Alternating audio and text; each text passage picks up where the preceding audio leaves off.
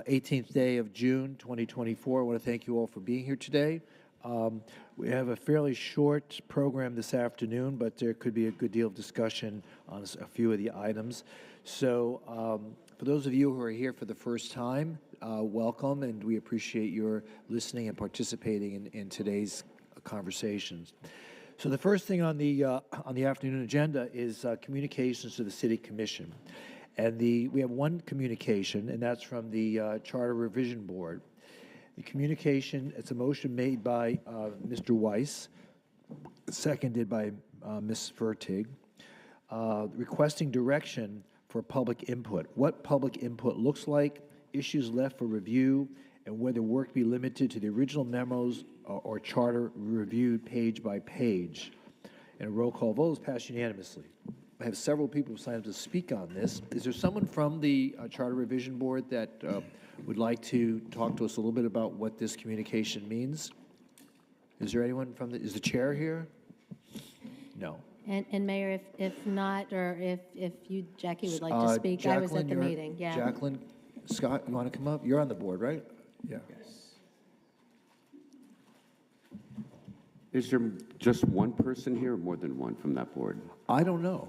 I only see one. I mean, if there's two or more, I don't know what that rule is. Are you the only one here from that board? It's a notice meeting. Go ahead. Yeah.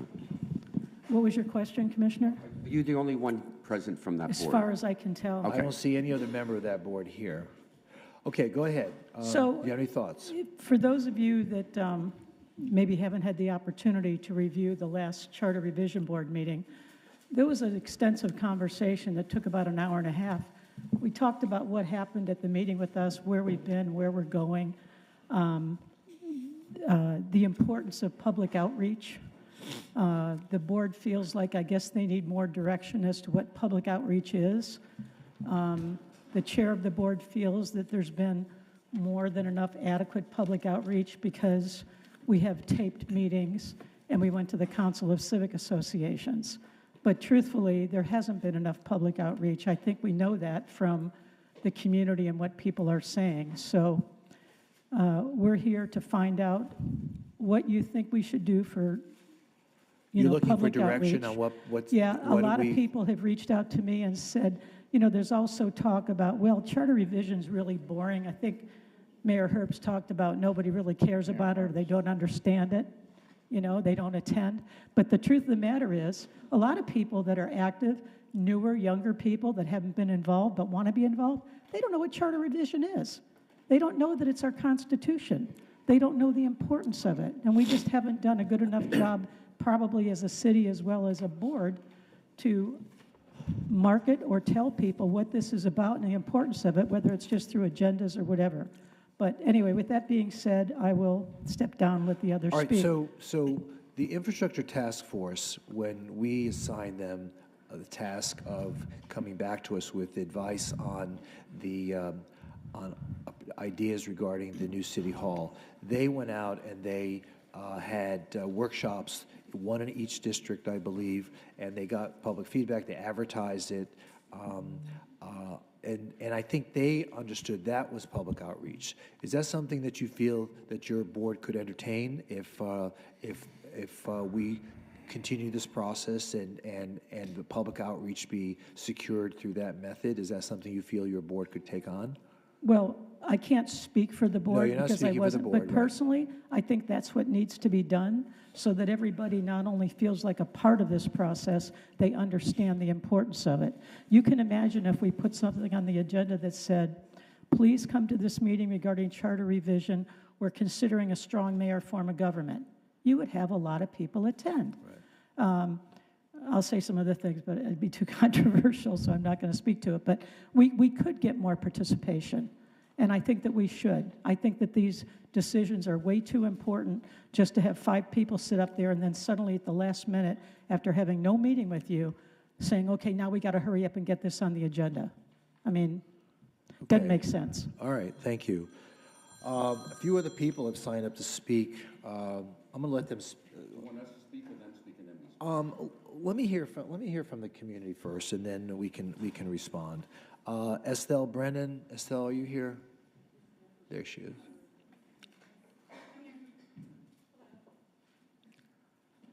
How are you doing? Good, how are you? Good afternoon, everyone, Mayor, Commissioners. So this agenda item was brought to my attention kind of only recently. I've been involved for 8 years now in my neighborhood, and there's still all these nooks and crannies to learn about, local politics.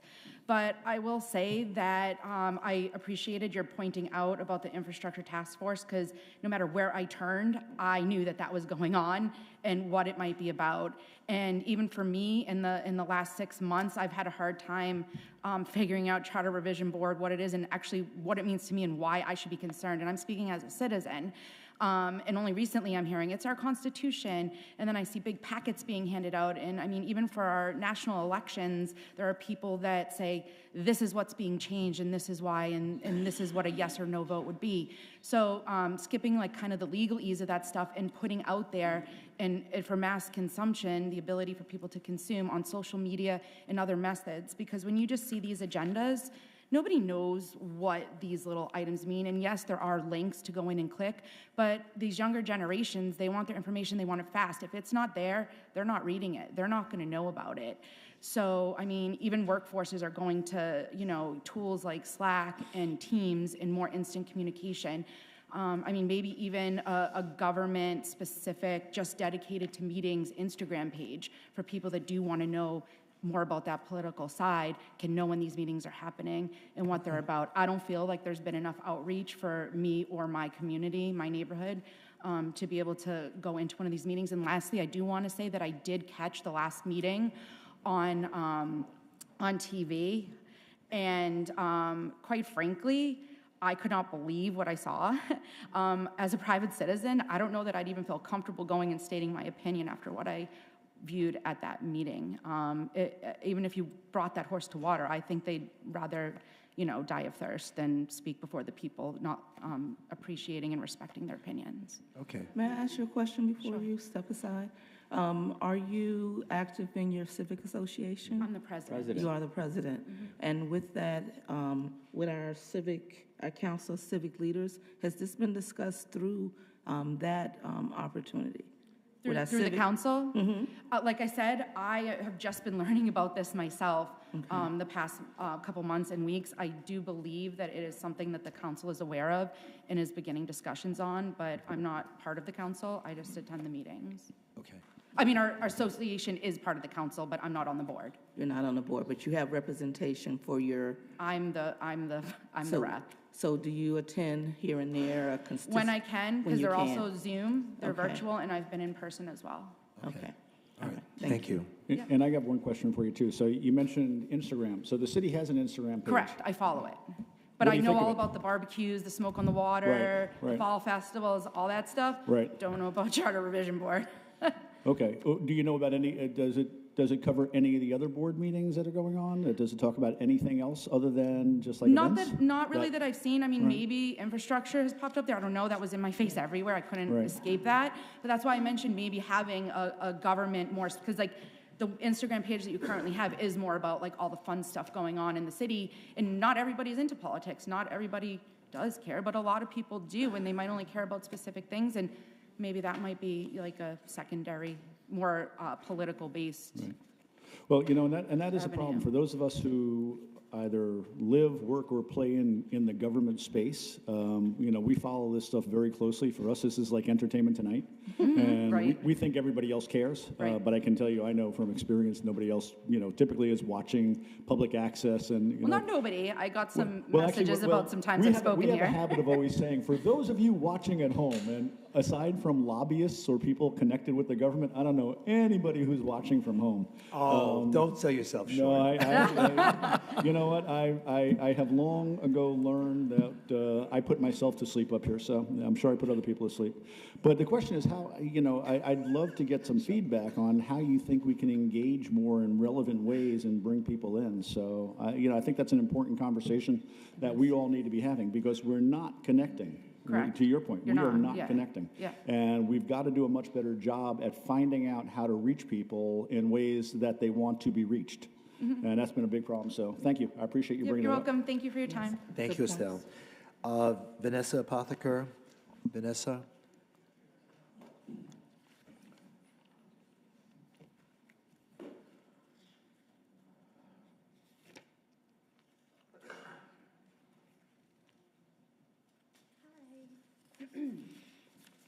Mayor, Vice Mayor, Commissioners, Vanessa Apotheker, President of Tarpon River Civic and District 4 Representative for the Council of Fort Lauderdale. Okay. So I do believe we need more community outreach and public input. I was at the last CRB meeting.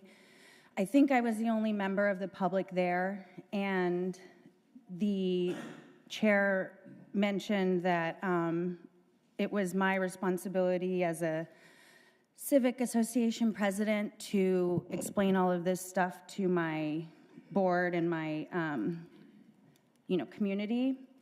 This is what we are given as the proposed charter amendments at the last meeting. So I was shocked to hear, since I'm going there to give my input and to speak and learn, the way that I was treated was that nobody, like Estelle said, would be comfortable going to speak at that meeting and give their opinions. The chair also said that nobody cares, nobody shows up, and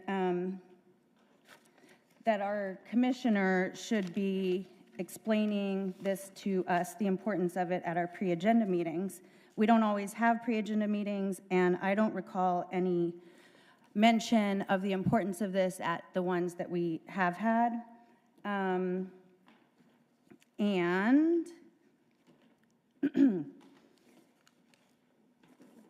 in response to Commissioner Herbst, how we can find ways, which is what I was asking at the CRB meeting, how we can work together to find ways to get more community outreach and public input. I know one person had mentioned using like neighborhood support.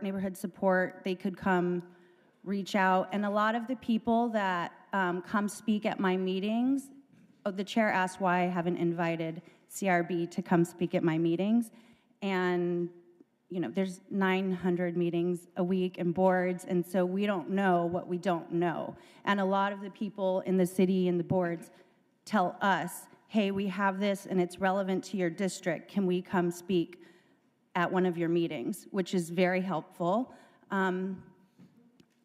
So we could use neighborhood support, and just these things that are sent out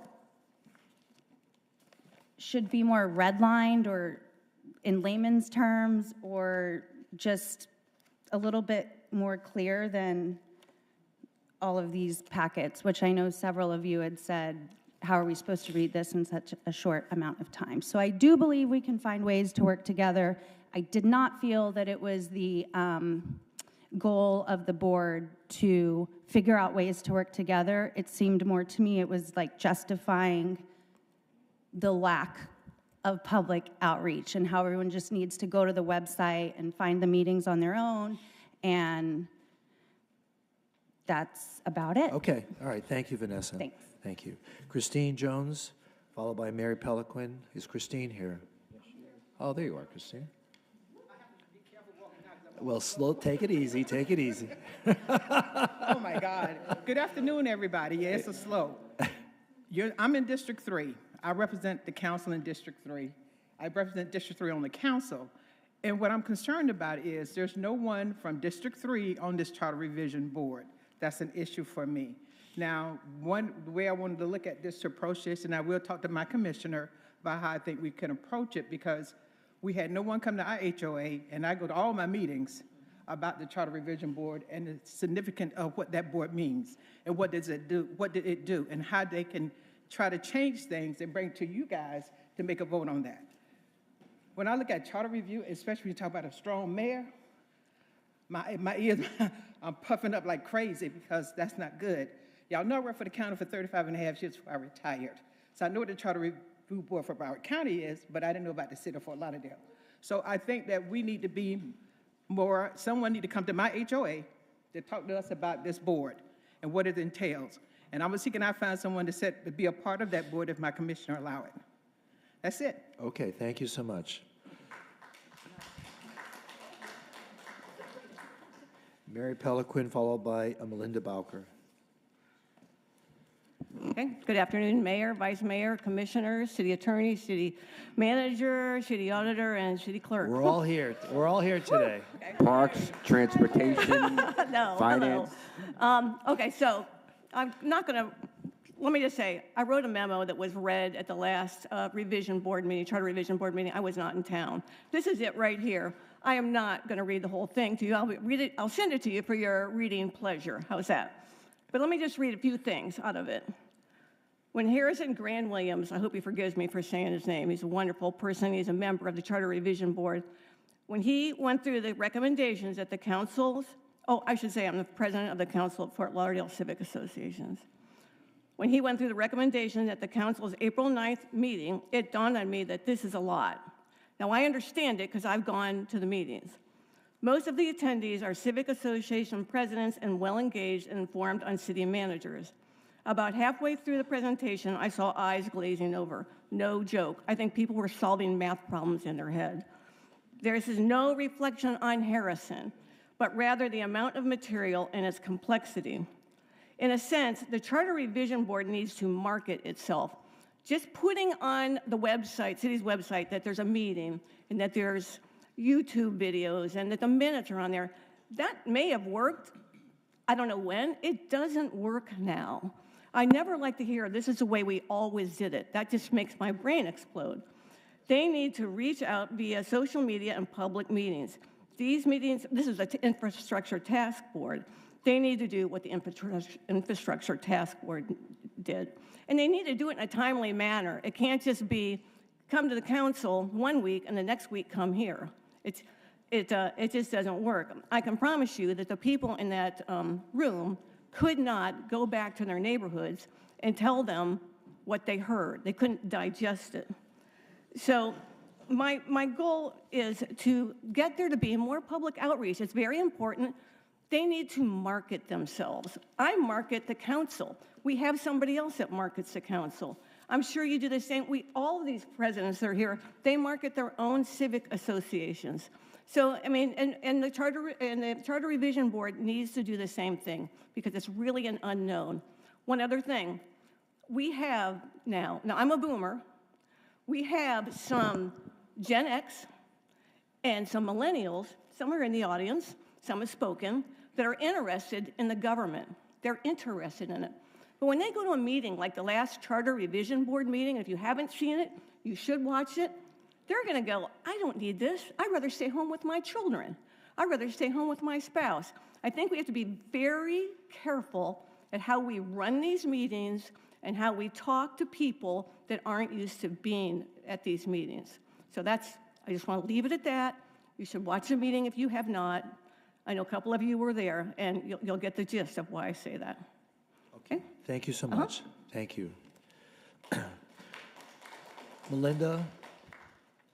Is Melinda here?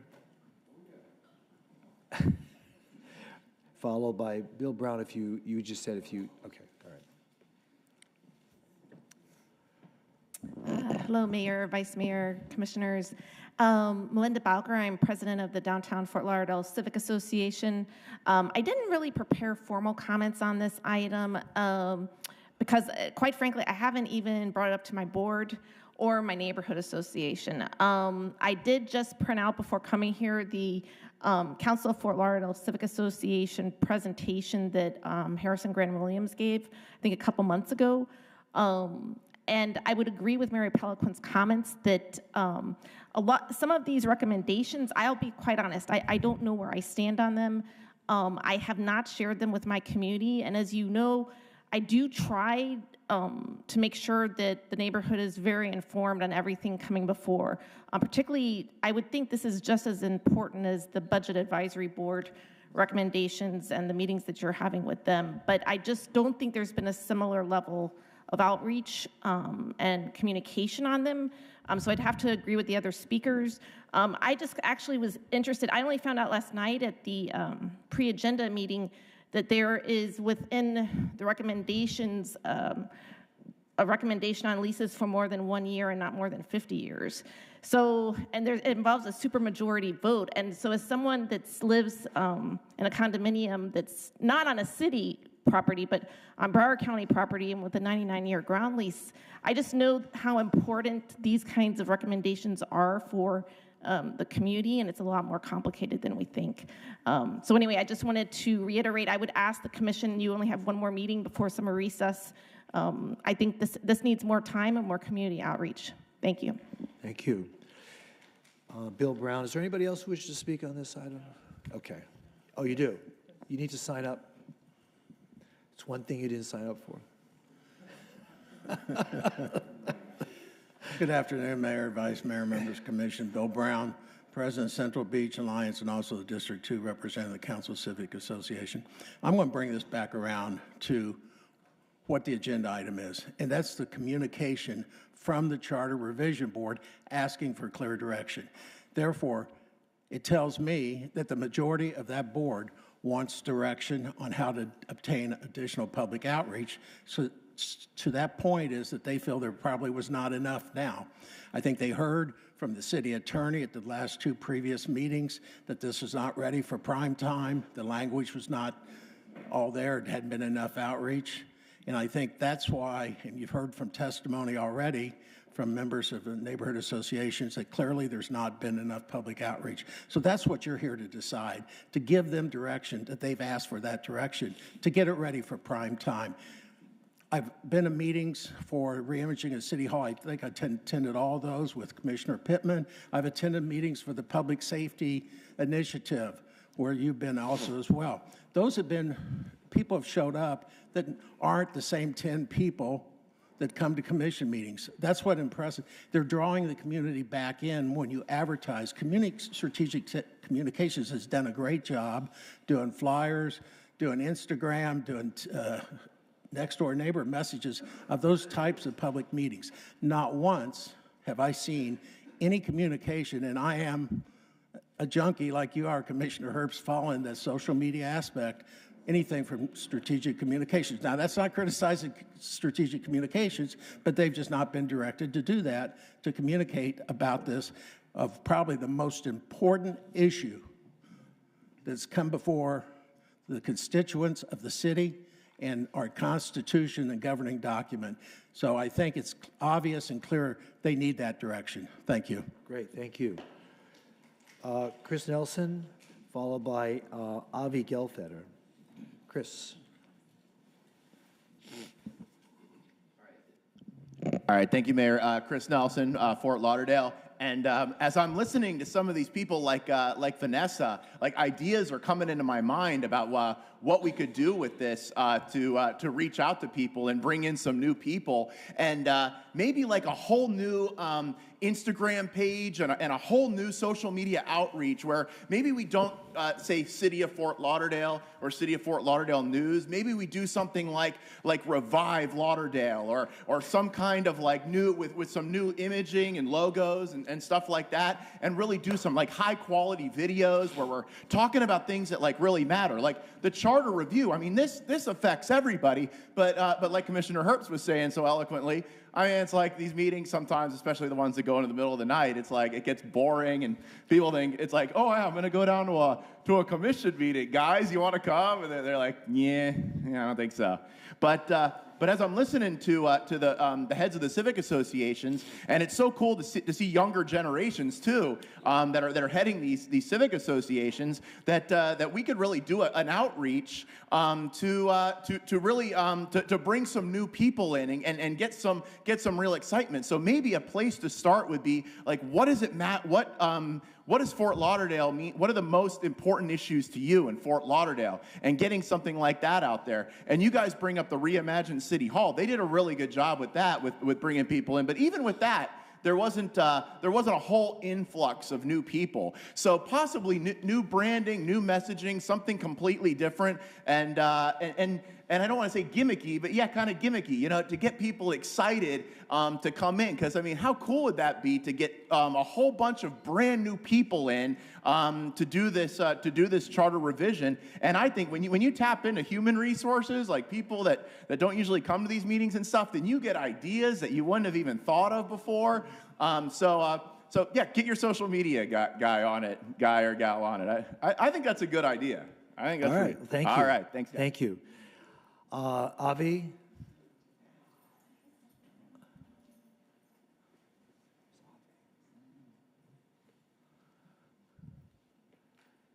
Hello, everyone. My name's Avi Goldfeder.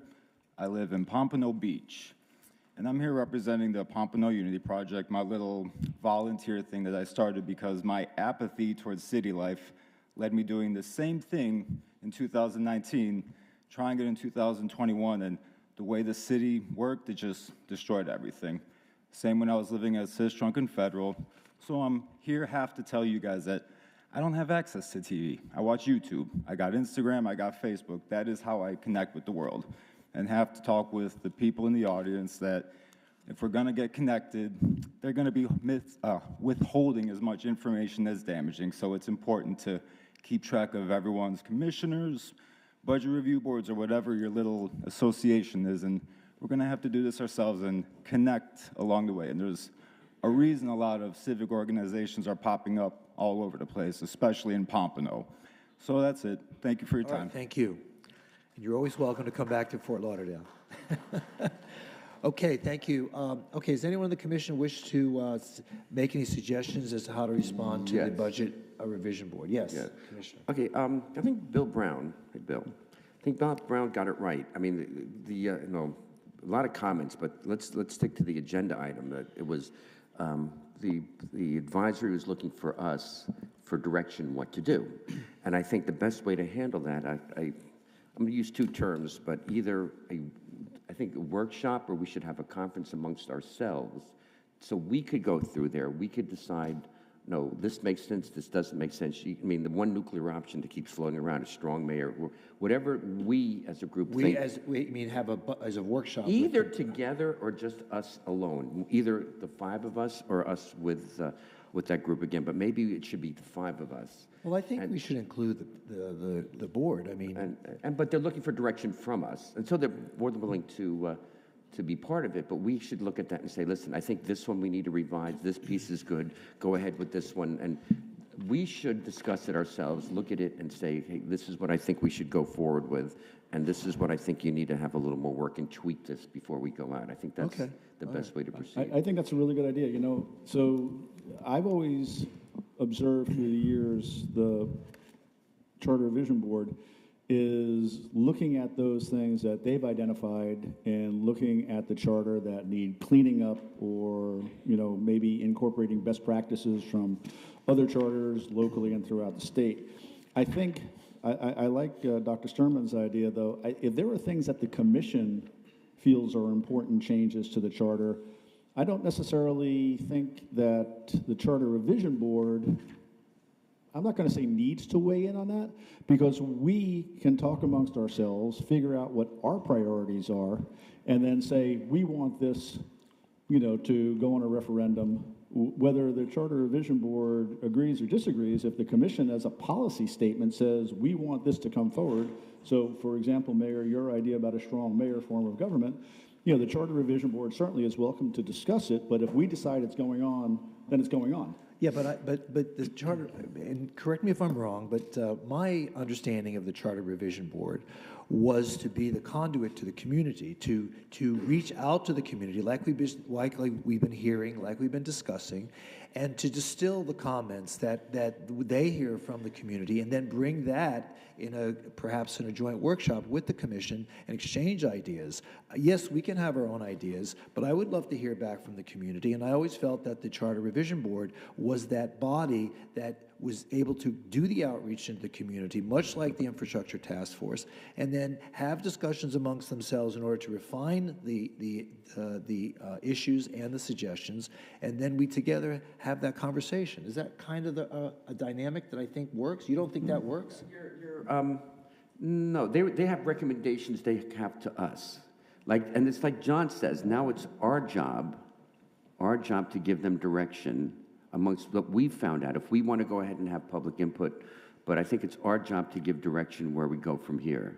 They've crossed the finish line. It's a relay race. They've handed us the baton, and we take it the next leg from here. Who's the they you're referring to? The charter, advisory, the charter. And what did they do now? They gave us the baton, and we now take it to the next segment here. And now But where did they pick up the baton they from? They have their.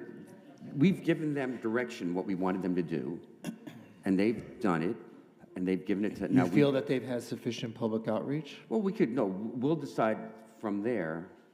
You just said that we need more outreach, and now you're saying they didn't need to do any more work. But I think, I'm not understanding. I think when it comes to the point, I think, Mayor, so the Charter Revision Board has done their work. They've submitted a list of recommendations from the meetings that they've held over the last 18 months. And then it comes to us, and then it's up to us to decide if we want to move any of those items forward, yes or no. So that's another opportunity for the public to weigh in. And candidly, we get more people come to our commission meetings than are ever going to show up at a Charter Revision Board meeting. And it's also the time when we can talk about those things that are also our priorities and see if we want to incorporate them. I've got certain things that I'd love to see be part of a revision to the charter that may or may not have come through the Charter Revision Board meetings. I know I certainly communicate with my representative, Mr. Weiss, on a regular basis, but not everything floated to the surface during those discussions. Same thing with the item that you were focused on. And so not everything that we've talked about or that we think needs to be in there necessarily got discussed at the Charter Revision Board because, look, Lord knows there's a lot of things that need to be fixed and their work is going to be ongoing. They've only scratched the surface of a lot of the corrections and amplifications that need to be done. But I think when we have our workshop, we can set aside, ample time and we can carve this out and just have this on a separate day, as a matter of fact, if we believe that we really want to encourage more input. Look at the number of people that have shown up here. Then what do we need the Charter Revision Board then for? Well, but here's why the thing. just not just disband it? Because this many people, I have sat on the Charter Revision Board in all the years in my previous role because the auditor is an ex officio on that board.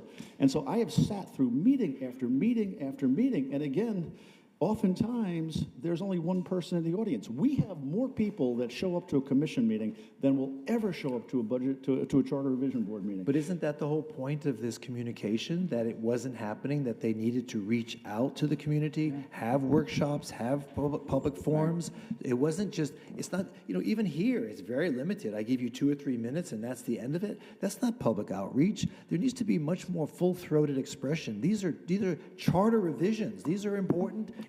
These are important. This is our Constitution, and I think especially, I mean, some of the cleanup items.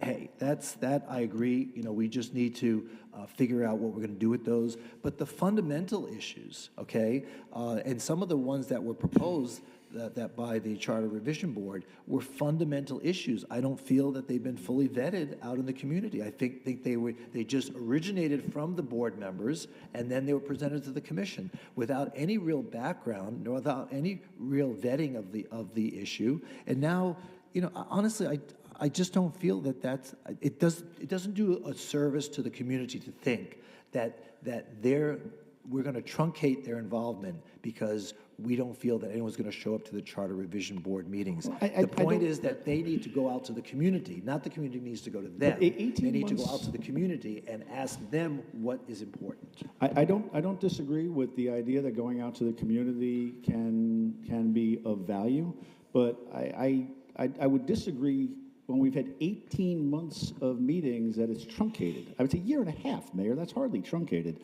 So can we do a better job of going into the community? Certainly. I have no problem doing that. But I would disagree with the characterization of it, though, that it was truncated. 18 months is a long time. Well, I went to about 6 of those meetings, and I can tell you that while they were lengthy, they got bogged down into minutia, which I don't think the community really had any interest in listening to or being a part of. And I think that... And that's the problem. It's like listening to a school board meeting. It is incredibly dull. I listen to them on NPR when I'm driving around, and trust me, it puts me to sleep. I get it. Right. But I think that the fundamental issues that we have suggested be a discussion and be perhaps put on a ballot, fundamental issues we need to hear from the community first, and not just from the board members about what's going on. Even tonight we heard there was nobody from District 3 on the Charter Revision Board, Well, wait a minute. Well, Don't. I could have appointed somebody. That is true. But also, regarding that, we haven't had anyone who has accepted the opportunity to be on the board. So it's not just that. I'm not trying to find fault with you or anybody. I'm just saying here. I agree. That's true that there's no one on District 3. However, we have been diligently searching for someone. And you know that it's not even easy. because I don't want that on the record when it comes out, District 3 doesn't have anyone representing them. That's the true fact. But along with that statement, it needs to be known that we have been advocating and searching, and we have not found a volunteer for a district that sits in District 3 or lives in District 3. Okay, Mayor? but notwithstanding that, there still is nobody look, if we did the outreach approach that we've been discussing, okay, it wouldn't matter if there was a District 3 representative on there, because we're going out to District 3 through workshops, through public forums, and getting the feedback from the community. That's the most important part. The fact that there's nobody on there from District 3 is not the issue, because if we follow through with the approach that we've been discussing, using the ITF model as an example of best practices, it wouldn't matter. We could all come from one district for that matter. And the point is that we need to spend more time, more effort, more resources reaching out and listening to the voices of the people, rather than just thinking that everybody on the revision board knows everything and that's all we need to listen to. Yes, Commissioner Stern. No, thank you. Mayor, Vice Mayor, I'm sorry. It's okay. That's okay. So I think basically we have to understand that there's no need to reinvent the wheel here. We've done this before. Right. We've done public outreach. We've seen how well it works. Again, we've all said about the City Hall reimagining workshops. I think what's really important is, even though they've met over 18 months, and I have watched a good number of those meetings, and I will agree with you, much of that time was spent maybe not necessarily dealing with the issues. I'll just want to remind everyone that we did originally send over a memorandum with items we wanted to address, both cleanup and then ones that needed significant change. Mr. Paul Bengal from the City Attorney's Office also sent over a memorandum of items to be discussed. And then also Mr. Anthony Fajardo sent over a list of items to be discussed. So it's not that the work hasn't been explained or what it was that we were looking to do in terms of both cleanup and then issues of significance. But I will say, and I'm going to ask that board to please, let's just focus on these issues, because what I've witnessed in many of these meetings is basically going off the rails in terms of how people are talked to, how we're talked about as commissioners or former commission, behavior that I'm hard to understand why I've exhibited that and why we've seen that in these meetings. And I think it's important. I want to just mention the minutes that are in our backup from their last meeting on Thursday, June 6, 2024. This explains, I think, a little bit of what I'm trying to say. So on page 2, it says, Vice Chair Fertig suggested that the City Commission did not adequately prepare for reviewing the materials. Who says that? Why do you accuse the Commission of not adequately preparing by reading materials?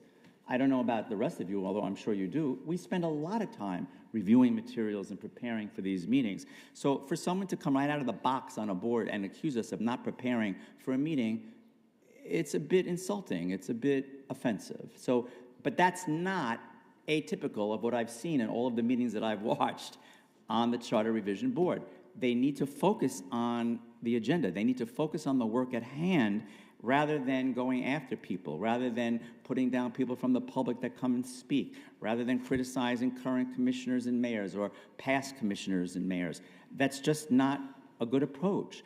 I will also bring everyone's attention to, even though this is not part of the communication, the last motion made at that meeting, motion by Mr. Weiss, seconded by Mr. Fertig, to cancel future meetings until the City Commission responds to the board's request for information on the 4 points, allowing for 2 weeks to review that feedback before scheduling the next meeting, and that passed unanimously. So not only are they looking for direction in terms of how to do public input and then what to focus on, but they're also saying unanimously that they want to cancel all of their meetings until they get this information. So I think we have the blueprint. You've all eloquently expressed the need for public input. We've discussed this at 2 commission meetings now. Our own city attorney has told us that we're all over the map on this. We don't have time for this November's ballot. We haven't done the proper work. In addition to the speakers tonight, we've received letters, we've received emails from neighborhood association presidents saying, please, we need more education, we need more time, we need more involvement. And I agree with them, and I think it's really important for us to make sure that we give them the direction that they're asking for. In terms of this particular communication, we've thoroughly talked about how you can do public input. Again, we have that blueprint of how you do that. We know what public input looks like, and we know what issues are left for review because we have those lists from Mr. Spence, Mr. Bengal, and Mr. Fajardo. So that's a good roadmap of where we have to go here, and I think we can do this. I think we can get the work done. I would just ask for a little bit more cooperation, so this is not necessarily a confrontational issue between the Commission and the Charter Revision Board. I would ask that everybody respect each other's work and everybody's role in this process. And I would say let's just get to work on this and make sure that we do this thoroughly and adequately. This is one of the reasons that starting almost 8 months ago now, I actually requested for joint meetings with the Charter Revision Board. And every time I was told they don't want to meet. That's what I was told from the city clerk, and that's what I was told over and over again. So it's not as if I have not tried to make sure that we can come together and work on this, but we just have to do a better job collaboratively, that's all. And we have to look at this as something that both the Charter Revision Board and the Commission are working on hand in hand, not from opposing sides. That's all. Thanks. So, Mayor, at this point, can we go ahead and spell out the direction, the public input, the issues that we want to give them the direction so we can move forward? I think that the request is to give them some guideline as to what public input is, and if you would like to give your idea of what blueprint they should follow for public input, please go ahead. But, I mean, I personally feel that if they follow the blueprint that the Infrastructure Task Force had used, that would be a good start, and I think that it would be a good way to get into the minds of the community, and from there they can call all the responses and come up with recommendations, discuss amongst themselves, and then we can have a joint workshop. That's kind of the path I see. What do you? Anyone? I think the next step now would be a joint workshop, and listen. They're not mutually exclusive. Joint workshop. We need to weigh in on. It's get presented to us. We need to weigh in on our things. We could go ahead and market it from there, but we should have a joint workshop with the infrastructure. You want that first? With them. You want that first? Be first, right. Let us weigh in before it starts going out there so we could give our angle on it. Anybody else have any thoughts on that? When we say, Mark, following the plan that the Infrastructure Task Force used, they included, with the last one with Reimagine or City Hall, that involved a consultant firm. It had other entities involved. Is that what we're saying? Or what is it that we're saying when we say we will follow their blueprint? All right, so when we got the Infrastructure Task Force involved, I guess we already decided what the conclusion would be. That is, we needed a new city hall. So that maybe will require the workshop first, because we don't know what we want right now, right? Okay, so we should have a joint workshop, and then we'll figure out what comes out of that, and then if we need to have a facilitator to join them in future outreach, then we can make that decision then, Commissioner. All right? I just want clarity when we say we're going to follow the blueprint. Right. What is the blueprint exactly? So that would be, I think that would be consistent with what they did there. Okay. All right? Anybody else have any comments? All right, so why don't we take it from there? Let's, Mr. Clerk, you're still here, right? You didn't go to the game yet, did you? Well, the tailgate starts soon. Okay, all right. Just asking. If you could schedule a joint workshop between us and the Charter Revision Board, it's probably going to have to happen after the break because we only have a couple more weeks before the break. But we'll have plenty of time to look at our schedules between now and then, and I think we should be able to, I'd like this to be like the first thing we do when we come back. So we have the joint workshop with Budget Advisory on August 20th, and then after that, there's no other joint workshops scheduled from there. So the next date after that, the first meeting is September? Perfect. It's not like there's any rush. We've got 2 years to get this on the next ballot, so whether it's the first meeting of September or John, not. isn't there an opportunity to put it on the mid-year elections? I mean, there's That's still... what I'm saying, the mid-year, so...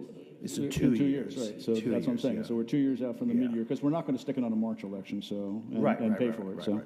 Okay. Right, so we're really looking at the mid-year, which is going to be 2 years out. 2 years out, yeah. So, Okay.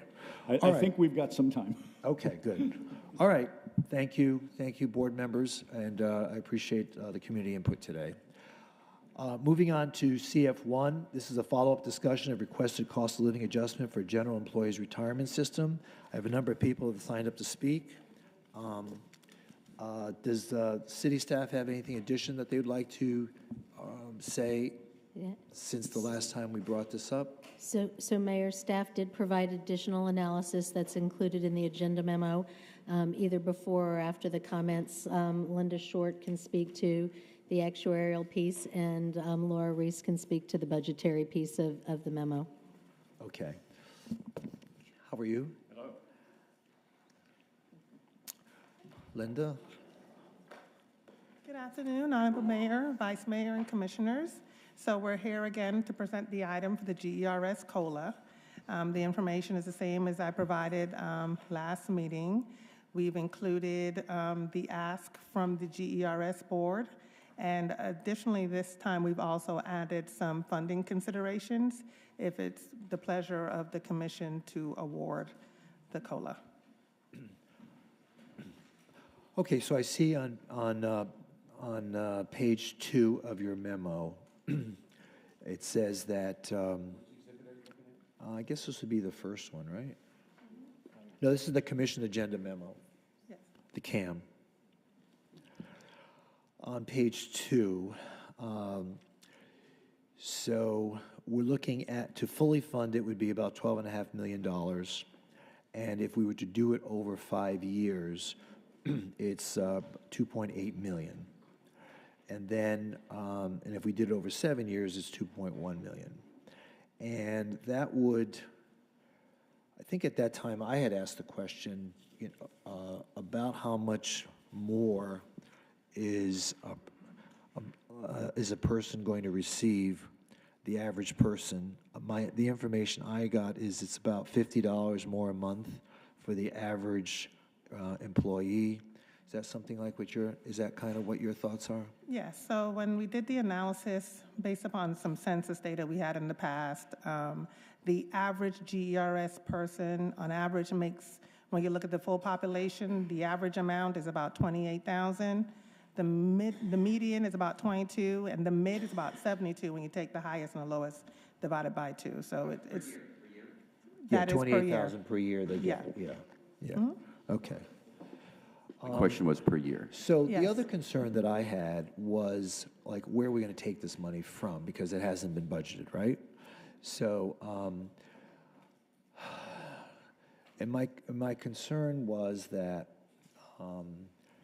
maybe you can make that presentation because my computer is not cooperating right now. And that would be in Exhibit 3, and Laura It can is. cover that. So, Laura, so tell me, what funds would we have to draw from in order to be able to pay that, if we went the 5 years, the 2.8 million? Sure. Mayor and Commission, Laura Reese. So we, as requested, we outlined in the attachment two different pieces. The first piece was trying to show the allocation by fund. And so you'll see in the middle of the exhibit, it'll have a funding source and then the percent allocation. Approximately 50% of the employees funded by GERS are in the general fund. And so 50% will come from the general fund? yeah, so about 50% would come from the general fund. So that's about 1.4 million? And so over the lump sum amount from the general fund would be $6.2 million if there wasn't unanimous vote. And then the 7-year amount, which is the lowest amount you could pay, which would be the annual appropriation over 7 years, would be slightly over $1 million in the general fund. The second largest fund is the water and sewer fund, and that's around 25% of the amount would have to come from the water and sewer fund. That would be the lowest amount possible would be $520,000 a year that we'd have to find in the water sewer fund, or the lump sum, if you don't have unanimous, would be $3 million. So, but if we did over the 5 years, that would be about, how much would that be per year? $519,000 from the water sewer fund, $1 million from the general fund, and there's a variety of other funds together that would equate to $2.1 million. All right, so about a $500,000 from the water and sewer fund?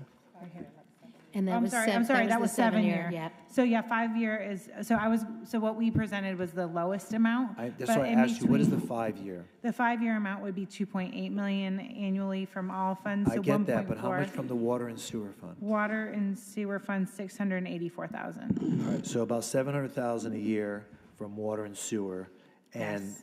water and sewer goes towards infrastructure? Yes.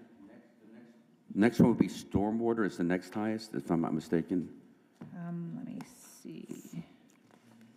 followed by Yeah. building.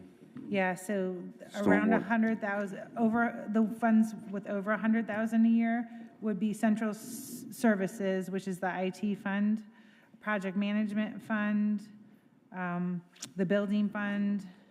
But stormwater is number 3, Okay.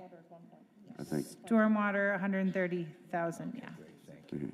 Thank you. Right. So there, any fund that has employees that are in the GERS would have to contribute. Okay. Laura, could you do a favor and just, and I'm reading, I think Exhibit 3 is probably, those 3 pages are very important. I just Correct. want to make sure that everyone's really aware of that, because I think our decision is going to have to be, moving forward, how are we moving forward? Right. Because, correct me if I'm wrong, 4 votes to move forward puts it all in 1 year, one Correct. lump sum. So if you could just differentiate between that and then also the 5 or 7 years, and even then the 5 and the 7, the major differences and the costs incurred in each of those 1 year, 5 year, 7 year. That's if there's 4 of us. Obviously, if there's 5 of us saying move forward, it's automatically then, do we choose 5 or 7? Yes. We choose 5 or 7. So that's important to know too. So if you could just review those options. Again, if 4 of us say yes, we have to go with 1 5 year. or 7? No, if 4 of us say we have to go 1 year. If only 4 of us say If yes. 4 of you say yes, it's 1 year. Correct. That's what I'm saying, and I want to make sure that we understand the differences between 1 year, 5 years, and 7 years on the budget. Yes. So in order to do the lump sum amount, what we recommended is we'd likely have to do fewer projects in the various funds and take from fund balance, right? So to get to $12.5 million, we couldn't build that into a structurally balanced budget. We'd have to take it from fund balance or not do capital projects. For water and sewer, we're below our threshold for fund balance, so we would recommend doing fewer infrastructure projects in order to not further dip down below our minimum in fund balance.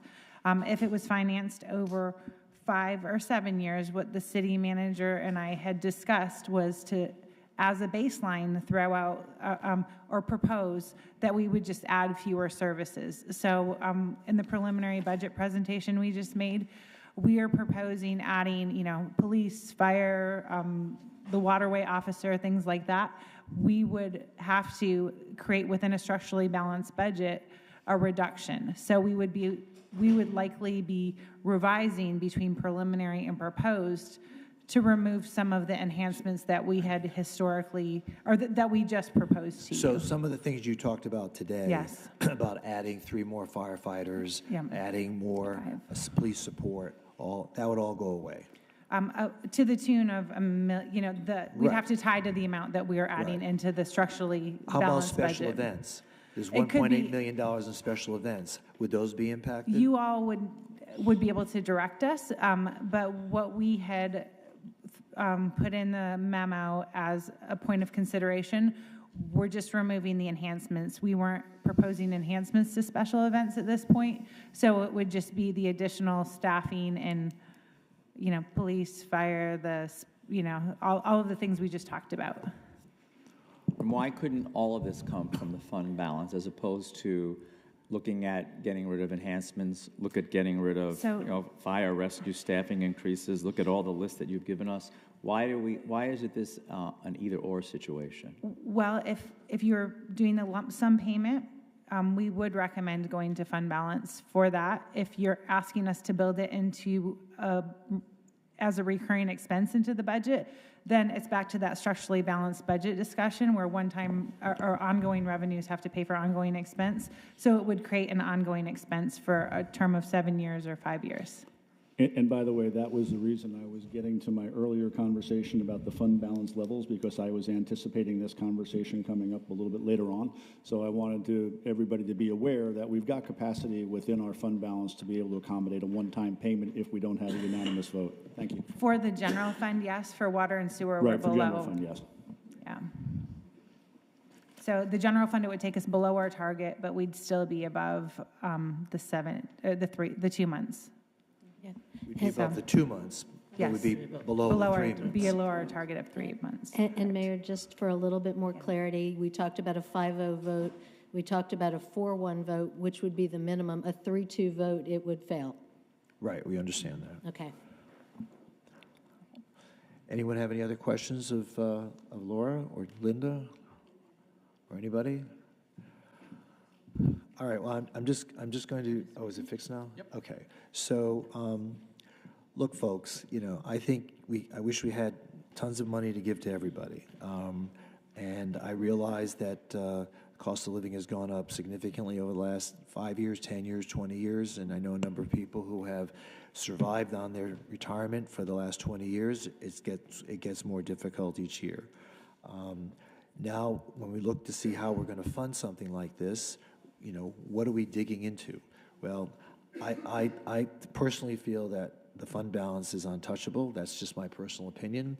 I think that that's allowed us to maintain a very strong bond rating, as well as having that rainy day fund in case that we ever hit a disaster. We're just now entering into hurricane season, and should we find ourselves a victim of a very strong storm, we will not have the money to respond to that storm if we're starting to continue to dig into our savings account in order to pay for things like this. This is a big hit to that fund balance. Wait a minute, let me finish.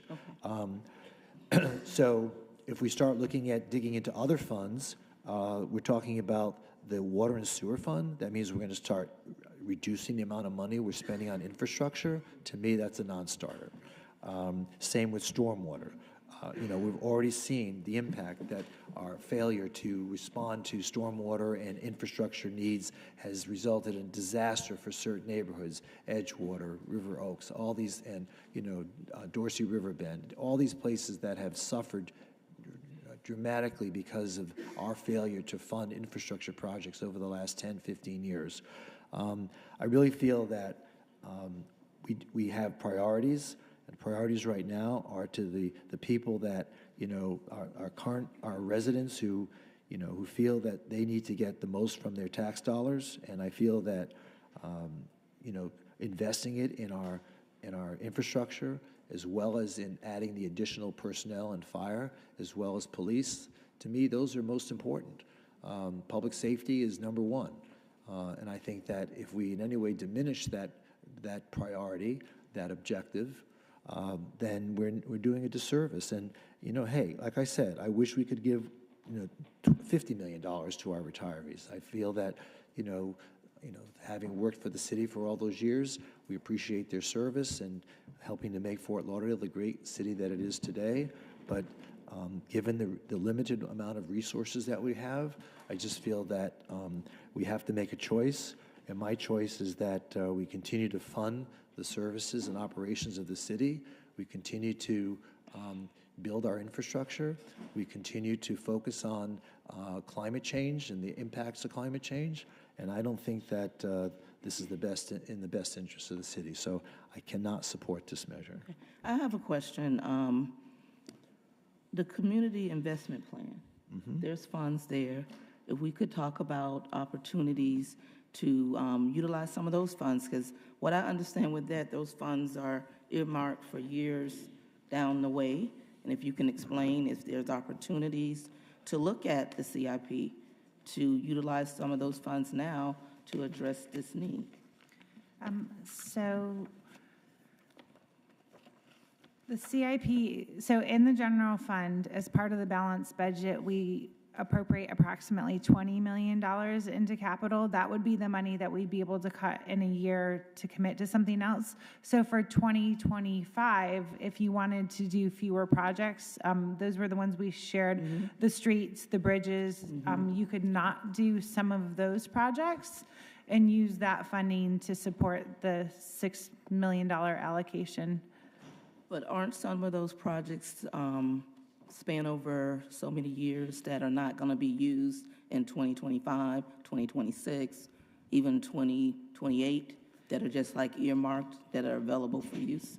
So the CIP does include planned projects for future years, but those are planned appropriations that wouldn't be, you wouldn't be able to use future years' plans to fund current year expenses. It would have to be part of the balanced budget. So we'd have to reduce the appropriations from the current year or abandon something that was funded in a prior year. It couldn't be planned appropriations for future year, because if the commission is committing to do this now, we have to have funding in place to do it at the time you make the commitment. Okay, but are there some line items, if I'm saying it correct, that hasn't been used and the money is just kind of in limbo? There are unspent funds in the community investment plan. An example is Fire Station 13, right? There's like $12 million in the account, but we're underway with the project, so we really need the money there so that we can enter into the agreements. So yeah, you could choose to abandon any project that's not currently encumbered, but the CIP outlines the needs as the directors have identified, and so we'd have to not do one of those projects. We'd have to make a recommendation to not do something in order to move forward. But an abandon, just to amplify on that though, so when we're saying abandon, I understand that's a technical term that we have to use, but really I think what Commissioner Beasley Pittman is talking about is we can delay a project. So we can choose not to fund it out of the current year budget. We simply push it off till fiscal year 26. So that money would be freed up now, delay funding that project. It can go in the next cycle. So if we contribute $20 million a year to the CIP, we can certainly target that money then towards some of these projects. So we basically are putting them on pause for right now and then coming back and funding them in the next budget cycle. Yes, so yeah, to that point, the $22 million in cash funded appropriations, you could choose not to do that and do more in a future year, but then that would further exacerbate the situation depending on, you know, if there's a desire to raise the millage rate in a future year. All right, so to Commissioner Beasley Pittman's point, this is not a time-sensitive issue, right? It's not. No. The COLA? Yeah, because it wouldn't start immediately. Well, we've gone 23 years. What's another few months? Yeah, no, I think per the request, it's supposed to start effective October 1st, 2024. Right. So you do have another meeting or two to discuss it or to take action on it for it to be funded in October 1st. All right, so if the suggestion is, well, let's look at our community investment plan. Let's look at projects. Between now and maybe our first meeting after the break, the commissioners can each think about which projects they would cut or postpone. And if that's the route that the commission wants to take, then they will make that recommendation to you folks as to which projects to postpone or to cut altogether as we put together our final budget figures. Does that make sense? Within that, Mayor, though, there are a number of items in the operating budget that, candidly, I'm uncomfortable with. We're adding a lot of staff in this new budget cycle, and if I've got to choose between, and I don't like to pick out anything in particular, so I'm not going to do that right now. But there are a number of new initiatives that, in terms of being critical to the essential functioning of government, I don't think meet that criteria. So, you make a good point, and I agree. I say this like I'm a broken record. So public safety is the most important thing as far as municipal government is concerned, in my perspective. However, we always talk about how our people are our number one asset. Okay, we don't make stuff. We don't sell stuff. We're not a manufacturing organization. We're not a retail organization. We are in the people and services business. And again, we talk all the time about how our staff, our people are the ones that make this city work. It's not us. It's the people down there that are doing the job, pushing a broom, keeping the water flowing, all that stuff. And if that's true, if we really believe that and we're not just, saying stuff because it makes us feel good, then we need to support our staff. We need to support them now, and we need to support them after they retire. I don't know about you. I'm sure you've probably gotten them. I've gotten hundreds of emails from folks who've been retired for decades now. People who worked 20, 30, 40 years for the city. And, to their point, they haven't seen a COLA since 2001. So, before I go ahead and get comfortable with the idea of adding quite a few new staff to our operating budget, I'd rather say, look, let's take care of the people who have made this city into what it is right now, who have sacrificed decades of their life, and helped us become the city of Fort Lauderdale that we all know, love, and appreciate. So before I even look at projects, I'd rather look at the opera. Trust me, I'm perfectly happy to go in there and start cutting things out of the operating budget to accommodate that. So we'll take that time to do so. Okay. And by the way, the city we've come to love and appreciate, it does exist because of what people have done in the past, but it also exists because of what people do now.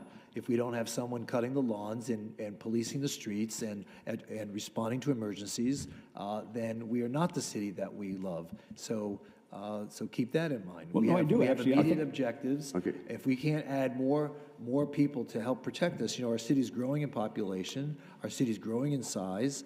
We need more personnel to help protect. But anyway, I think that because I've been advised by staff that it's not time sensitive, that we have a little bit of the luxury to spend some time and pick away at some line items. Maybe we should do that and do it.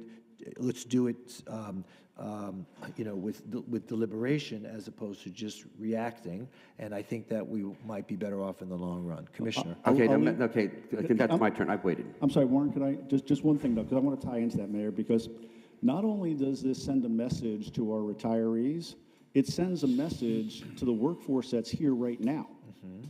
Okay, they're going to be retirees, looking at that pension plan down the road, and they're going to be looking and saying, boy, that commission really doesn't value our retirees and all the contributions we made during the years that I'm working. So trust me when I tell you, this has an impact on the morale of our current workforce that's going to be future retirees. They're looking at what we're doing right now, and they're asking themselves, how am I going to be treated after I retire? So there's an impact. Maybe we should reconfigure our contracts now. Maybe instead of giving all the money up front while they're working, that we should reassess the manner in which we bargain our contracts and put some money aside for COLAs, as opposed to just giving them everything as wages and salaries now, and then set aside money for the future to respond to the COLA needs. Because the city does not have unlimited amounts of money. Right. So we have to allocate current wages versus future COLA. And that's, if we had unlimited amounts of money, hey, I'm with you. But we're not. And I'm not going to raise taxes to pay for this. So, we do give a pension. We give and there's not one person on this list that's not getting a pension.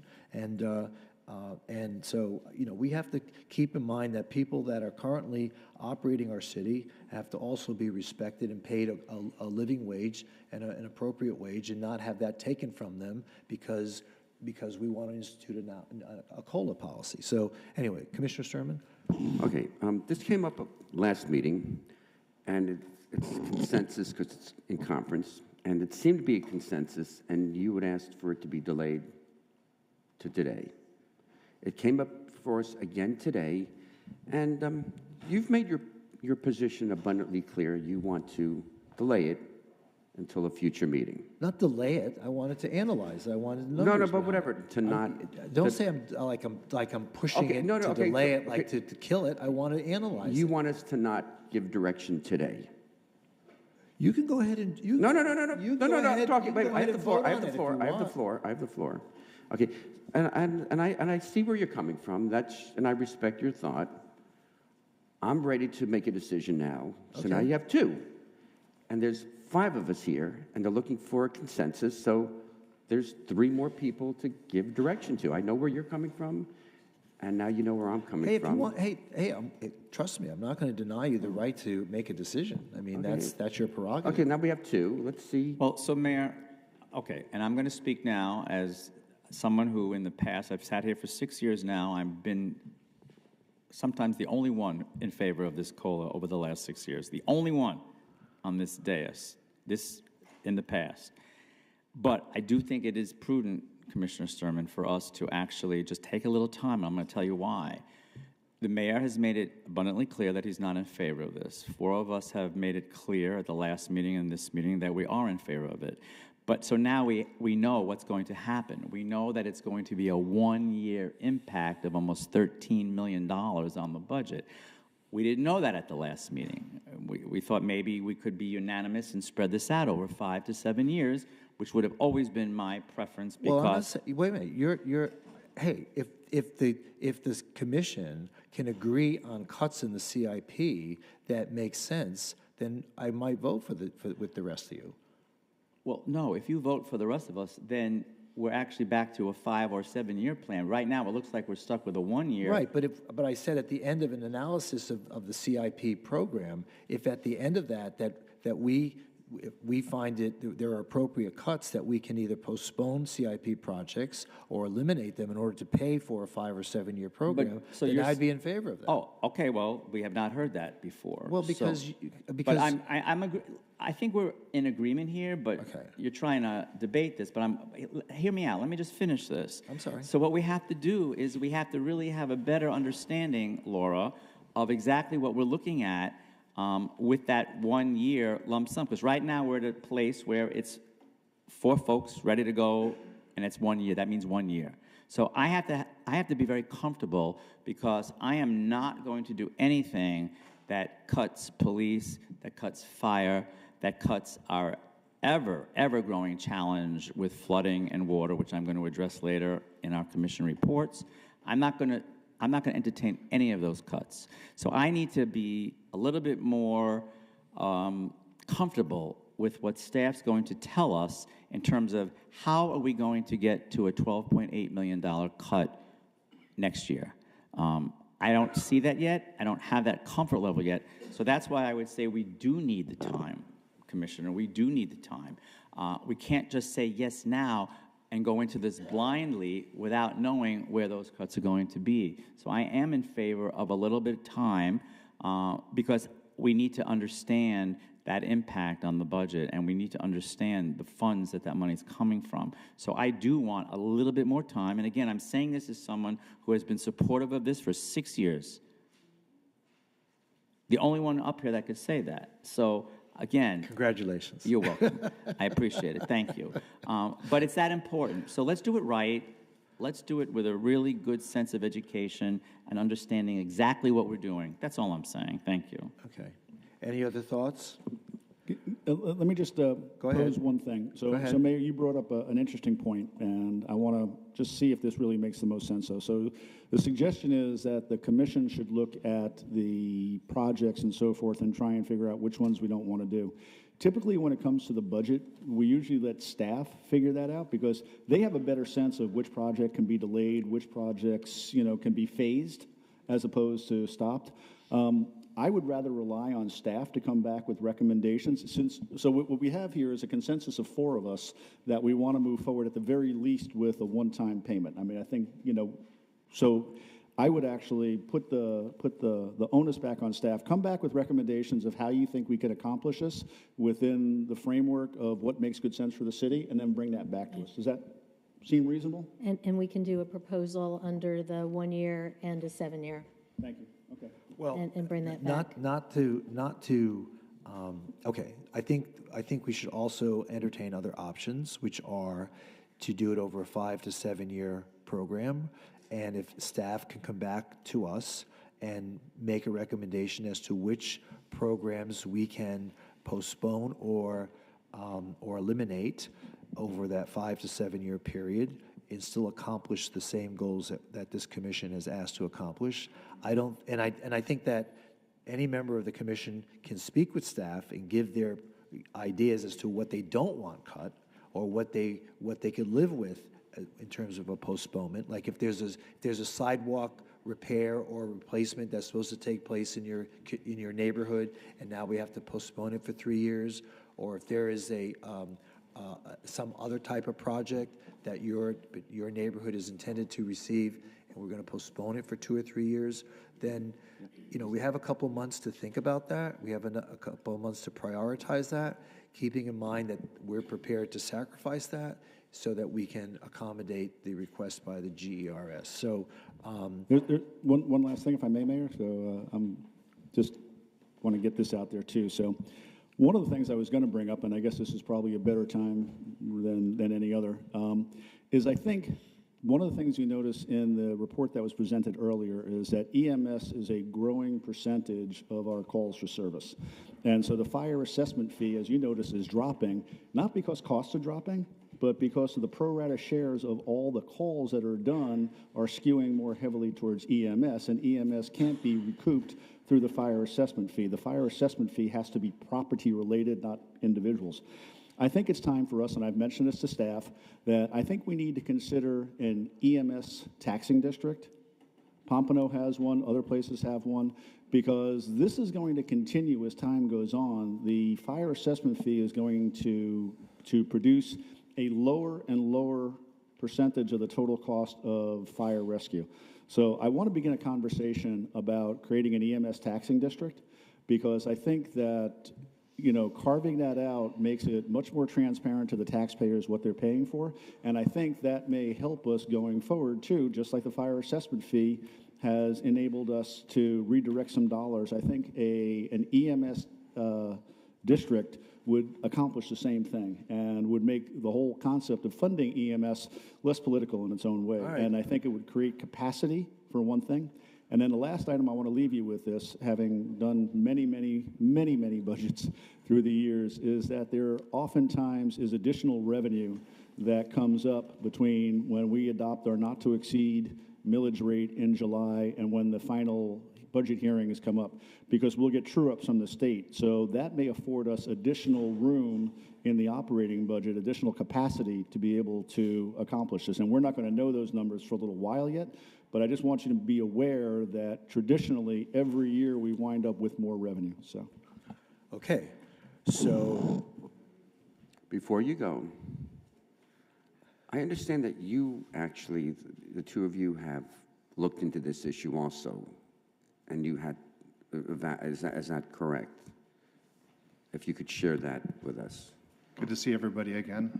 My name is Nick Sheese. I'm the pension administrator, and yeah, I was provided some information on the unused CIP funds, and it's not in your presentation. Right. I have it here to distribute. And if you could share that with us, that would be most useful.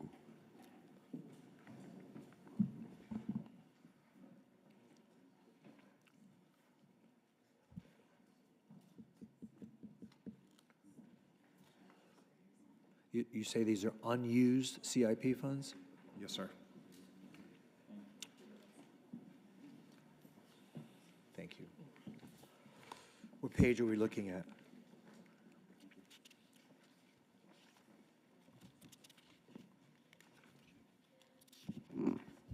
Hi, everyone. Mayor, Vice Mayor, Commissioners. I'm Jill Prisley. I'm an elected trustee on the GERS board. I'm presently the co-chair, and I'm in my third and final term on the board. What we have here, we had our monthly meeting last Thursday, and it is a continuation of the discussion that the commission had 2 weeks ago today.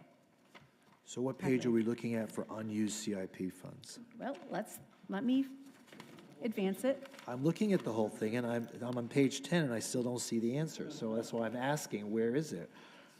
There is an exhibit Well, if you could just, you want to just fast forward, pause on every slide so everyone looking at home can see this. If you go to the Exhibit 1, it has about over $70 million. $76,446,000. That's unused CIP funds? Unused. Are they unencumbered? Are they unpledged? Are they programmed? I can't speak for if they're programmed or not. They're all However, programmed? They're all programmed. they have been on the books since 2020 through the date of May of this year. And what we looked at sort of like how this is just a supplemental and just showing funding alternatives that the city's memo provided to today. Well, Jill, could you do me a favor? I know You fast forward this. the mayor wants to hone in, but do you want to just walk us through this real quick? That's the number. It's your call. Do you think? I would love to. You could advance it I'm by just trying using to advance the by the slides. arrow. Oh, Okay. okay, thank you. It's my first time up here. You're doing fine. Okay. All right, so at the last board meeting, last Thursday, we discussed among the trustees, there's 4 elected and 3 appointees. We were to ask for the benefit of all the plan members, and some of them are here in the audience. We are asking 2.75%. I think we and that's kind of went through, approximately didn't 15. we kind of went through all this before, Yes. right? Okay, so this is just a summary of Right. what it would cost the We just city. went over that. I will continue forward. We've already discussed that. I heard budget earlier about the projected revenues. Here we go. What we're requesting is just sweep money, and we're not speaking for budget or finance, but to look at the list that we saw that is on the CIP without increasing the millage rate. And these are funding balances that are in projects as of May of this year. And attachment 1, this is going to show all the level of details that showing all the unspent money. And as you guys reiterated earlier, because of the way the plan is, not all the money would have to come from general fund, but other sources within the city's budget. And we found over $76 million. Right. Yeah, and you know what, we understand that. Well, The question is, Exhibit 1? the question is It's a that, separate, this is something coming up. for staff and any individual member of the commission. I want to wrap this up now, so any member of the commission can certainly consult with staff to give their suggestions as to what programs they're prepared to postpone or cut in their district. Here it is. And then we'll have a more deliberate and intelligent approach to making a decision here. And if we get a consensus as to which programs can be delayed or cut, then, and everyone's in agreement with that, the community is okay with that, then I'll go with you. I'll be happy to vote with you, and that way we don't have to take the $12 million hit all at once, and we can stagger it over 5 or 7 years. But let's first figure out what we're postponing or what we're eliminating so that we know going into this what the consequences are of our decision. That's all. Okay, well, thank you. Okay, very good. Any other questions? There And, being none? this, believe it or not, should have been the slide we should have started with. This is the overall summary of where all the money lays right there in the. I would also ask that you check some of the numbers. I went through this very quickly. Like, look at this right away, Progresso on the top couple of them. Like, the numbers are strange on some of these. Look at your number there. I don't even know what that is. There's a comma missing. For Progresso CRA? There's a yes. What does this represent? Okay. What is this? Okay. What do these numbers represent? We do have a backup with all the mathematical formulas on this Excel that we are going to forward to the city clerk, and he can distribute to everyone. What does this slide represent? This is a summary of where all the fund balances of unspent money that's on the books from 2020 to 2024 that isn't currently earmarked. Even if it is encumbered for future use, there is no money being spent today. Okay. in those All right, funds. great. But thank you. And We just wanted to be partner with the city in how to fund Okay. this COLA for the retirees. Very good. Thank you so much. Oh, you're welcome. Appreciate it. You did fine, Chip. Yeah. All right, let us move on.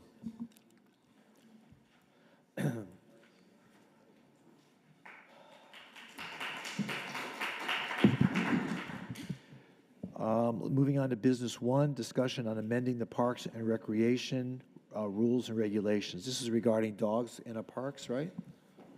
Quite a few people have signed up to speak.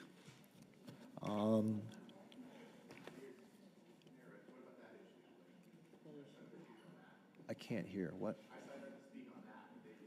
You mean you're the one on the front page? Yeah. Okay, just give me a second. We're not.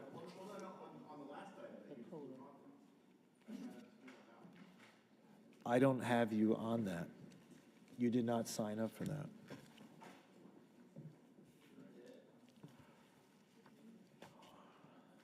I'm sorry, I don't have that. Chris, I'm sorry, I don't have that.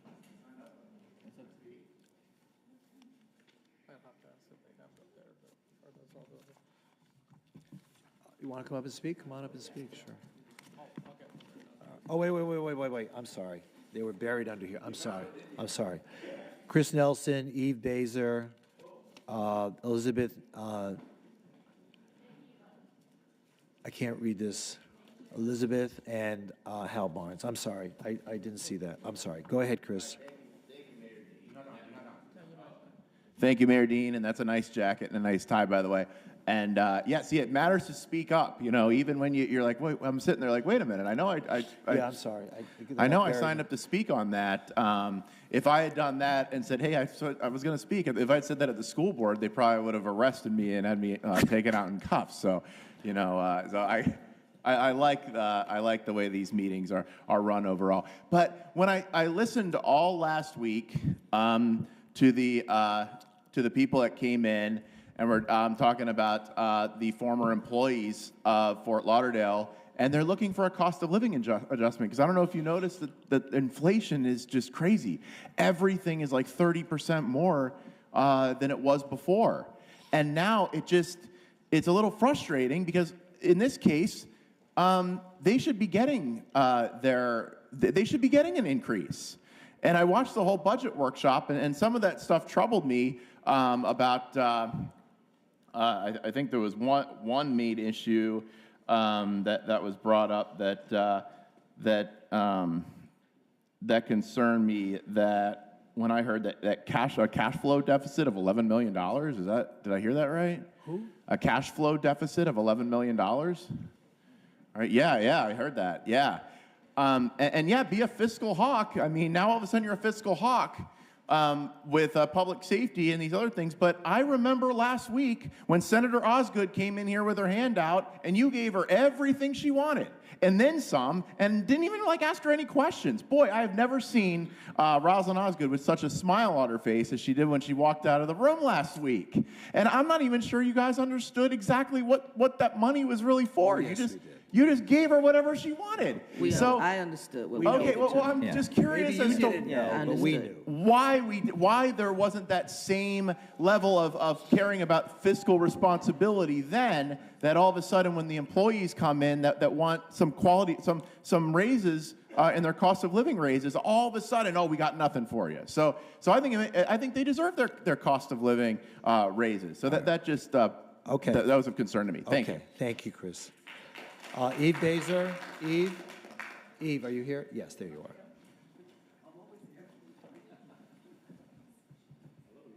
Hi. Mayor, Commissioners, I wasn't sure what to say because I've been before you so many times. I think I've said it all, but there were some interesting things that went on before me that I would like to bring up. And the gentleman who just spoke, I don't know who he is, but I'm going to meet him. But he was talking about getting people involved. You have a wealth of people out there who are retirees. We know the problems in the city. We know how to fix things. We've done it before. And we may be old, but we still have new ideas. And if you would reach out to some of the people who are retired, I know that they would be happy to work with you on different projects, and probably for free. And quite frankly, when I heard that the COLA would be about $50, I wasn't even thinking in those terms. I can't quit my job for that. so I'll still be working. And I know a lot of the other people who are working now will have to continue working as well. It's really minuscule when you think of what each of us will get after 21 years. And it's very, you got the emails from everybody, and I know you did because I sent out 1,400 emails, and I know that they sent me copies of what they sent you. And there were some sad stories in there. I mean, these people worked 25, 30, 35 years for the city, and they built this city, and now you put us out to pasture. Well, you know, we're still here, we're still active, and we can still do things for the city. All we ask is that you support us. And we haven't seen that yet, but we're hoping that that changes. Thank you. Okay, thank you.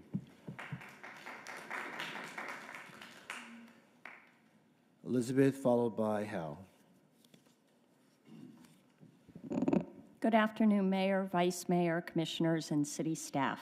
My name is Elizabeth Nahiba. Nahiba. Nahiba. Okay, got it. Thank you for the opportunity to voice why I think this COLA raise should go through. I worked for the city for 37.5 years. Yes, I started when I was 5. When you think of the current state of the economy, and everybody's talked about the same thing, but this is my speech.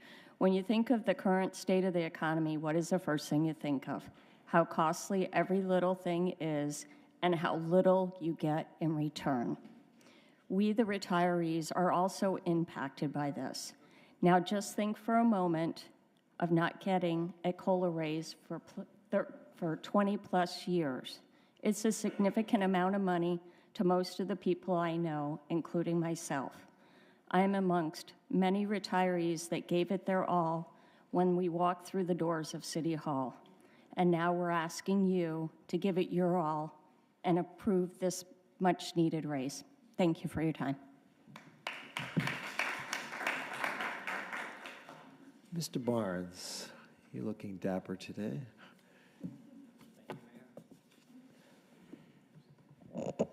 Good afternoon, Mayor, Vice Mayor, Commissioners. I'm Hal Barnes, 30-year resident of City of Fort Lauderdale and former city employee, retired 25-year service, Public Works and Neighbor Support. I had prepared some comments today which I would like to hold until the next meeting based upon some of the discussion, but I did want the record to reflect that I'm here today supporting the COLA, and I encourage the commissioners to find whatever way possible that they can move forward with this, and thank our retirees for a job well done, and let them know that they haven't been forgotten by our city leaders. Thank you very much. You're very welcome. Is there anyone else who wishes to speak on this item? Okay, very good. Thank you. Moving on to business one. Okay, this is the discussion regarding the amending the Parks and Recreation rules and regulations. Carl, did you want to step forward and explain what we're doing here today?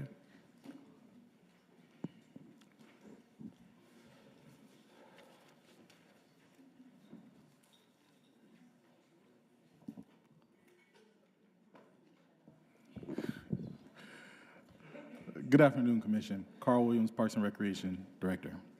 So this item is before you based on our last conversation that we had to provide some direction on how you would like to proceed with dogs permitted in our parks. And so based on that discussion, we'll either bring this back for a night meeting or bring it to our Parks and Recreation Board if there is a differing opinion based on the original concept. Okay. All right. Does anyone have any questions of Carl? All right. There are quite a few people who signed up to speak, so I'm going to, when I say quite a few, about 20. So why don't we begin the process? I'll name it 3 at a time so that people can be prepared to step up and speak when the previous one finishes their comments. Vicki Smith, followed by Deborah Dunlap, followed by Tom Andrew. Vicki?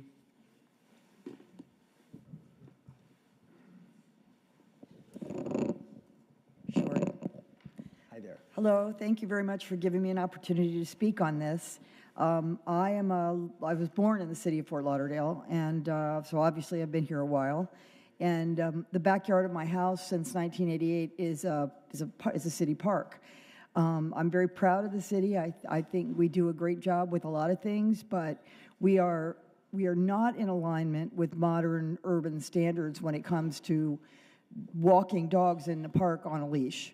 I understand that this is a complicated subject and that not everybody does what they're supposed to do, but for many years, I had no idea I was even breaking the law. And I know that when I bring this up with a lot of people, that they have no idea that we are the most dog-unfriendly city in America. It's unexpected. We're not like that. We work really hard. I heard the squeaky toy. We work really hard to be the best at things, and at this we are really among the worst. You visit a city like, say, Carmel, California. When they lost Clint Eastwood, they replaced it with the most dog-friendly city in America. They do a really good job at that, so I know how well it can be done, and we're not doing it that well. And I know that you would not intentionally put, I don't know, what's the average pet owner in a city like ours, 66%, the majority of those dogs? There's no way you would want to put all those people on the other side of a position that you're in. It doesn't make sense from a political standpoint. It doesn't make sense from the friendliness in the neighborhoods. We really rely on people being able to gather with their animals in the park, and we haven't been able to do it for quite some time. So I would very much appreciate you seriously considering a leash law. Okay, thank you. Thank you. No, excuse me. You said a leash law? Yeah, on leash. We have a leash law. Well, they're required to be on leash, but they can't be in the parks at all. No, so you want us to consider allowing them in the parks with a leash? Okay, I couldn't understand what you want. Okay. Deborah Dunlap, followed by Tom Andrew, followed by Mira Lang. Hi there. Mayor, hello. Hello. First off, I am a dog lover, fanatical, but also as a cytopathologist and a microbiologist, I am well aware of the problems that having dogs in parks causes. And I'm specifically concerned about kids. Not that I have any, but I love them. And anyhow, one study found that there are 85% of parks were infested with intestinal parasites. And this just freaks me out. Common dog poop parasites include hookworms, roundworms, coccidia, whipworms, and those hookworms and roundworms can thrive and replicate in humans. I mean, they're zoonotic hazards, which means that dogs can transmit to human beings. And so the microscopic larvae can get through just the smallest little scratch in your skin, and so from the contaminated soil. So the next time you're outside and you take your dirty hand and swipe your face and everything, and then the next thing you know, you're rubbing your eye and all of that, and then you take a drink. It's that simple to transmit and contaminate yourself. And it's just because the lawn looks clean, it isn't, because the microorganisms and stay in that no matter how many times it rains. And once in the body, both the hookworm and the roundworm larvae can mature and migrate through the bloodstream into the lungs. And therefore, coughing, when you cough, it goes down to your digestive tract, which can lead to nutrients not being able to be absorbed. And so anyhow, so that leads to malnourishment. Oops, am I up? Go ahead. You can conclude your Okay, remarks. thank you. So you're against having the dogs in open parks then? Well, I think there should be separate areas. There should be, the kids, the kids constantly are putting their fingers in their eyes, nose, and mouths, and it's just not correct. I mean, the dogs should have their area. I love them. But the kids should have a clean area to roll around in the grass and, have fun. But the larva stages, they could even cause blindness.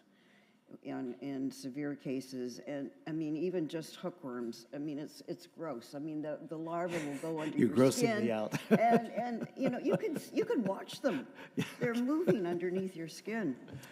But so All right, we get the message. okay. So anyhow, and hand sanitizers don't work. All right. Well, thank you so much. Thank Okay, you. well, Thank you. thank you for Appreciate your it. time. Thank you. Tom, Andrew, followed by Mira Lang, followed by Mary Peliquin.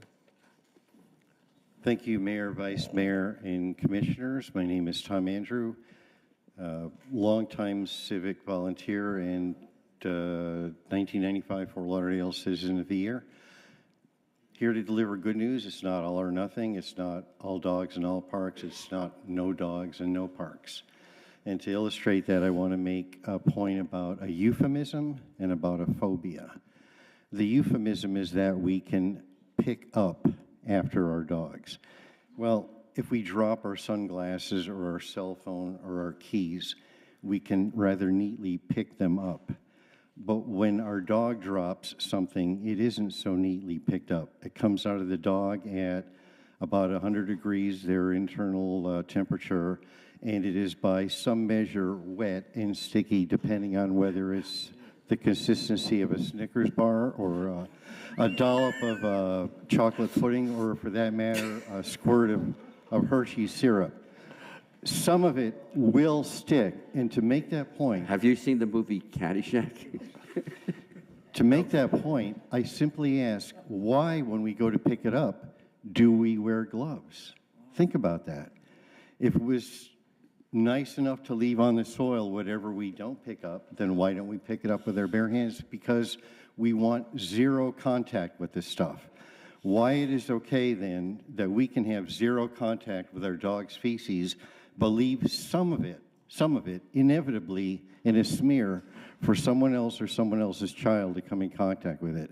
I agree with Ms. Dunlap that there should be a place where people can go in a park, not only to avoid dog feces altogether, but to be able to avoid dogs altogether, because we have a phobia called cynophobia, where people are just flat out afraid of dogs, affecting up to 10% of the population. If we can respect other minorities, let's respect that minority. Can I ask you a question? Yes, sir. Do dog feces have any nutrient value in the soil? I should have asked our microbiologist. Okay, when sterilized, there's a human feces can be a nutrient value. It's called milorganite. Has to be sterilized first, though, to be valuable.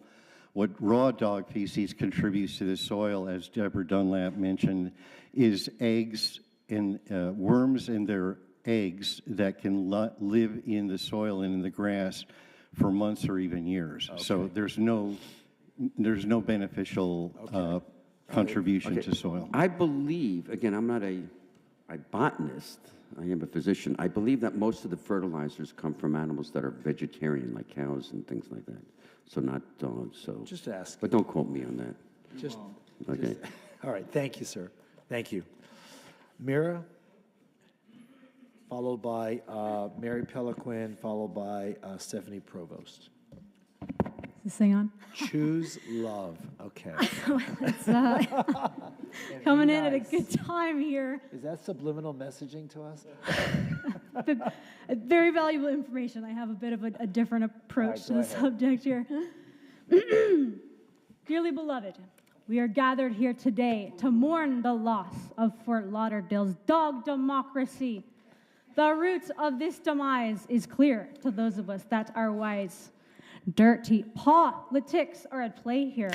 However, I implore our community to fear not what is in store for our fur babies' futures, because we, the people, are here to speak up for the pooches. Can I get a woof woof? Now, without going too much into the depths of the doggy deep state, let us at least let the record show there is some serious dog discrimination going on in our portion of the nation. Now, the Fort Lauderdale Parks and Recreation Rules and Regulations outlines pets in bright lights under the nuisances category. Well, I'm here to tell you that I love my little nuisance of a pet, Olivia, the Jack Russell Terrier. I hope she's tuned in at home. Absolutely, absolutely. We are grateful for the few pet-friendly park spaces in our city, but we want more. Now, I'm sure there is at least one fellow pet parent up here that can echo this highly reasonable request. Hertz, I do believe that would be you. Here we go, Hertz. You have unofficially been appointed the canine representative of the House. Now, I'm going off information from a Sun Sentinel article from May 21st, so do correct me if it no longer rings true, but it was described that you yourself picked up your 75-pound dog and carried him over to the gate leading to the dog park section of our beautiful holiday park. Is this true? Yes. So can we get a brief visual on this? Was it like a fireman? He's been put on a diet since then, by the way, yeah. Jeez, one more time? I didn't catch that one more time. I said he's been put on a diet since then. Wow. He's down to 65 pounds now. Oh, well, hopefully it's healthy for him. Ah! Oh, my dear, the time is up. What does that mean? What is the 3? Wait, 5? It's going up. Is that good? That means you're overtime. Okay, well, throw us a bone here, and please don't make us get down on our hands and knees begging for treats. We just want a little piece of that budget here to help make everybody happier. Let me ask you a question. Yes, yes. So, when this rule was first promulgated and passed as an ordinance, it was because people were not picking up after their dogs, and it was also because they were not paying attention to the behavior of their dogs, and they were allowing them to run without a leash and terrorizing people in the park. Okay, so we don't have the staffing to be able to be everywhere in every park throughout the city to police the enforcement of this. What would you suggest we do as a city to ensure that people are responsible with their dogs, whether it be to pick up after them or to ensure that they maintain their animal on a leash? How do we police this ordinance if we change it? What are your thoughts? The pup police. Well, yes, what is your democratic thinking there? Can we do like a hidden camera, like a sting operation? Okay. You know, like what's kind plan- of like what's a plan citizen B? like a citizen What's your second journalism thoughts? approach. No, but seriously, I mean, No, there I was hear you. I hear this you. rule No, I hear didn't you. come from nowhere. No, Right? No, I've seen. And I see stupid people every day. They're Yeah. still allowed to buy dogs. So, respectfully. All right. I just Well, came here with my I little don't speech. expect an answer, but I say that No, I put that yeah. question out there for No, I know. everybody to think about. That's all. Mayor, could I kind of pose sort of a corollary to that, though? Because as one of the earlier speakers said, she's lived here for many, many years and had no idea that her dog was not allowed in the park. So I think you've got the same behavior whether you allow dogs on the park in accordance with our policies and procedures, or you don't allow dogs in the park in accordance with policies and procedures, because people are doing it anyway.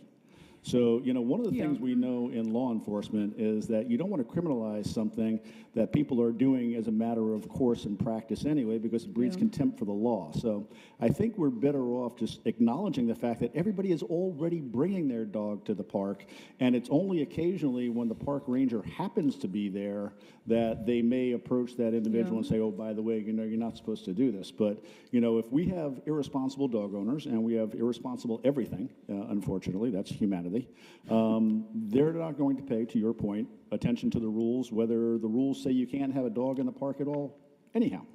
Okay. So I think what we're simply doing is we're appealing to, you know, all those folks. But, you know, I got a question for Carl. Carl, do we have any rules against bringing cats into parks? I was wondering what somebody's going to ask about that. I see people out there with cats on a leash. I want to make sure we're not discriminating against dogs in favor of cat owners here. This is a very important issue to me. That's a good question. And I would say, well, first and foremost, I've been more educated about dogs than I've ever been in the past couple of months here. But to answer your question, though, we don't have a park rule that speaks specifically to cats. But Aha! I knew it. But it is specifically aligning to dogs because that's a common pet. Back to the mayor's point, though, because all joking aside, so, I was very surprised when I first learned about this rule from Phil Thornburg, your predecessor. And, Phil told me, well, there was an ordinance against this. And I'm like, no, there's not. There's a park policy. So to your point, Mayor, there's no ordinance that I'm aware of that was ever adopted by the city commission that outlawed dogs in parks. It was an in-house policy developed by the Parks Department. And how many years ago? I mean, because I've been here 20 years, and it sure as heck predates me. That's correct. It's a park rule. Right, it's a park Not rule that ordinance. goes back, 30, 40, however many years. So, it's helpful, I think, to come back and set a policy direction from the commission, because that was not done. It was done at the departmental level. And secondly, if something hasn't been re-examined in 30 years, Herb Keller from Southwest Airlines had a speech that he would give to his employees. And he would say, if you're still doing it the way you did it 5 years ago, you're doing it wrong. So periodically, you need to go back and reassess these long-standing, same as last year approaches to how we do stuff and see, are they still relevant? Do they still make sense? Whatever that thinking was at the time, is it something that we still think applies? Is it in the best interest of our residents? As a comment was made, probably 2/3 of the residents of the city of Fort Lauderdale have pets, have dogs. We need to be mindful of the fact that they need to take them out. This is a great way of getting outside, getting in the fresh air, exercising. It brings joy to a lot of people. I know when I walk my dog, I have kids come running over constantly that all want to pet my dog. And he loves it, they love it, everybody's happy. I think we really need to do this. Okay, John, I just want to clarify something. And we have spoken about this, Carl, and I think your predecessor with Phil, actually, we spoke about this, and I think Dwayne. We researched this after that horrible dog attack that happened at Shady Banks. The owner was in Tarpon River. And you're right, there is no ordinance, but it's a policy. But from what I was told, it's not the Parks Department that makes the policy. The policy actually comes from the dais, from the city commission. So we do, for some reason, we do make the policy. It's not an ordinance, but we do make the policy. And We'd have to, and candidly, we can't go back that far and figure out how that policy came into being. Yes, there have been attacks from animals on individuals. More often than not, that actually happens on the street when you're walking the dog than in a park. So, in fact, most of the attacks that you've ever seen from dogs is actually dogs getting loose, escaping out of yards. They crawl under a fence or something like that, and they attack somebody in their yard because they're defending the property. You rarely see random attacks in places like parks. It's usually the only time a dog will attack is when it's defending its person or its property. what district do you live in?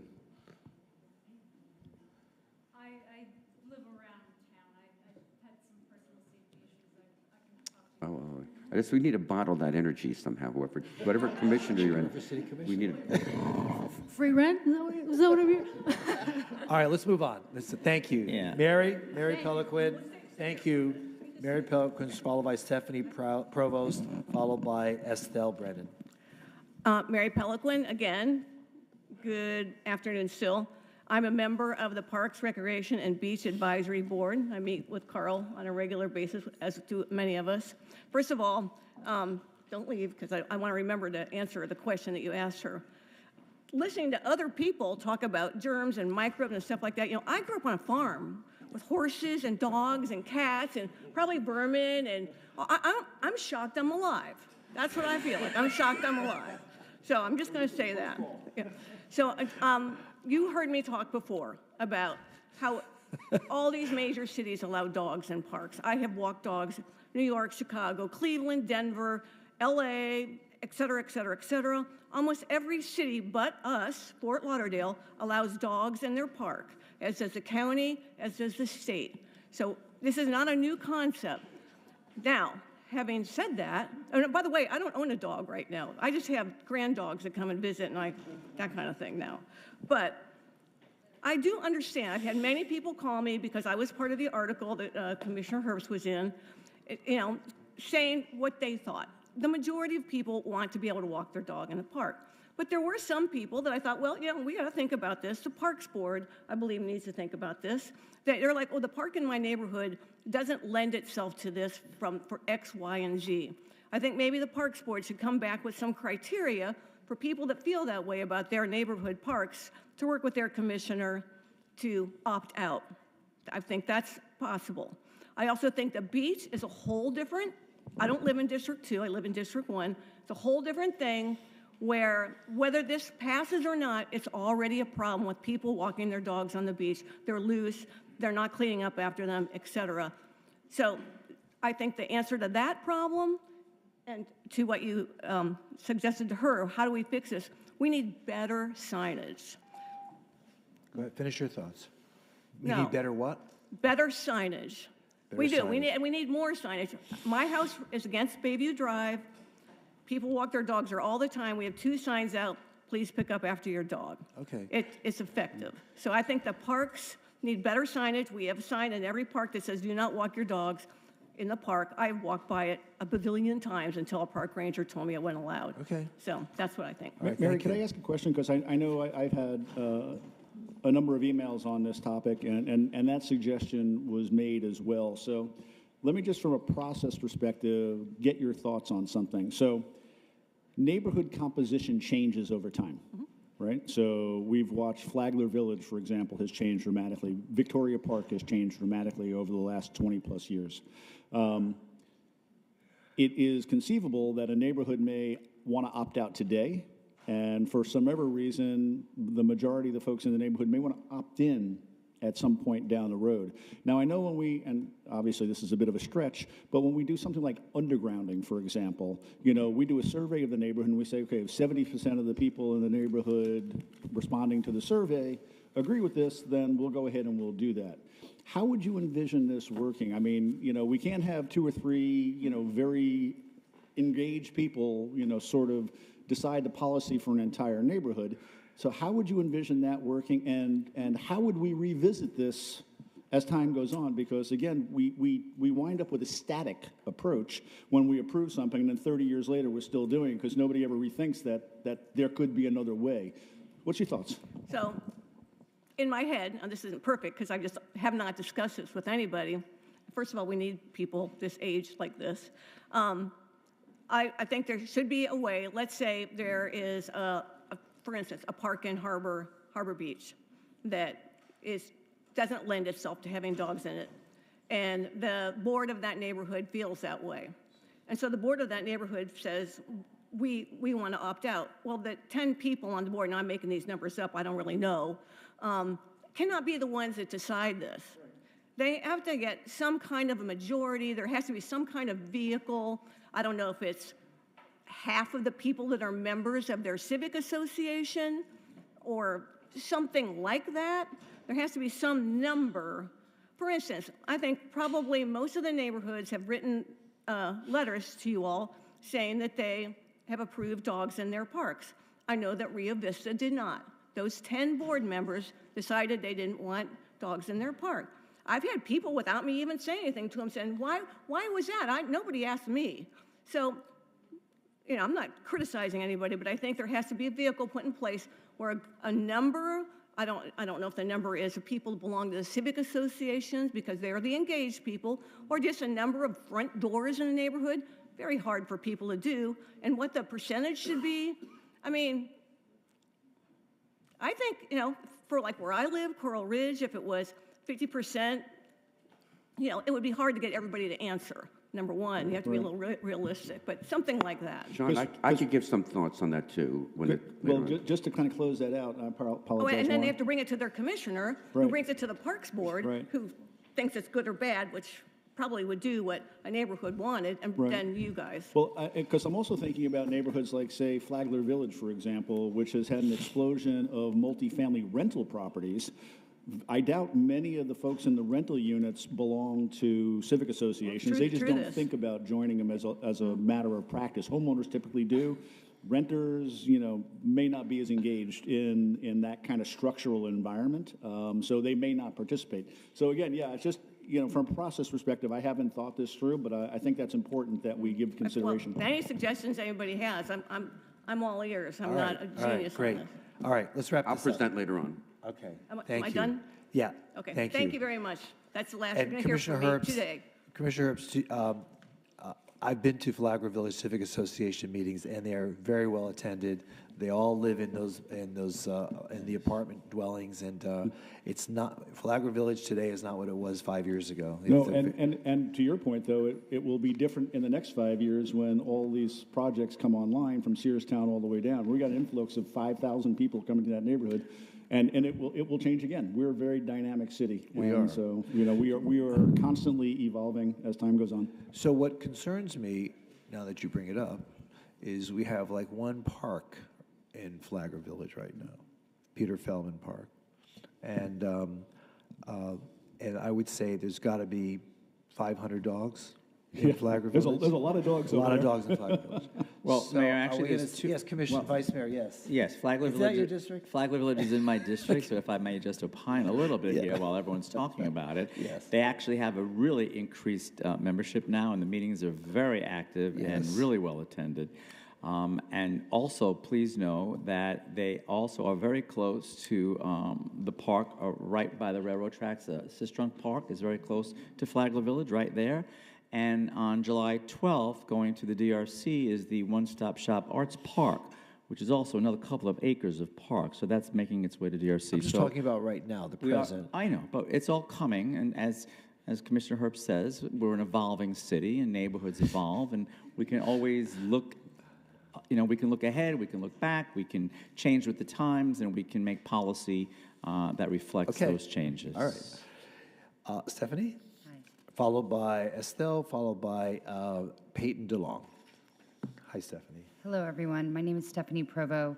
I'm a resident of Riverside Park, and I'm in favor of allowing dogs in parks. And I think what's important to note is, and probably goes without saying, is if you own a dog, you're walking it 2, 3, maybe 4 times a day, and you're probably doing that within a half a mile radius of your home. And so if you're fortunate, you may have a park within that half a mile radius, hopefully.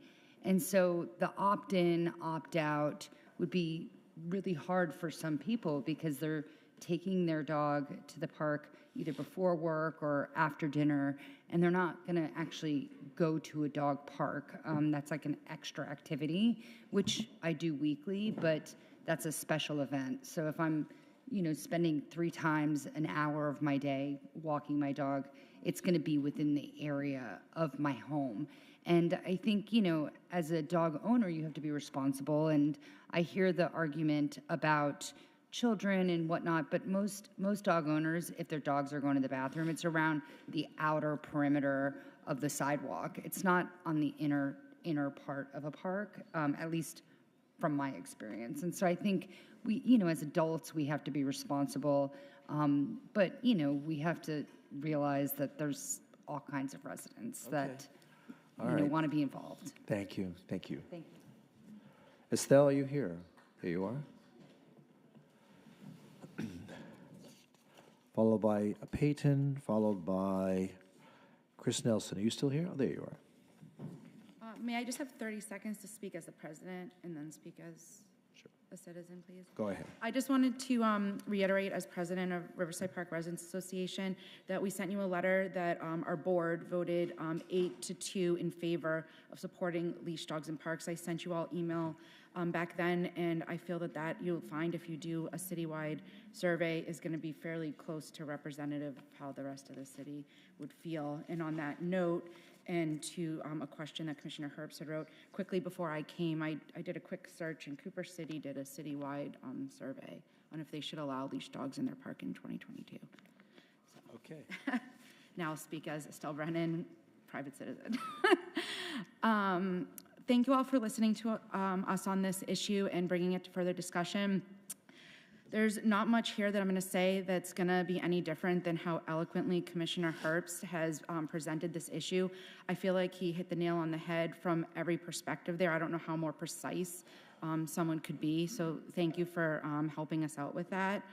I just wanted to point it out that, like it or not, leash dogs are everywhere here. They're at City Hall for time capsule parties. They're at groundbreaking ceremonies for park updates.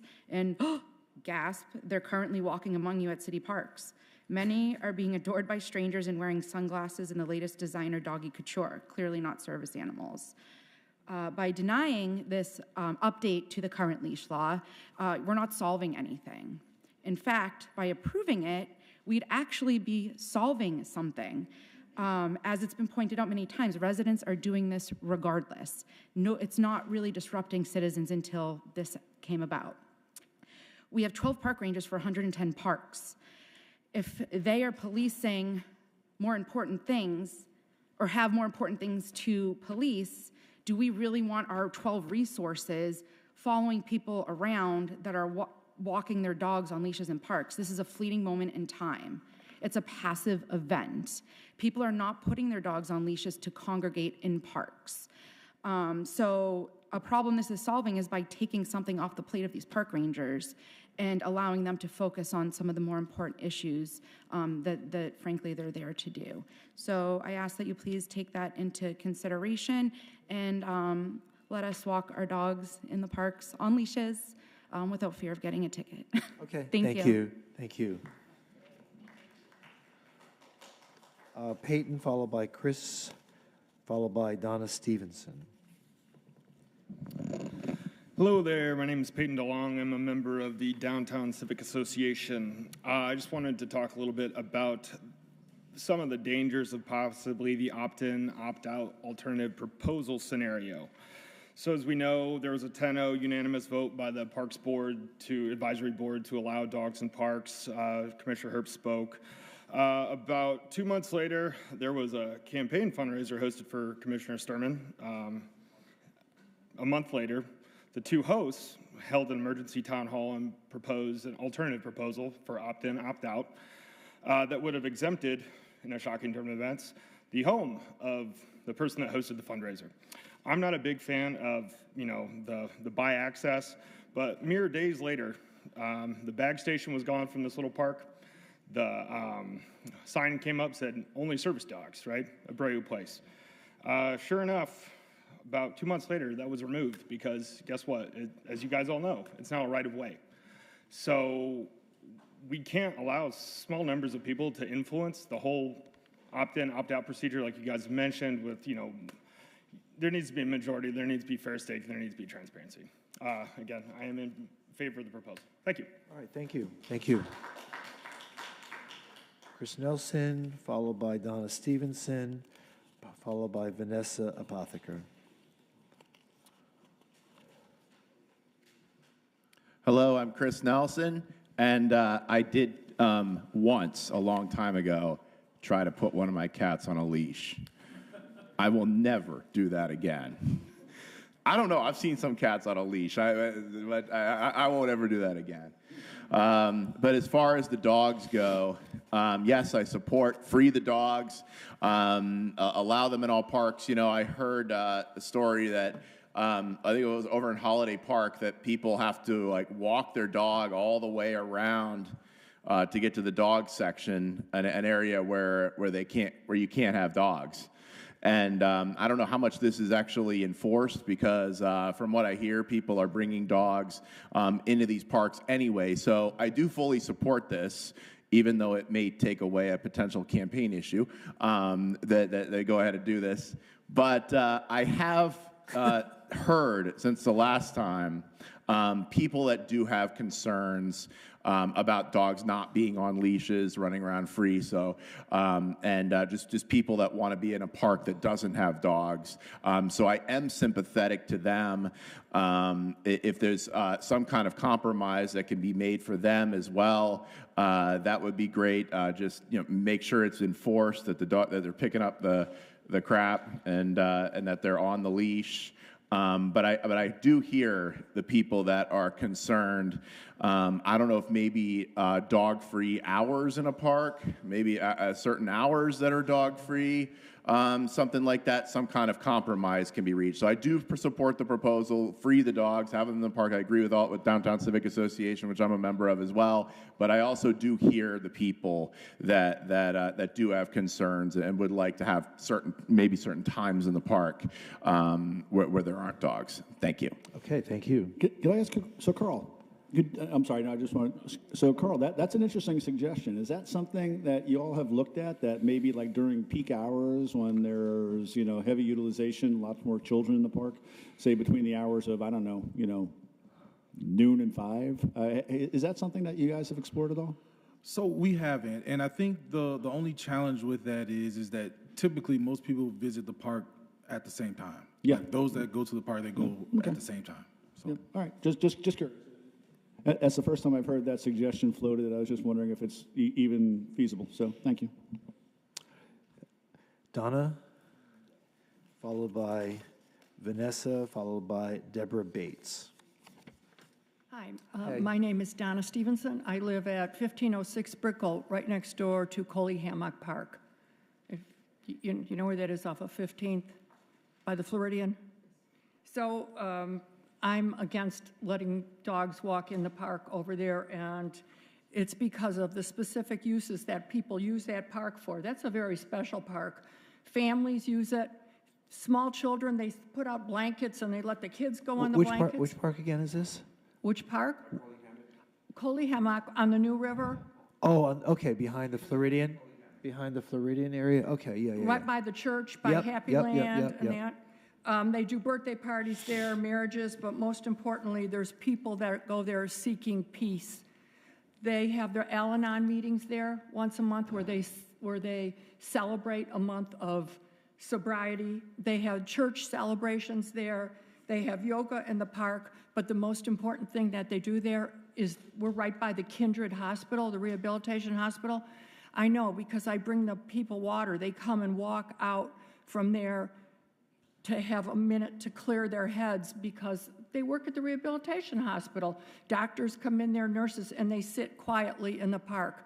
There's no dogs currently allowed in the park. People come in, let their dogs off the leash, run around, they poop in the park, they go, and I'll say something, and they go, I forgot my doggy bag. It's like, yeah, okay. Or they'll put it in a bag and they throw it in my yard.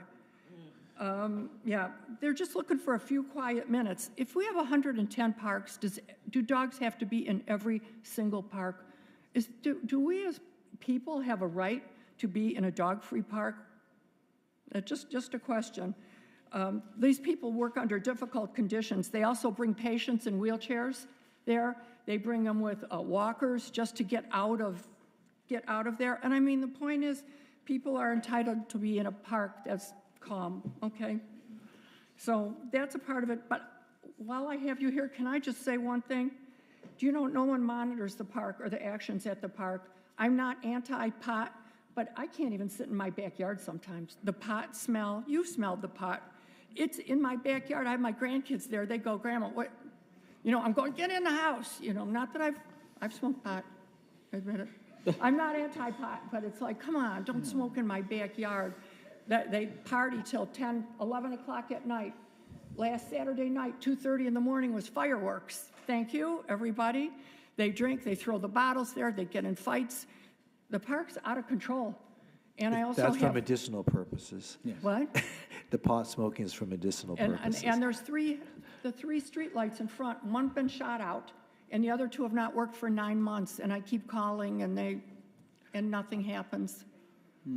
Okay, well, I don't know what to say about the street light. Maybe you can talk with Mr. Dodd, but we appreciate your remarks on the dogs. Thank you. And the pot smell actually mitigates the poop smell that we heard about earlier. It neutralizes it. You can't have it all. Well, I was just asking for balance. Yeah. Can we have one park? Okay. One park where we have peace and quiet. Thank you. Okay.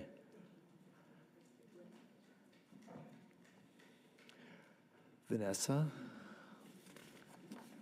followed by Deborah Bates, followed by Colgate Darden, and then Melinda Bowker. Vice Mayor, Commissioners, City staff, Vanessa Apotheker. I'm speaking on behalf of myself, as the president of Tarpon River Civic Association and our board and 2 other civic associations. So I think I get like 10 minutes. Personally, I'd like to say I'm proud of our District 4 civic leaders and everyone else who come out, who volunteer their time to learn the issues and show up to these meetings and share them with our neighborhoods. Secondly, I'm not sure why this is frequently being referred to as dog parks in the city. At least in my district, that's how it's being portrayed. This isn't about dog parks. Nobody's debating whether or not we should have on off-leash dog parks in our city. To clarify, this is about amending the parks and rules and regulations to allow leashed dogs in city parks, and importantly, not including play structures or water splash pads. It's not including play structures. So in addition to that, the Shady Banks incident, which keeps coming up about the child attacked at Shady Banks, who lives in my neighborhood and is a friend of mine, that dog was on a play structure at the Shady Banks Hort Park. So the current rule or the proposed rule is irrelevant to this conversation. So, that being said, I'm now speaking on behalf of Tarpon River Civic Association, Coley Hammock, and River Oaks Civic Associations. We are all in support of the resolution allowing leash dogs at city parks, not including play structures. One argument I've heard is, what if people are scared of and/or allergic to dogs? If that's the argument, where do we draw the line? No dogs on leash allowed to be walked anywhere outside, including city sidewalks and streets. Another argument I've heard is the poop on the grass thing. Are we going to ban ducks, squirrels, iguanas, raccoons, possums, feral cats at all parks? I guarantee I see more poop from these animals on my street than I do see dog poop.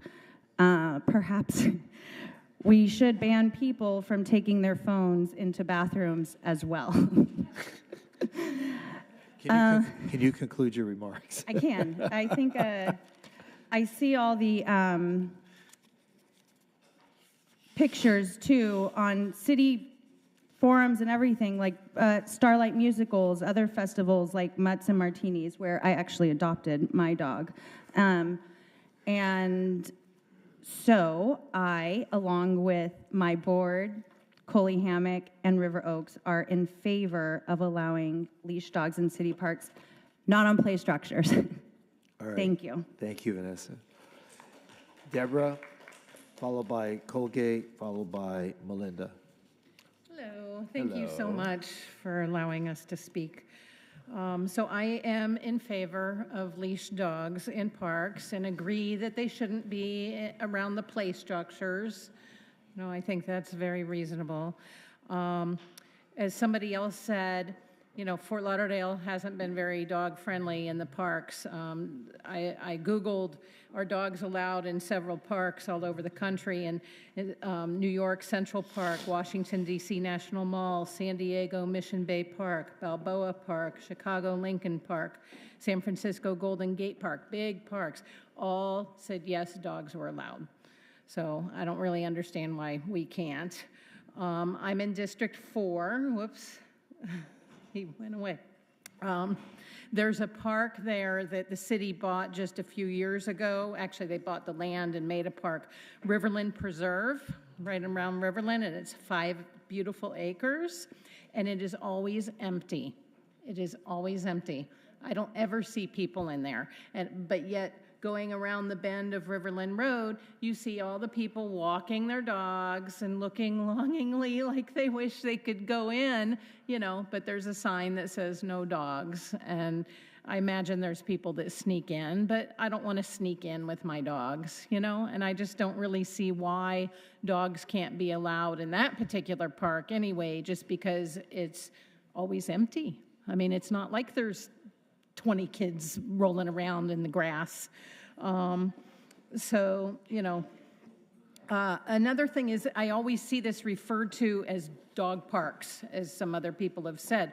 We're not talking about dog parks. As you know, we're just talking about letting people walk their dog in the park. I don't know if you heard what I was saying about Riverland Preserve that's in our District 4. It's always empty. And people walking past with their dogs all the time. It's sad. And as far as microscopic larvae and worms and things like that, and it's real quick, just in that particular, it's so wooded, there are raccoons and possums and iguanas and everything. You know, I think that And lions and tigers and bears, oh my. I think that if the city were to just put up, because it's 5 acres and fairly large, but just put up a couple of those doggy stations with bags. And I think if a sign says, please be courteous, and, you know, and you've got the dog stations with bags there, I honestly think the majority of people will pick up after their dogs. Thank you very so much. Thank you very much. Thank you. Mr. Dart, how are you? Good afternoon. What a long afternoon for you guys. You're back I feel again. sorry for you. Yes. Well, you know, I have a little bit of trouble understanding why we're going in such opposite directions, binaries. We're going from no dogs in parks to dogs in every park. That just doesn't make any sense to me. And I think, in fact, it doesn't make sense to a lot of people. We agree on many things, those of us that are dog lovers. We want more access. So it makes sense to me to have the opt-in, opt-out. Most of the arguments I've heard here tonight are about people talking about their localities and why this is the right answer and why that's not the right answer. Let the neighborhoods weigh in. It makes so much sense to me. My bigger issue will be, and no matter what you decide, the bigger issue is going to be enforcement of all of this. We just don't have any. I know in my neighborhood, most of the people that are using the park next to me, their dogs are off leash, and they want it that way. That's the park right next to your house, right? Yes, Abreu Place. And some of the biggest offenders are the ones that were leading the petition drive, which in their petition it says the dogs will be on leash. They actually don't want their dogs on leash there. So I think whatever you all get to, I hope you can address that particular issue, because otherwise it's pointless. The whole exercise is ridiculous, and it's just an aggravation for all of us in the neighborhood. Those of us that love dogs are being pitted against each other for this issue, when in fact we have so much common ground. So I just want to bring that to your attention.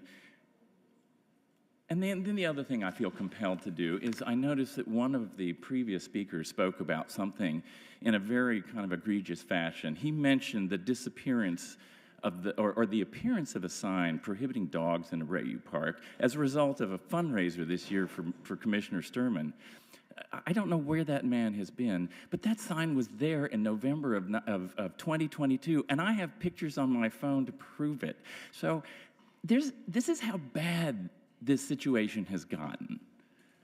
So please find some middle ground for us. I would appreciate it. Okay, great. Thank you. Mr. Darden, can I ask you a quick question? Do you personally own a dog? I do, So and you're- I love her, and I love you're to not, walk her. So you're not anti-dog? No. Okay, just wanted for the But he record. doesn't. He lives next to a park. No. But people blaming him anti-dog. He's a dog owner himself, so just want to. I'm a dog owner, Right, I just don't and want I them to take my dogs to dog parks to let them run off leash. I'm also very aware of the consequences of what it's like to live next to a park that people have adopted as a dog park. And let me tell you, the smells, and it's not the dog poop, it's the dog urine. And you can't pick that up. Not easily.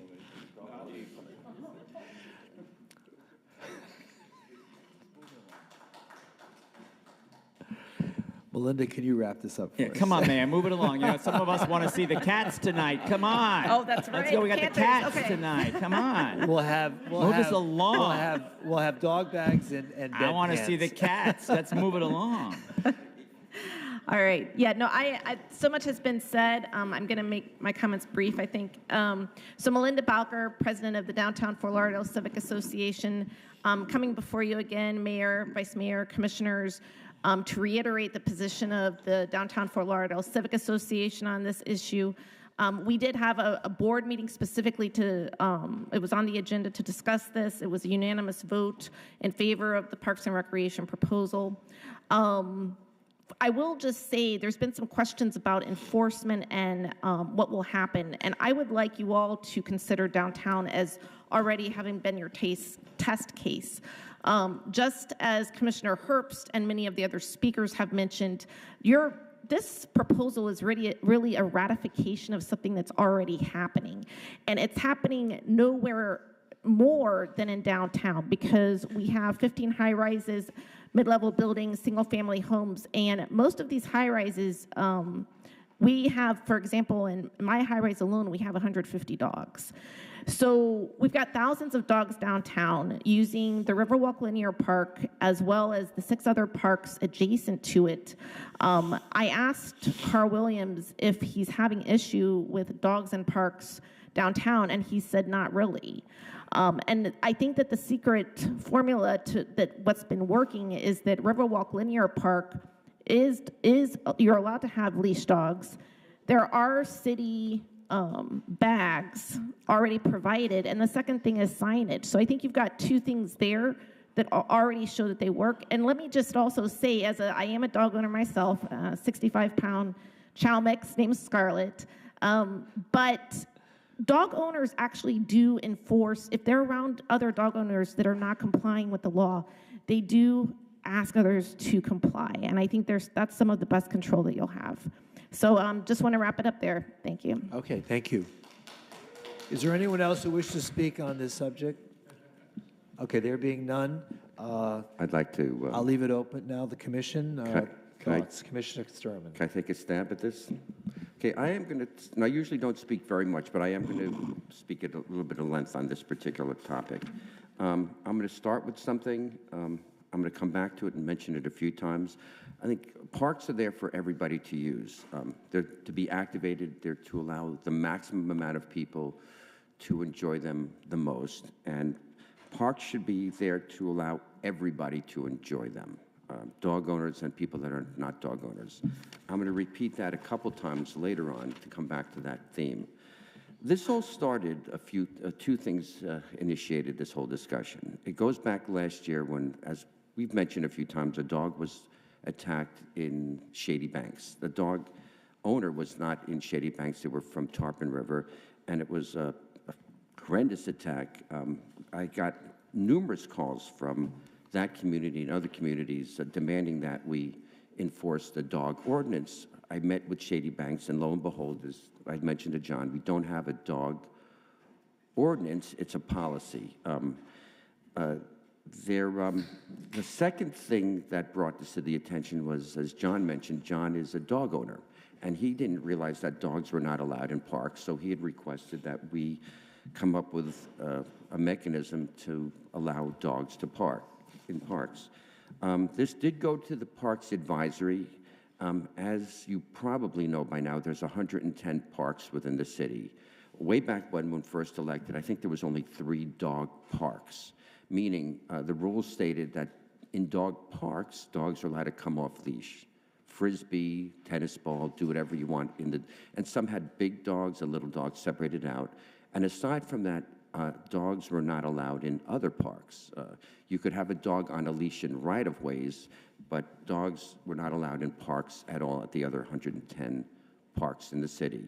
It came before the Parks Advisory, and at the time, you have to realize it was binary. Should we allow dogs in parks? Should we not allow dogs in parks? Option 3 was not presented to them, and they said, I think a unanimous vote, we should advance the idea of allowing dogs in parks. This did come back to my community, and we did have a series of discussions about this. I had a town hall. We've had numerous emails, texts back and forth, and I've brought it up at several neighborhood meetings when I've gone there. A middle of the road approach was advanced, and I think this makes 100% sense. I think that we could wrap around this. And as you heard, there's several neighborhoods that say, we absolutely want to have dogs in our parks. There's other neighborhoods, presidents and other groups that said, we absolutely do not want to have dogs, or we don't want to have it at every park. I think a few things that we should do is have a 3-tiered system. Instead of all or none, we should have, number 1, continue with the dog parks. And one of the thoughts that came through with this proposal was increase the number of dog parks. At the time, having one in Snyder Park, one on the beach, and I think Holiday Park in the whole city was not it didn't make sense. You're not going to go ahead and take, for instance, in Pam's district, take your dog, put it in the back of your car every time you want to throw a Frisbee with the dog.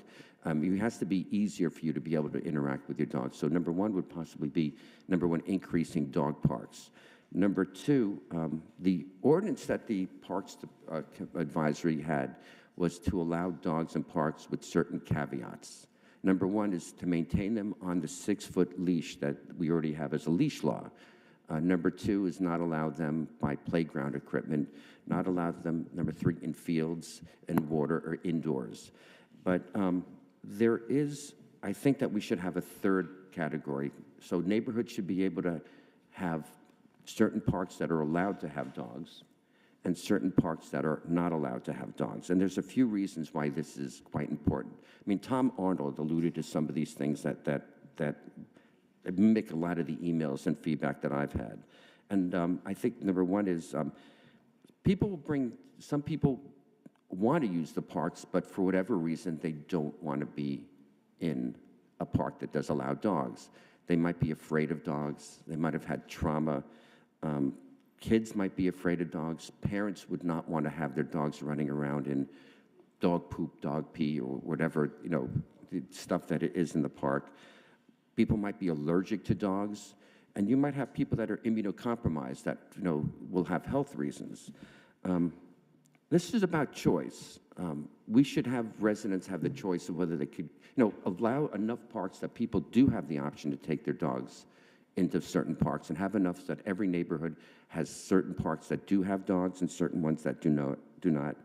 Let the neighborhoods govern it. Let them decide which parks they think is appropriate. And I think one of the things is John was alluding to, what mechanism should we have here? And we put some thought into that also. And I've spoken to Carl. And where did Carl go? Carl, you could stand up. I probably won't make you talk, but you could stand up so I could recognize you. I do want to actually have a round of applause for him because he's worked with us tremendously. I mean, Carl, we've had some numerous discussions on how to implement this. Now, John, you did say that, we typically use the HOAs as the mechanism by which to get feedback from the neighborhoods, and you said only 2 or 3 people will show up in a neighborhood. I guarantee you, we have a saying in our neighborhood. I was president of Rio Vista for 14 years, and one of the ways to go ahead and ensure that we have a great turnout is to have a controversy, and sometimes you have to make one up. No, we really don't, but speed humps or gates or things like that, or underground. What you have a controversy, and that room will be packed. If you're going to be discussing dogs, allowing which parks you want dogs to be in, that room will be packed. And if they don't show up, the onus is on the person that's not being involved, and we can only lead a horse to water. So I think number one would Warren, start. could I get it? So just a question about that. So well, let me go through my thought. No, it ties into what you're saying because I'm just curious about that. So because you just said if they're interested, they'll show up for the meeting. So if you're a member of the Civic Association, you get notification that the Civic Association is going to be discussing that. What if you're not a member of the Civic Association? How do you get notified? I'm just curious. Well, ours, there are signs all over the neighborhood that there's a meeting. Every neighborhood has signs. Here's what we do in our right, but they don't say what's on the agenda. They say a sign. There will be a sign at St. There'll be a Civic Association meeting at St. Anthony's for Victoria Park on Thursday. Well, I'll talk Doesn't about, tell you what's on there, though. I'll talk about 2 things about that. I know that in our neighborhood, what we did is you have to be a member to vote on certain things. For instance, you have to be a member to vote on who your officers are going to be. You vote on the budget. You vote on the minutes. You vote on things like that. For things that are, for when we have things like adding speed humps, for an example, we'll have a neighborhood meeting, but you do not have to be a member to vote on that particular item. And number 2, word gets out on the street. You have a website. We have an email mailing. You have signage out there, and people that it's a network. People that walk dogs are a network, and word will get out that you're going to be discussing it. Where does that go from the neighborhood? I think to keep it fluid. And again, Carl and I discussed some options. Maybe, how often? Once a month, the Parks Department meets. Is that how often? I know we have things that on a regular basis come before us, like they want to have variances on dockage, and it's a fluid thing. You're going to have this dockage. So once a month, which neighborhoods want to add dogs, which neighborhoods want to take away. It needs to be fluid as people move in and move out. Neighborhoods change their mind, and different sentiments come through. And we're thinking having it funneled through the Parks Department, and either the Parks Department will decide, okay, we're going to add this and take away this, or they can make recommendations and it comes back to us. So we're talking mechanisms of how this is managed, but I think the key concept here is no size does not fit all. I think we have to maximize the term that I keep going, everyone should be able to enjoy the parks. People, for whatever reason, might be afraid of dogs, have health reasons, and I think in every neighborhood there should be opportunity and parks that people could use for dogs and ones that don't, and neighborhoods could decide. And I think that we should have a 3-tier thing. Number one, the dog parks as we have it. Number two, have a category where dogs, like it is now, maintain that there are parks within each neighborhood that do not allow dogs for people who want to be quiet, people that work in Kindred, want to leave their Coley hammock. And number three, each neighborhood have at least one, or as many as the neighborhood wants, parks that you are allowed to have dogs in, on a leash, but they can take their dogs there. So you're saying that, A three-tier. people should be able to neighborhoods should be able to opt out? I don't like the term opting in, opting out, because that means that it's a default to one way or the other. Don't opt in or All it's right, so defaulting. how would you describe it? You would describe it as 3 tiers, and the neighborhoods decide whether they're going to be no, the dog parks we decide, but within the neighborhoods they decide whether these 3 or these 4 parks are going to have dogs and this one doesn't, or these 3 do not have dogs, and let each neighborhood suggest it to the Parks Department, who sets that. Okay. And that plan seemed to have overwhelming support in the feedback that we got in my district. Okay. Wait. If you want to talk, please, Mr. Mayor, have them sign up and have them talk. We're not a scream fest. Okay. Does anyone else wish to speak? Well, I'm afraid now, but I would like to say a few Okay, things. go ahead, Vice Mayor. Thank you. So I've been listening to the conversation and also speaking to folks in District 2. If you look at the CAM, I think really what makes the most sense is the last paragraph on page 1. Because I personally think that going from what we have now to just opening it up to 110 parks is a lot at once. If you look at these words in the bottom of the CAM, while others recommend restricting dog access to a limited number of parks within each district to better manage the impact and maintain the park's usability for all neighbors, and then they suggested that the neighborhood associations get involved. Again, it says allowing dogs in certain parks determined by the neighborhood associations, and then also building designated dog areas in certain parks.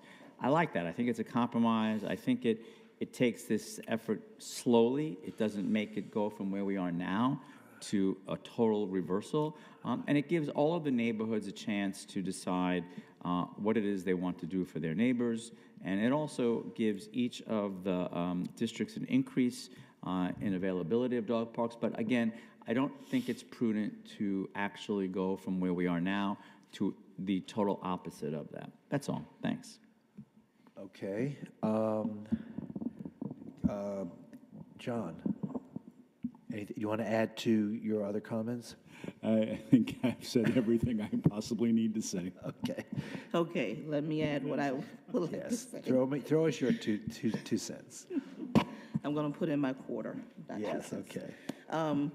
Very detailed conversation, all the neighbors that came out to give their input, supporting or approving or disapproving of the idea. Overall, I think we should be able to come to some type of an agreement, even if it goes from, I would even say from district to district, because there's a different, how should I say it? There is a different demand or request from the different districts, but also understanding where we need to have consistency across the city.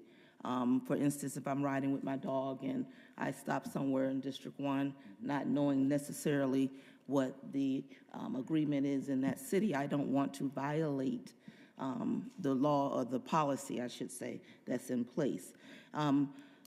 I from the beginning of this, I just said to myself and with some of the other neighbors that I spoke with from my district, adding a dog run, just a section of the park that gives that opportunity to include the dogs. So that's where I stand with it, not designating additional dog parks at this time.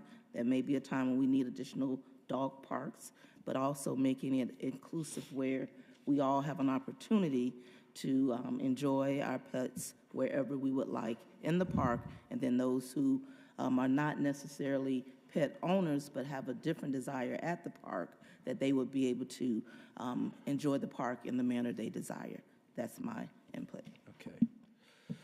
All right. Well, you know, I happen to live in a home where 3 Chihuahua mixes allow me to live with them, and you know, every dog, every breed, every individual pet has their own personality. I think that everyone made really constructive remarks, whether a person be, you know, afraid of dogs, allergic to dogs, wants peace and quiet in a park and not have to be interrupted by a dog. I think we all have some sort of utopian attitude about dog owners, that they're always going to pick up after their dogs. I know they don't pick up after their dogs. But honestly, I'm prepared to let dogs run in our parks just to see how it works out. And if it doesn't work out, we can come revisit it.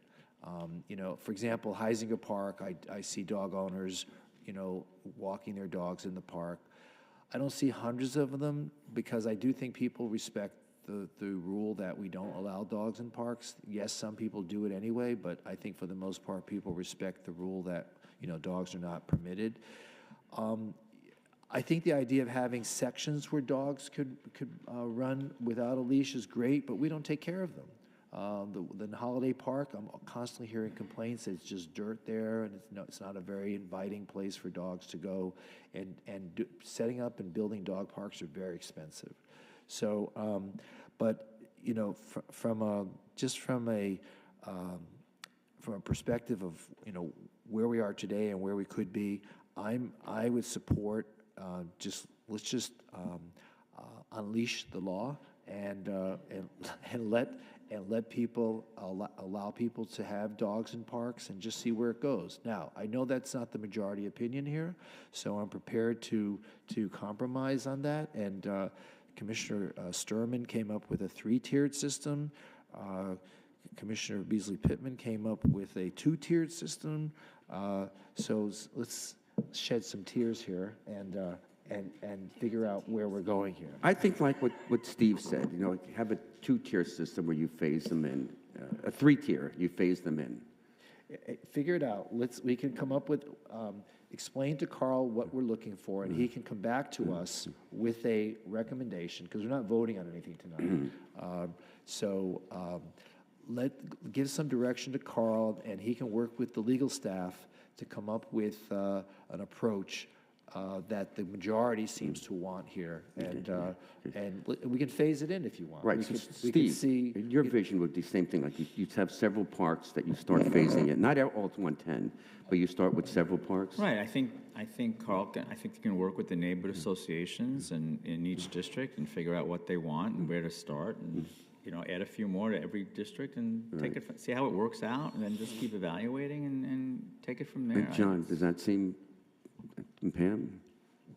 Do we want to do certain parks first? I don't know. What do you think? What's the thought here? So- What's the majority thinking here? So let me kind of offer up a slightly different compromise, because I think going around to every neighborhood association is a little unwieldy. And I can tell you, some of my neighborhood associations have very robust participation. Others of my neighborhood associations have trouble getting anybody to pay dues and participate. So it's not uniform across the board, unfortunately. I wish more people participated. I know through the years, we have often said to people when they come to the commission and say, I never knew anything about this, the first question that's always asked is, well, you know, are you a member of the neighborhood association? And frequently they say no, and that's why they're not aware of what's going on. So I think everybody should participate in their neighborhood association, because it's a way of being involved in your community. However, there's a lot of things people should do that don't do, and that's unfortunately one of them. So I struggle with trying to do it that way. Perhaps we do it based on the size of the park, right? So we've got a lot of little pocket parks with, perhaps just a playground in it. So if this is a little quarter of an acre park, maybe that's not appropriate to, having dogs in there. Maybe there's a size that, once you get above, I don't know, 3/4 of an acre, it's good. I don't know. I'm just trying to offer up. I know other you're ways thinking of getting aloud right now, but to Beasley Pittman's statement, though, we should make it uniform throughout the city, because how does somebody know what's a half an acre? No, or I- three-quarters Well, of an with acre? some- with signage. No, I You have to agree with completely. signage. That's why I'm. How about Signage may help. How about we send it back to the Parks Advisory to come up with a number of parks to phase it into? Actually, I think that's a great idea. I'd rather throw it back to the folks that deal with parks all the time. Okay, I think that's, throw it back to Parks for them to come up with a certain number and let them come up with a phase-in. Kick the can down in your corner, Carl. So I'm gonna throw this back to Mary. Mary, is that something that you Parks think- Advisory. Yeah, I'd like. You're on the board. You've been through all this before. What's your thoughts on trying to come up? You've heard that there's not, a consistent consensus up here. Is this something that we think?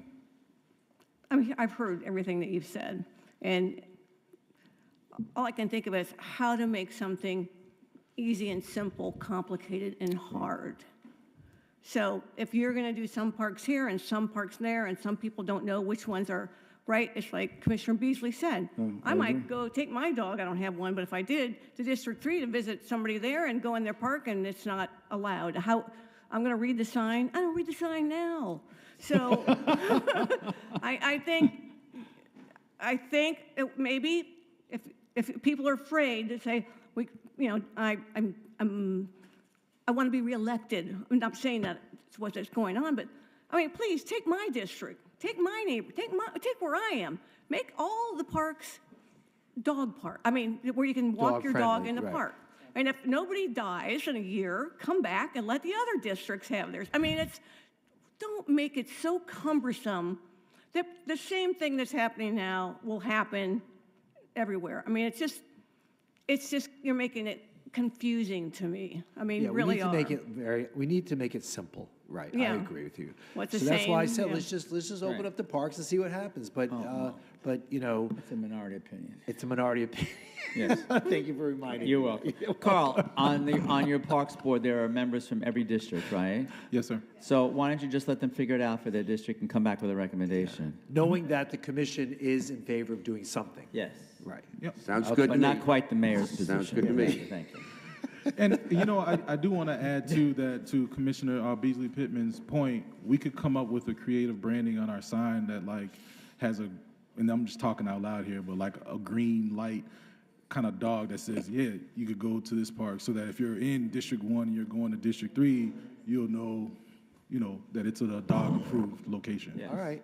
Yes. Come up with something. That'd be good. All right. Thank you so much. Thank you, folks. Thank you, Carl. Hey, Carl, the dogs play pickleball? Business 2, Local Government Areas of Opportunity Program. Who will be speaking to this? Oh. And there's Acting Assistant City Manager Ben Rogers. Good afternoon, Mayor and Commission. So when we We're brought getting this, a lot of FaceTime with you lately, That's Mr. right. Rogers. When we brought this forward, there were two applications. By the that- way, let me just say this. We really, really appreciate the yeoman's effort you did last week in helping the city get through the flooding situation. Yes. Thank you. You were there all the time, working together, opening up the EOC, getting the emergency letter out, everything that, I really appreciate it, and I know the community does too, so thank you. Amazing. Even though Susan's ticket was totally refundable. So thank you. We really appreciate it. Thank you.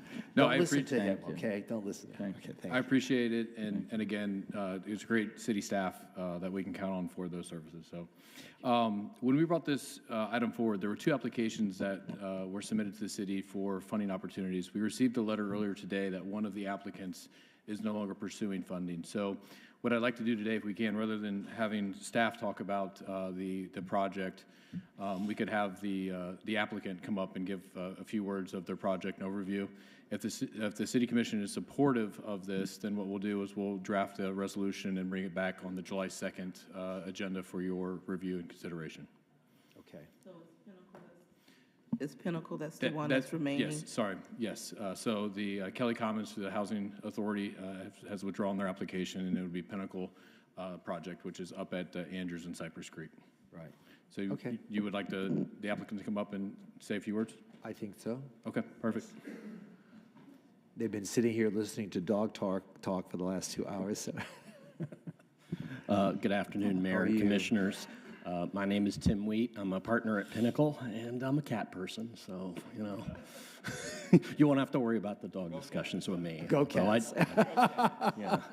So with me is Keith Polyakoff, who's been our land use counsel in our developments in Fort Lauderdale, which you're aware of, like Pinnacle at Tarpon River at 805 Southeast 3rd Avenue, and also our Ellipse community. But Keith is something a little bit more here. He's our partner and the landowner, him and along with the family trust of the parcel that we're here to talk to you about today. It's our goal, and you've seen this in many past affordable housing initiatives. Affordable developers will approach the municipality and ask for a local government area of opportunity designation. It's an enhanced financial commitment to the development, and it gives Florida Housing a signal that the community that it comes from is supportive of affordable housing in that community and of the development in particular. In fact, there was a development funded last year in the city of Fort Lauderdale by another developer, the Pantry Lofts by Green Mills, that benefited from that same city financial commitment. So this year, we had been in discussions, Keith and our company, about redeveloping his site. The existing office building there is the Multiple Sclerosis Society, and adjoining it to the north is a Trio, which is a luxury rental community that's nearing completion. And we thought, in talking with Keith, that doing a blend of affordable and workforce housing, perhaps over multiple phases, where we would also build a long-term home for MS and new office space for them, would be a worthy endeavor. So we structured this Pinnacle at Cypress community. Our initial phase would be 101 units of affordable housing for seniors, one-bedroom units, and then we'll explore in a future phase through future structured funding something to do with the existing office building in the back and redevelop it as a future affordable or workforce housing use. So the Florida Housing Finance Corporation application is July 18th.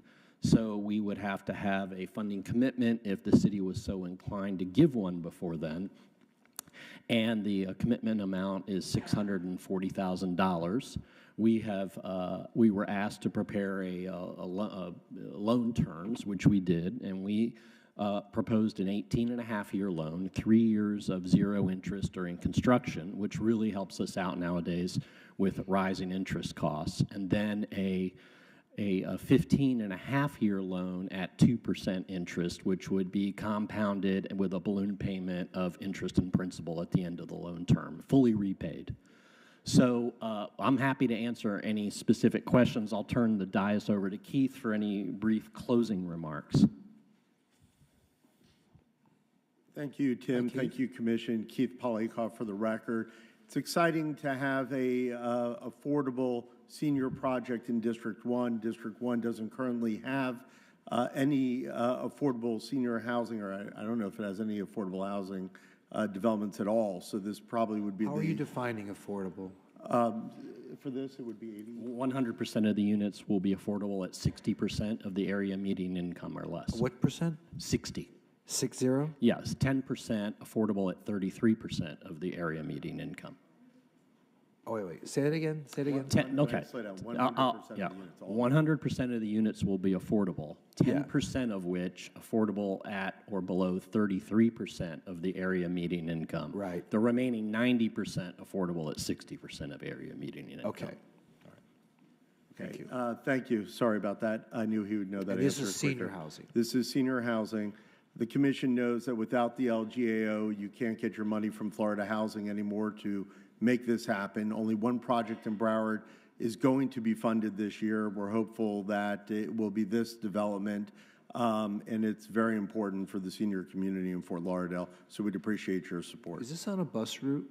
Yes. It is on a bus route, and it's less than a half a mile from the Tri-Rail station. Right. Okay, thank you. Directly adjoining two walk-in clinics, really well situated for senior housing. Anyone else have any questions? There being none, congratulations, good luck.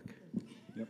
So the only thing I'd like to say is just thank you. This is a great project. You know, affordability in South Florida, Broward County particularly, is crisis level problem for us. It's even more so for the seniors. You know, low-income seniors really, really struggle trying to find affordable options, and for you guys to be able to bring a product like this to District 1 is something I really appreciate, so thank you. Much appreciated. Just a point of clarification, there are two different classifications for senior housing. We're choosing the older one, which is all residents age 62 plus under fair housing law. Okay, thank you. I'm there to join you, me and my cats. Okay, no one has signed up to speak, so we'll just keep moving along. City Commission reports, Commissioner Herbst. Thank you, Mayor. So a couple of things I want to talk about. One is Dottie Mancini Park. So if we could just have staff give us a quick update on where negotiations are with Broward Health on that. And Angela Salmon's coming to the podium.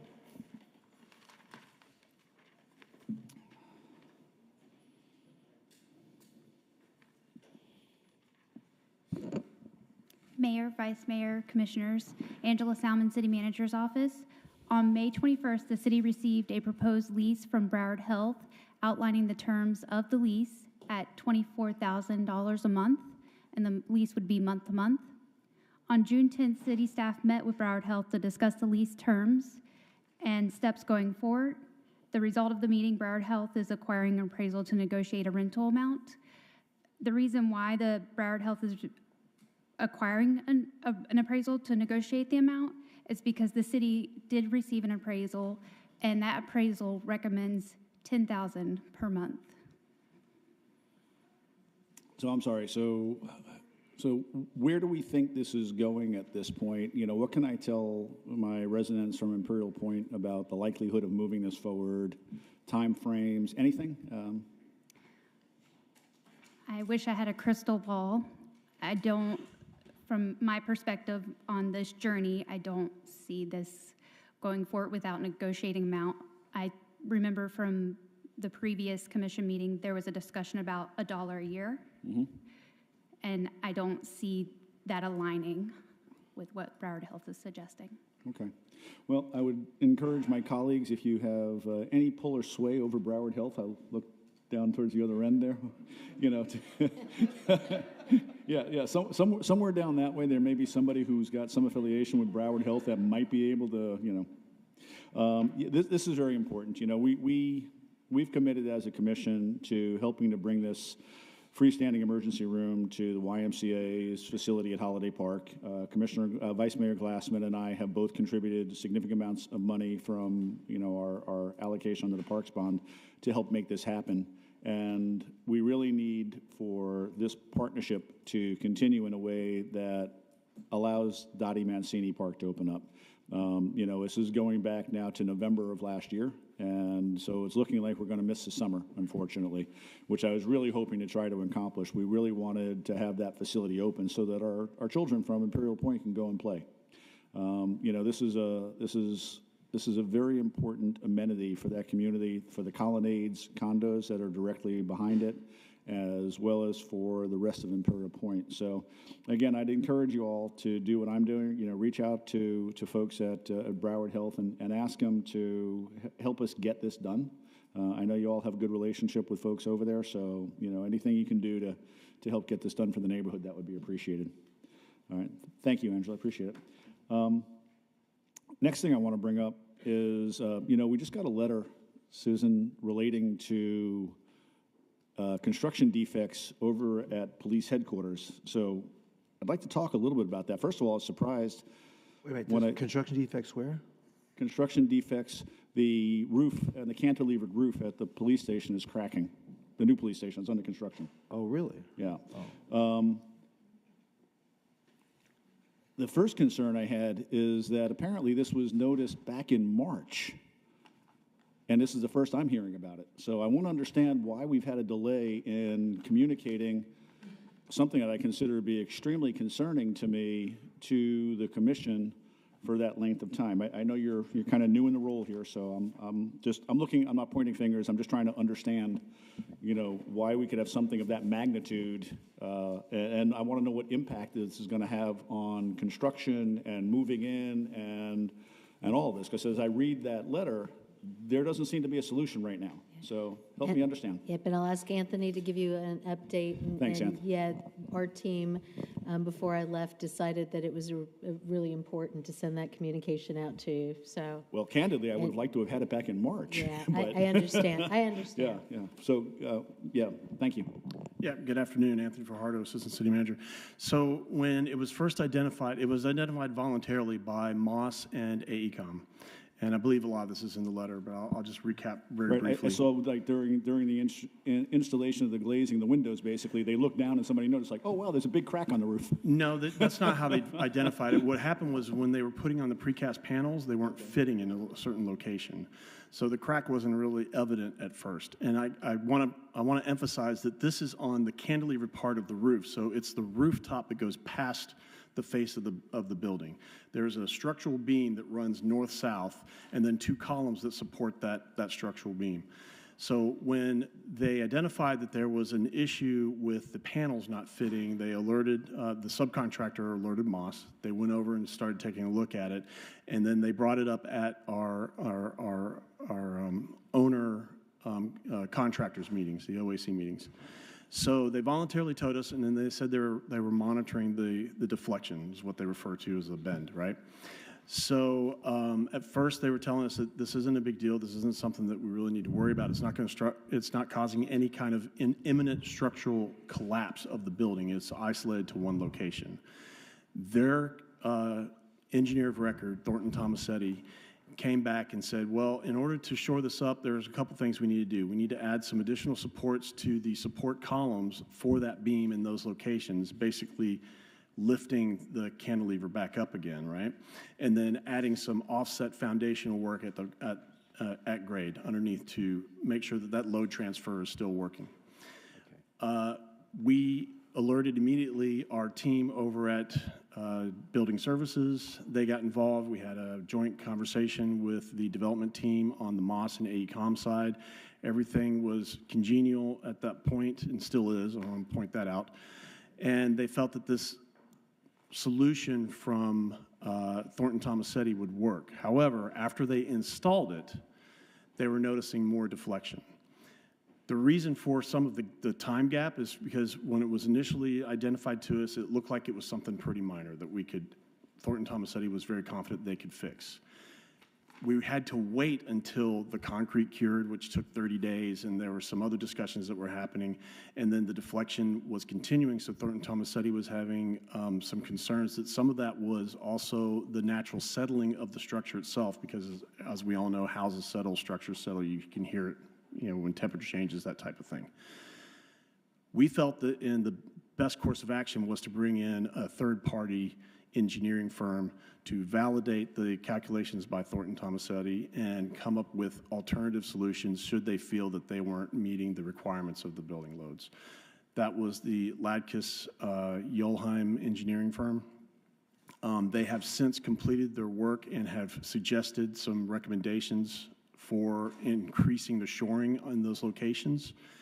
And right now, Thornton Tomasetti and AECom are validating those numbers and then getting back to us, hopefully by the end of this week, if not next week, on what we're going to do moving forward. We don't think that this is going to cause, again, any kind of severe structural damage to the building that can't be rectified and cause a danger. What we're really concerned about at this point is that as that deflection, if that deflection can't be cured, that the panels will continue to shift, and then we'll have warranty issues down the road. Right, because that's been our problem with the old building, for decades. Is right, we don't want mold, and we don't need that. It leaks like Swiss cheese. Yeah. So I'm very, very concerned. We've been dealing with the mold issues and the health issues resulting from the mold in the old building for quite a while now, and I'm concerned that we're set up for a recurrence of that. I know the brand new courthouse, for example, has had some challenges with their concrete as well, right? So I'm very worried about that. As I understand it, this is a design problem. Are we seeking, to invoke E&O insurance from the? We have informed them that that's an option that we will look into if we need to, but we're not at that point yet. Okay. We're hoping that the report from the Lacus firm will be validated by AECom and Thornton Tomasetti, and that we'll be able to implement whatever actions we need to ensure that this doesn't happen to the best of our ability. I mean, there's a lot of calculations that go into these types of things. What happened was, been identified is that when it was designed, it just wasn't designed for that particular load. And the reason that happened was because the original design of the building was going to be steel. It wasn't going to be poured concrete with panels. So that change was a massive change in the weight of the building, and those recalculations needed to happen throughout the building, and in this area, it was just not up to the standard that was needed for that material change. So the two things that I want to be particularly mindful of is I'm expecting that we will not be seeing any change orders asking for additional funds for this. Is that accurate? That should be accurate, yes. Okay, we may see a change order for additional time. So we are trying to figure out how we're going to handle that. Moss has come back to us with some projections on what this might mean in terms of timelines. Right now, what they've been doing to mitigate that is in that area, we issued a stop work order through our building department, and they had to shore up the cantilever. But they were still allowed to work in other parts of the building. So what they did was they shifted some things around that they would have worked on in that area and started working on in other areas. For instance, the roof up to a certain point, they could still work. So they're putting the non-structural concrete layer on that protects the roof and makes the drains work and that type of thing. So they're still moving forward to try and mitigate any delays that we would get in this portion, but we do have to get it rectified quickly because some of those subcontractors are getting to the point where they don't have any more work to do other than that portion of the building that we're talking about. So we've got to find out what that ultimate impact to the timeline is going to be. Okay, and then the last point on this then is, as this continues to settle as time goes on, which buildings do, as they cure and they settle, and potentially this gets worse, how do we protect ourselves 3, 5, 10 years down the road for defects that are apparent now? And maybe that's more of a legal question, but, from a warranty perspective, do we get some kind of a surety bond on this that, that will carry us forward for at least the next 10 years? What's our recourse here? My personal feeling is it should be redone. I don't trust what they're doing, and I think it should be redone. Okay, because I point to the fire station in my district, which we accepted, and it was defective, and it was closed for, 4 years, give or take, until we got the new air conditioning system put in, and we dealt with all the mold, and we had to have our firefighters in a temporary station and deal with the challenges with that. And we, the city, signed off and accepted that as a completed project when we never should have. And so I'm very, very mindful that our track record, at least with respect to that most recent project, left a lot to be desired. So I want to make sure that we do not find ourselves in the same situation where 18 months to 2 years down the road, we've got a building that has significant water intrusion and is no longer habitable, and we got to move everybody out while we fix it. So I share your concern, and we've been very upfront with the development team that we will take any actions we feel are necessary to ensure that the building is built correctly and we don't have those issues moving down the road. I think what we need to do at this point is wait for the numbers to be validated by AECom and Thornton Tomasetti to get their official response. We gave them 10 days to do that. I think that last day is coming up soon. Actually, I'm sorry, it was Friday. They asked for some additional time because they had some of the material that they received from LACUS was illegible. I'm not saying that word right. Getting tongue-tied. But they couldn't read it.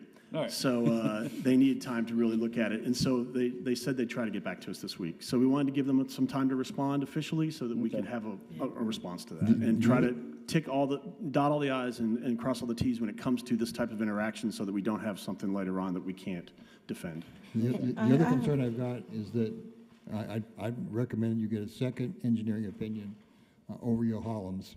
One opinion is not going to be enough, in my estimation. I don't do this kind of work, but I know exactly what you're talking about when you then accept something, you get a longer term warranty. Now what do I have? A building I can't use and I have to fix under a warranty.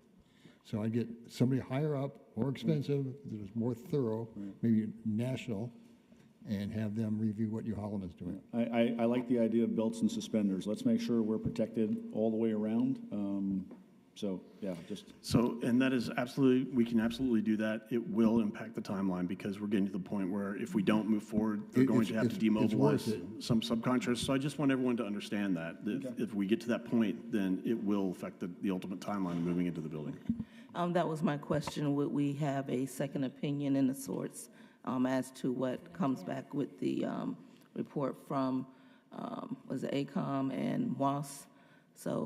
But the answer is we should get a second opinion. Yeah, and I want to be clear, this isn't really a MOS, it's not a MOS issue.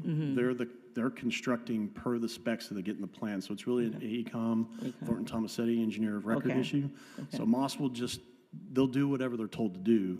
And they've been anxious to be given that direction so they can move forward. Yeah.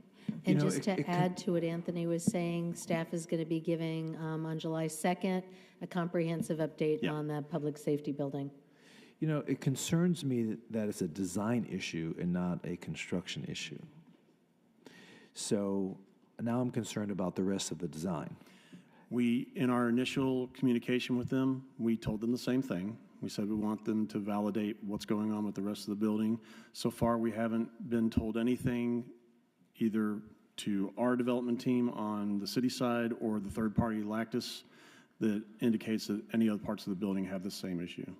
And so in order to remedy this, they're talking about shoring it up. So if the thing is overhanging and cracking, what's to shore it up? A column?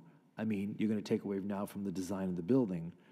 I mean, this is not a complicated building, and I don't understand why the infrastructure of the building was not designed in such a way to accommodate the nature of this particular aspect of the building.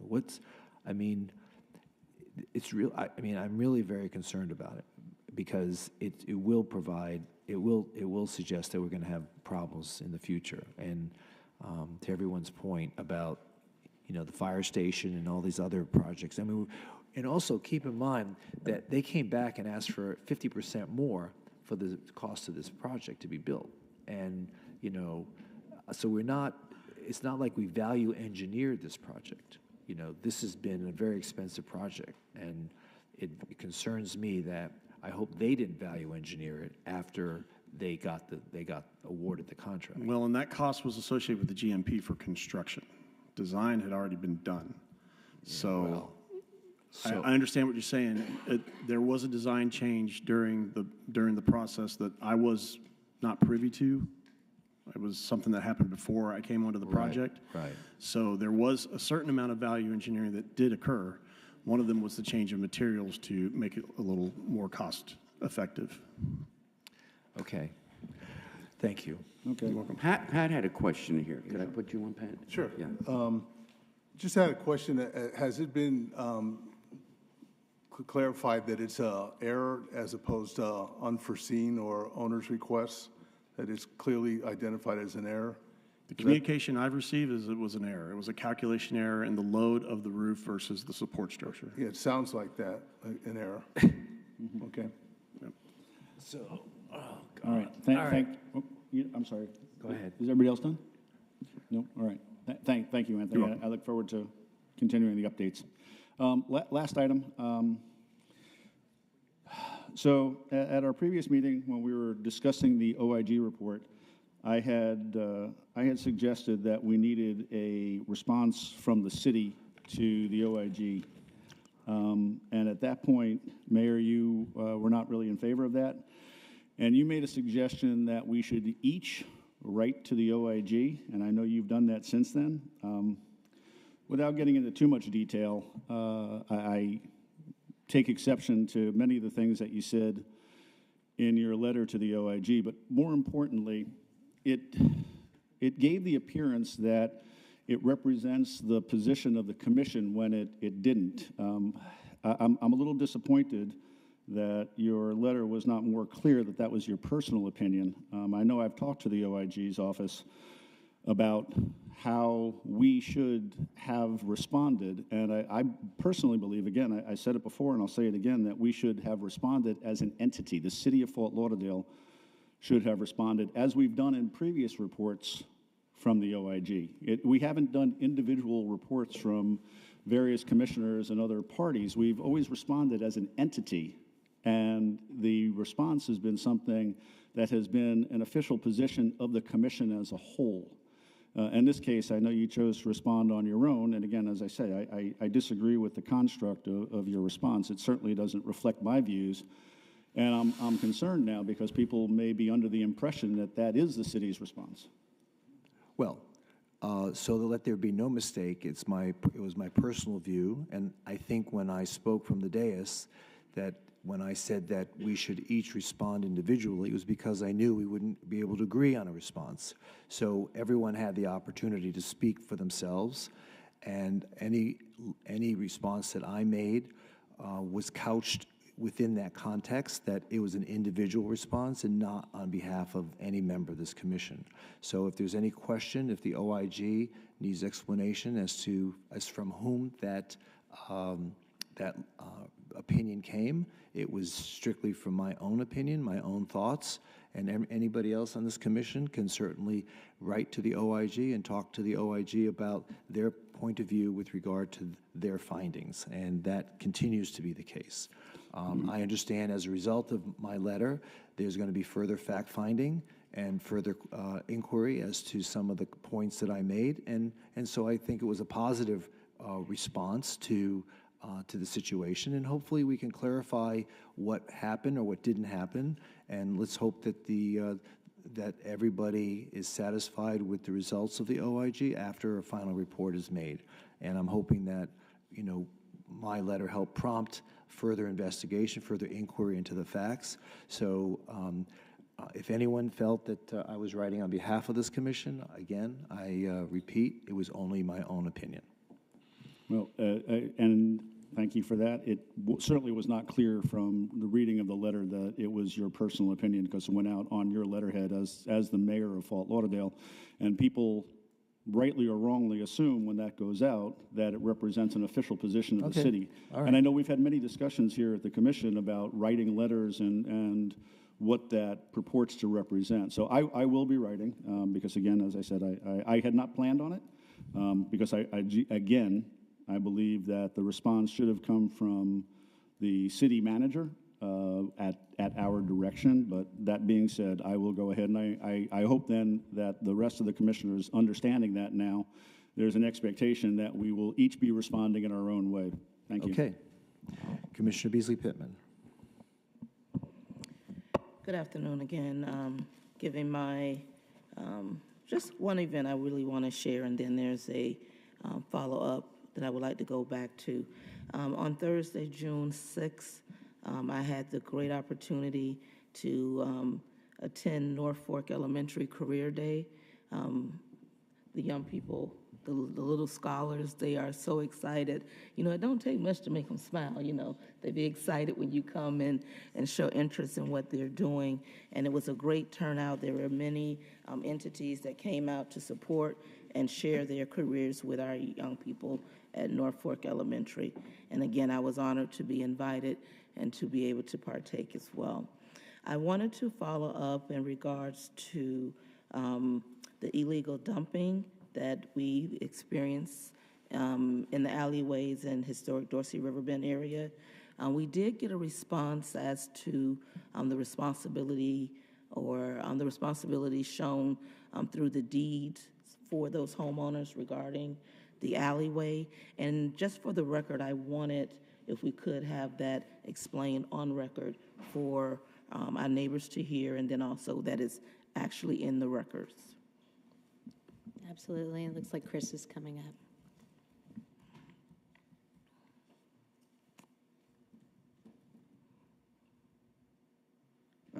Good afternoon, Commissioner. So with the alleyways, our code talks about responsibility for the maintenance and upkeep of alleyways. And basically it's whatever property is on whatever half of the alleyway, it's the responsibility of that party to keep and maintain. So in this case, we had a situation where that alleyway was inundated with illegal dumping. So I know we worked with the police department and code enforcement to do some monitoring and try to catch the folks that are doing the illegal dumping and stop that in the future, and also clean that up so that the neighbors could not have to deal with that situation. Okay. Was it determined the ownership of the alleyway? I thought I got an email. So the ownership is it's a public street, it's a public alleyway. So there's some alleyways in the city that are maintained by the city in terms of the upkeep and mowing and maintenance of those. There's others that are not. But in terms of what the code states is the responsibility of the maintenance of the alleyways, if it's not maintained by the city, it's maintained by the adjacent property owners. Okay. But it is a public alleyway. Okay, all right. And again, that was for the 10th Avenue and also the, is it Fifth Court or? I think so. That rings a bell. And we are meeting internally. I know the city attorney set up a meeting, so we're going to discuss the issue further and potentially maybe bring something back to you. Okay, thank you very much for that update. Mayor, that's all that I have today. Do I always have to go last? I'm just curious. Okay. I mean, they rotate the voting order. Vice Mayor? I guess that answers my question. It does answer your question. Thank you, Mayor. I really appreciate it. Thank you. You did try. Okay. Thursday, June 6th, Mayor, you and I were at the Merle Fogg seawall ribbon cutting. That was very exciting. I always love seeing a new seawall. 3 years ahead of schedule. Thank you to Public Works for all of that work for that 130-foot brand new seawall. Really, I heard from some of the neighbors in Marine Tower, and they're happy. The rains come, and they don't have that flooding on Las Olas. And you can allow dogs there? I don't know. But they don't have that flooding, and they're very appreciative of that. Friday, June 7th, I attended the Broward County Economic Engine Progress Report Conference. Really quite fascinating to hear all of the reports about the airport and the seaport. Now, obviously, those are county facilities, but a huge economic impact for our city. And it was really very interesting to hear that there were over 1,000 people at that conference luncheon. Very well attended, obviously, and very, very encouraging to hear what the progress has been and what the forecast is for those facilities and how they will impact Fort Lauderdale. Saturday, June 8th, attended the Middle River Terrace Summer Social in Middle River Terrace Park. Very well attended. Good spirit there, really hardworking board, and that was really nice. And I will thank the city also, the Annie Beck House, the historic Annie Beck House in the park really looks beautiful. And I know we have a brand new police officer living in there. It has gone a long way to protecting that park, making it a safe place. It wasn't that long ago where that was a tough place, and it's just turned around 360 degrees. So thank you to everyone for all of that, and for the police department for doing such a great job with the rotation of the officers who are living in that house. Monday, June 10th, Mayor, you and I actually attended the ceremony at Laura Ward Park with Mr. Monopoly. That was a lot of fun, actually, and along with the water taxi ride. A lot of excitement there for folks as Hasbro is creating its own Fort Lauderdale version of the Monopoly game. So, again, that was a lot of fun, and poor Mr. Monopoly, he had this head, obviously, you know what Mr. Monopoly looks like, so he had this costume head. It was like about 100 degrees outside, and the poor kid had to take that head off because he was just like suffocating under that costume, and felt bad for him, but he put it back on eventually, and everything worked out just great. Last evening, it was an event that I attended Such an amazing camaraderie, such a good spirit, and it was really great to attend at Mission Barbecue, a brand new restaurant. This was a friends and family night for the Firefighters Benevolent Association, the Fire and Safety Museum located in Sailboat Bend, and also the Police Officers Foundation. A really packed restaurant. Again, a really good spirit, and I was glad to be there in support of those three organizations, and actually four if you include the brand new restaurant that's going to be opening. Coming up, Parks Public Meeting for Channel Square and Promenade Park right by the Las Olas Bridge. That will be held at the Beach Community Center. As you know, we are converting the zoning to protect our open spaces, and this is a public participation meeting for that particular area near the, right off the bridge in front of the Venetian condominium. I will be speaking Thursday at the Central Beach Alliance meeting that will be held at the Conrad Hotel. I'm looking forward to that. That will be their last meeting until September because they do take a break in July and August. And then Tuesday, June 25th, I will be speaking at the Flagler Village Social. That's going to be a voter registration drive for all of the young folks that live in Flagler Village. And then I'll also be attending the next night, Wednesday, June 26th, at their regularly scheduled Flagler Village Civic Association meeting. Just some comments. So actually, Susan, I don't know if I should address this to you or maybe someone from, I don't know, TAM, but you know, and I'll talk about this a little bit more detail about some of the flooding that we had. But I did get a lot of emails and messages from folks in Victoria Park. They're wondering what the possibility is that when we know that we're going to have a flooding situation and certain roads are going to be inundated with water, are we able to set barriers up? Are we able to close roads on the worst streets so that folks don't venture down those roads? Not sure which department would take the lead on that. Victoria Park is telling me that they have seen those types of barriers in the past so that folks don't venture down. Also, you know, when people do, especially some of the trucks, it creates a really huge wake, and that wake takes that water right into folks' homes. So I'd just like to get an answer on that, or if that's something we can look at as a possibility. Yeah, we can look at it. There's, you know, with everything, there's a lot of learning and opportunities for improvement. So we'll write that down as a lesson learned and see if there's something we can do. That'll be great, because I want to be able to get back to those folks and let them know. And then I wanted to talk briefly about what we did experience last week. And again, I will echo what the mayor said to Ben and our staff, because although we were challenged once again with that rainstorm, I think the response was excellent, and I want to say thank you very much. I'm going to distribute to the now. to the whole EOC team. Yes. Alan Dodd, his staff, everybody was up there. I mean, Yes. they were fully engaged, and they were engaged early on. Yes. You know, even before some of the flooding actually started to materialize.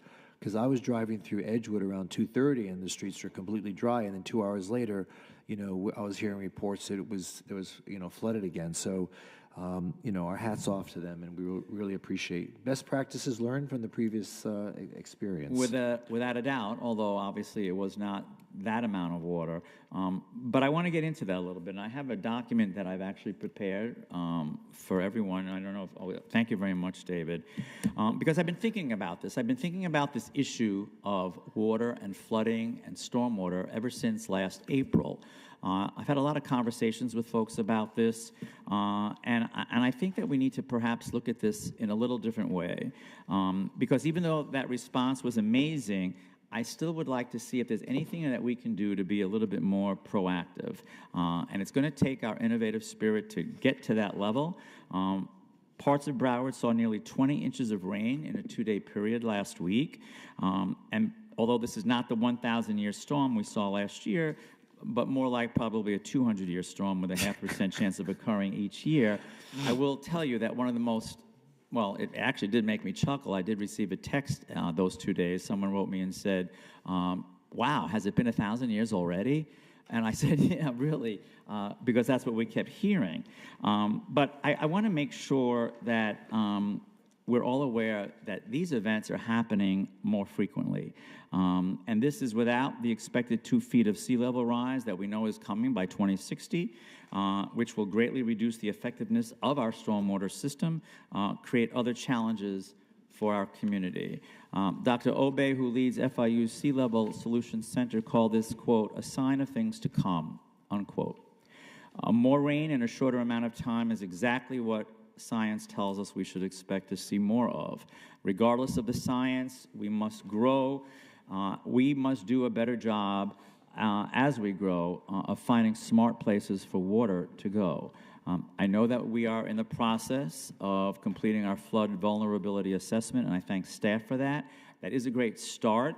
But we cannot wait for the study just to take action on flooding. I think we just have to be a little bit more innovative. We have to lead, and we have to show the way so that our residents know what the plan is.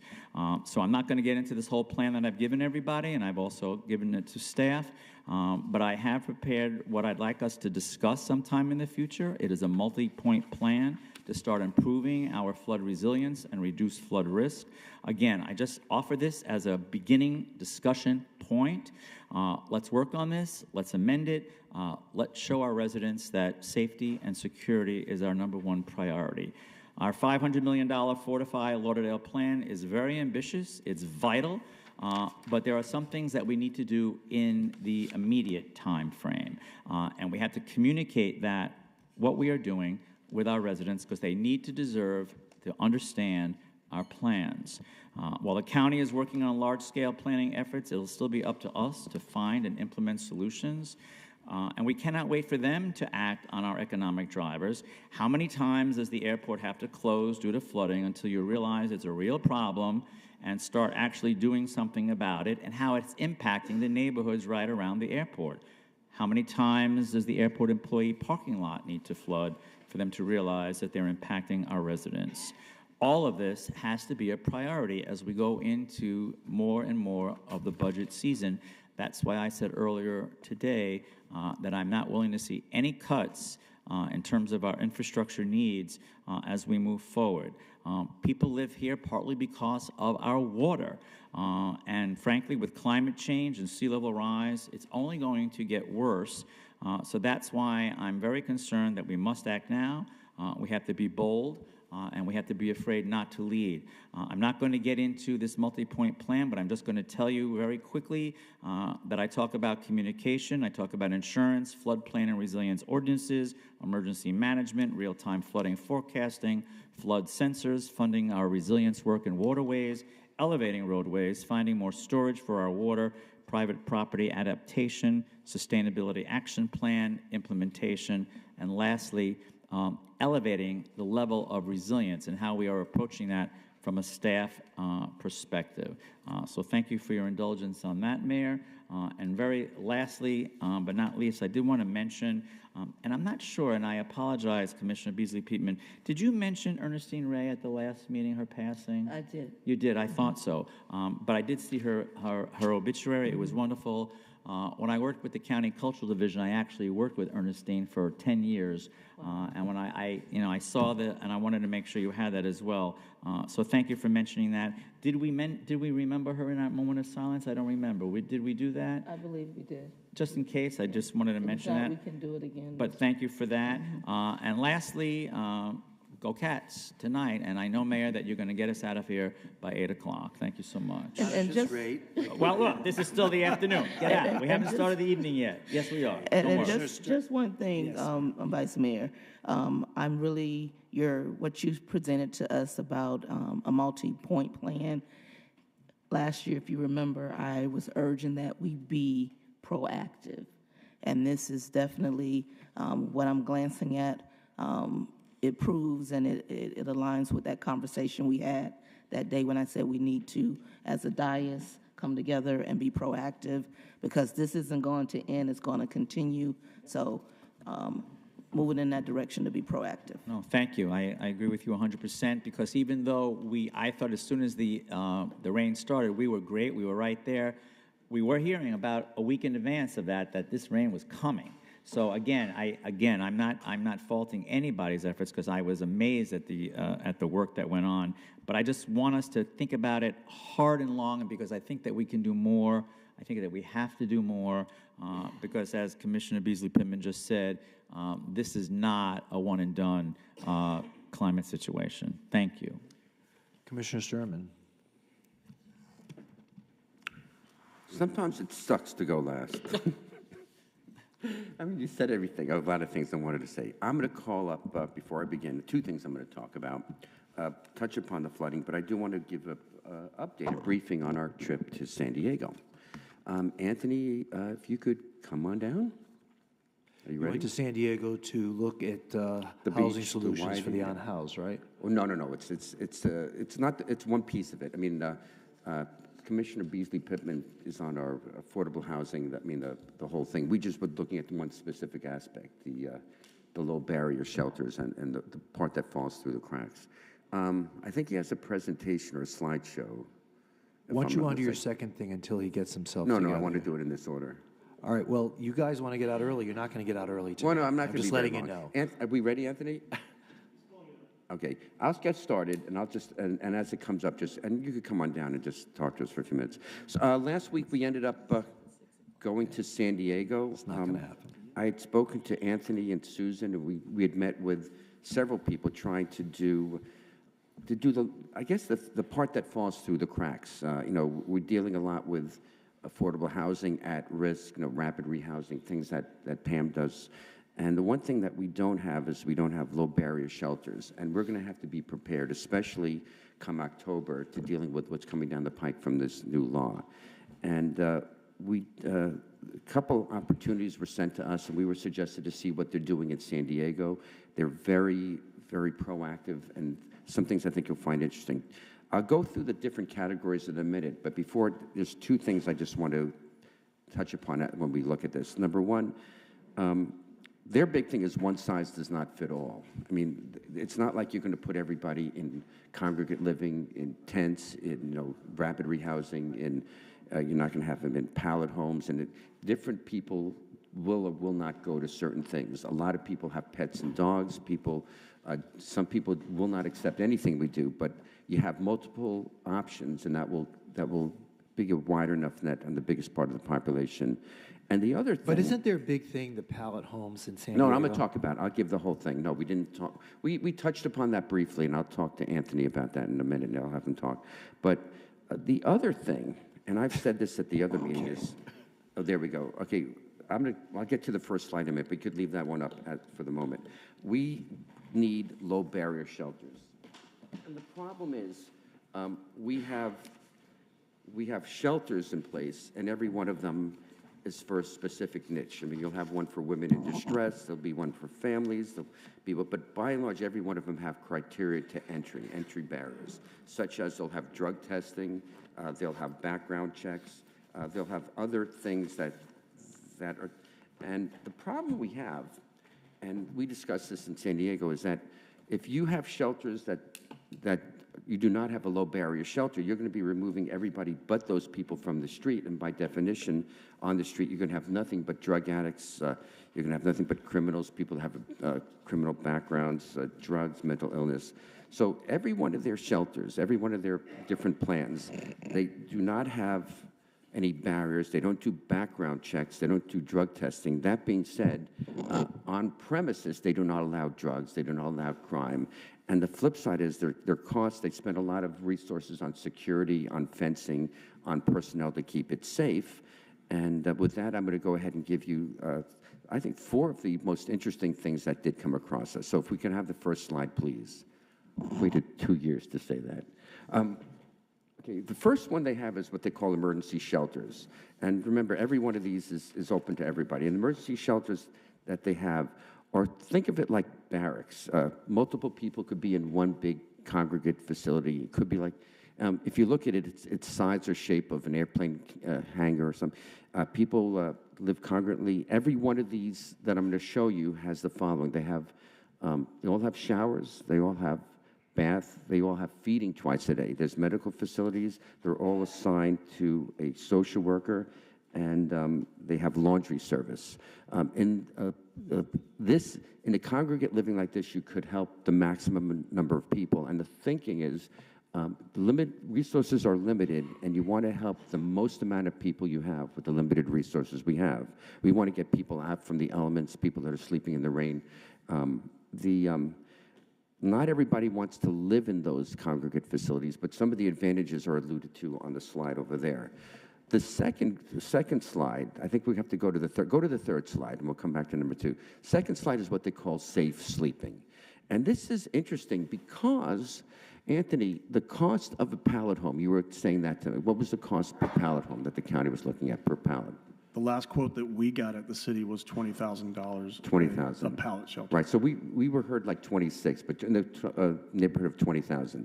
They have a program that's not really tents, but they're using, they equate it to ice fishing tents, which are much bigger. You could stand there much more sturdy.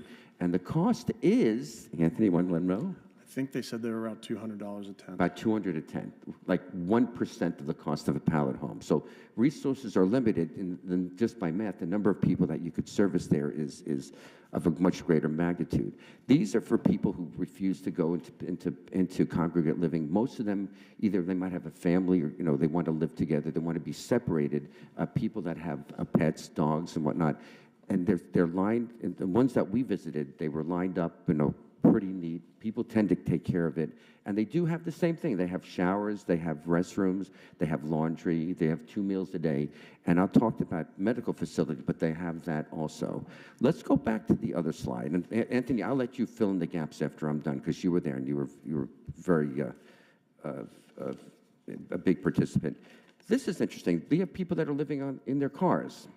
A lot of people, they're working, and they have no place to go, but they'll just pull over and they live in their cars, and they might go to this intersection, they might go to a parking lot here, and they've set up safe parking. And what that is people who are living in their car, they have a parking lot, and they do the same thing. They put the perimeter around there, they have fencing, and they have the same service: laundry, showers, food, medical. And this is, cost-wise, this is very much more affordable than having to actually house some of these people. And the last slide, this 2-1 going down, is for transitional storage. People that are homeless, they might have the favorite blanket or documents, birth certificates, the driver's license. They might have a change of clothes to go to work in. And there's a whole system there where they do have storage. We had that at one particular point. One of the things they do have in this whole program is it's all integrated. So we have the same thing here, but somebody doesn't show up for 2-3 weeks. There's ways of contacting them, ways to keep track. There's case managers. I have a few more things to say, but for this part of it, I'm going to hand it to Anthony if he just wants to fill in the gaps, or give your take on what we had there. As Commissioner Sturman said, we did visit San Diego. Louisa Agathon and I had visited also Vancouver, Washington, and Gainesville and Tampa in Florida. And the message was pretty much consistent amongst all of them.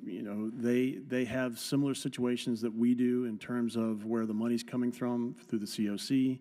They also express some frustration with how that money is allocated and pushed into the communities that they felt that were needing it. So the message that we took away from it is take some sort of action and be decisive about it. We were told over and over again, you need to figure out what your mission is. And if your mission is to get people off the street and into some sort of program that can help them get into whatever they need, whatever that service may be, long-term housing or some sort of program for alcohol and drug dependency, that's fine, but you need to start doing something quickly. The other message we got was, don't wait for perfection and a master plan. You'll be spending a lot of time just waiting and waiting and waiting for a committee to come up with a master plan when you need to take action right away. So in terms of cost, San Diego is on a much different scale than we are. Their program costs them about $80 million a year. They were using a lot of grant funding to pay for the lion's share of that. They don't have that funding this year, and I believe that their budget hearing was just a couple of days ago, so I'm interested in finding out how they did when it came to that. But it seems to be working there pretty well. They also had some takeaways that they said do not do. One of them was day respite. Day respite, you create the situation where people have services they can only access during the day. They want to be close to those facilities, so they kind of camp in those areas. And they have some legacy day respite centers around the city that they cannot get rid of that is causing a lot of that problem. So, like I said, it's a consistent story in every community we went to. Vancouver, Washington's probably a little more equitable in terms of size and population to Fort Lauderdale. They're also just shy of 200,000 people. They did something similar. Tampa, they stood up their facility with tents first to get something going, and then moved on to other facilities as they gained more funding. So they now have pallet shelters that they brought online probably in the last month. They also have converted containers that are now for like one-bedroom little units for veterans. They have services on site in addition to the ones that the commissioner mentioned. Some of them have services for bike repair so that people will have a method of moving back and forth between that location and wherever they need to get for any type of job. And we're also told by several of them that a lot of people that you see there are actually employed. They just cannot afford to live in the areas that they're in. And with the safe parking as well, they've had a phenomenon in Vancouver in particular, they mentioned this, where that kind of top tier of residential property that's available is being snapped up so fast that even people that can afford it can't get a home, so they're moving down to maybe the next level and pushing everybody out of the market on the lower end. And so they have people that are showing up at some of the safe parking facilities in like nice late model cars. They just can't afford the rent anymore. They've been kicked out of their place of residence. So I think that the commissioner hit on most of the big topics. We did plan on, I think I mentioned this earlier when Commissioner Herbst asked a question, that we were going to do more one-on-ones with each of you, and then we did plan on coming back and doing a more formal presentation with a lot of our findings that we can definitely get into more detail then, but I'm happy to answer any questions if you have any. Okay, I'm going to put a couple of things into that in addition. I'll touch upon the medical aspect of it. I know that it's probably more dear to my heart than the rest of you, but they did have a few things, such as they had a van that goes through a medical van, and they have a few of them, a series of those. And the interesting thing is they provide primary care. And we had talked earlier about that program, but remember I asked them to pull that for the homeless regarding what we have with fire rescue. They have vans that go in there and try to avoid having to go to ER. They'll have having actual electronic charts on a regular basis. They have medicines they bring in for people who are diabetic, hypertensive. They'll do urgent care treatment such as wound care and things like that. And again, all these things keeping people out of the emergency room. The thing is, October 1st is coming pretty quickly. We don't have any low barrier shelters. One of the things they do have in San Diego is transportation also. These are around transportation hubs, and they do provide transportation. People have to go to work by public transportation, and that's one of the keys that they send home to us. I've met with United Way before and after I've come back. My contact with county is Lamar. Lamar and I are going to be meeting again later this week to share some of our thoughts. The problem is not in my backyard. They have that same problem in San Diego, and their solution was, no, they're going to put people throughout their city. Their city is bigger than the size of our entire county, and it hasn't been the issue that they thought it was. People have at first everybody rejected. Eventually, it seemed to have worked out a lot better. And if I could just interject, Commissioner, one of the ways they mitigated that with individuals who had those concerns is by having criteria for the location in the first place. So it can't be in a flood zone, it can't be too far away from transit, but they also have a limitation on how long that site can be there. In San Diego, it's 3 years. And they have to identify another site and move it. Okay. Okay. So that identified a site in Fort I'm Lauderdale? sorry, in Vancouver. Have we identified a site in Fort Lauderdale where this would work? Not officially, no. Okay. No, we were looking at a few things, and that's one of the things when I speak to Lamar, we're going to talk about a few things going forward. And I have 2 items. That's the first item on my conference. And any questions? To be honest with you, I wish you had asked to put this on an agenda item in the conference meeting where we could actually have a real discussion on this. I have a lot of questions. I think we all have a lot of questions in how we can make this work for our city. So let's bring this back. Well, right. 100%. I agree. I'd love to. I just want to give you a report from my thing. I appreciate it, but let's bring this back. Okay, and then Anthony, I think that's a great idea. Okay, number 2 is, and Vice Mayor did touch upon this. Let's talk about the flooding. We were told, and I feel for my neighborhood because we always get the brunt of it. The two worst neighborhoods are Edgewood and River Oaks, continually get flooding. You know, it's a 1,000-year storm, and we've had 3 of them in the last year, and that's the way that we're hearing about it. I mean, to put in perspective, it's not, you know, everybody's putting fault on Fort, yeah, come on, Alan, come on up. Everybody's putting fault on Fort Lauderdale leadership and all, but you know, Oakland Park Boulevard in '95 was underwater. Brightline couldn't go into Dade County. They were able to work from Orlando all the way up to Fort Lauderdale, but everything, Aventura was flooded. Hollandale, I believe, has Red Cross in there right now as we speak. So it wasn't a Fort Lauderdale event, but my neighbor's being affected, and I want to know if, I mean, I would like a few things, and I am going to give the mic to you. We had spoken, Alan. I know everybody's frustrated, but I want to thank Ben. I want to thank you, Alan, the police and fire department, and particularly my staff. Jerry and Renee, please stand up for a second. Please stand up. I mean, 48 hours straight, you didn't get a wink of sleep, preparing bulletins going out, getting requests for resources, finding out where things are flooded. We were around the clock, and same, you guys were giving us updates on a regular basis, communication going both ways. That being said, I think what we should do, and we need to learn, because we were underwater, if we could have a debriefing and just a summary what went wrong. You know, issues with drains, I was told that maybe some of the drains are state-controlled, Department of Transportation, some are county. I think that we need to go, especially on Las Olas, on 3rd Avenue, State Road 84, Andrews. Somehow, Ben or Susan, we need to reach out to the Department of Transportation. That has to be a priority, cleaning those drains. Broward Health couldn't get ambulances in again. I mean, they did. They did a workaround, but they couldn't get staff in and out. Sandbags, you know, we finally did get sandbags, but maybe we could start now having a program, and I think, Ben, we discussed this. If you want to talk about that, I'm going to bring you up in a second. You'll be number 2. But what we could do now to start doing sandbags, you know, we're in hurricane season. We're one hurricane away from having these neighborhoods underwater again. I think we really need to make sure that you know, we could do everything in our power to make sure that when the rain does come, which it will, that we are prepared. Alan, you'd give me an update on you know, from your perspective. We spoke one-on-one. If you want to just give me your thoughts of feedback.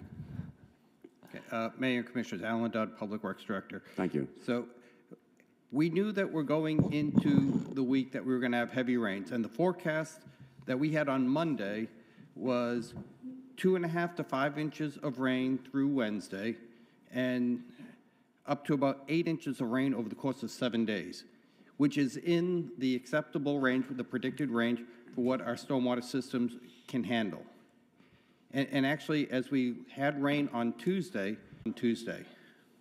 and we were doing all the preparatory things that we were supposed to do, getting ready for heavy rains, but again, our system's designed to handle about 3 to 3.5 inches of rain over a 24-hour period, and it worked on Tuesday. We didn't have any problems.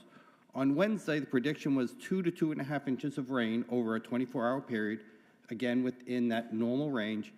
And when the afternoon came, it changed, and we got 9 to 11 inches of rain in different parts of the city over the course of about 12 hours.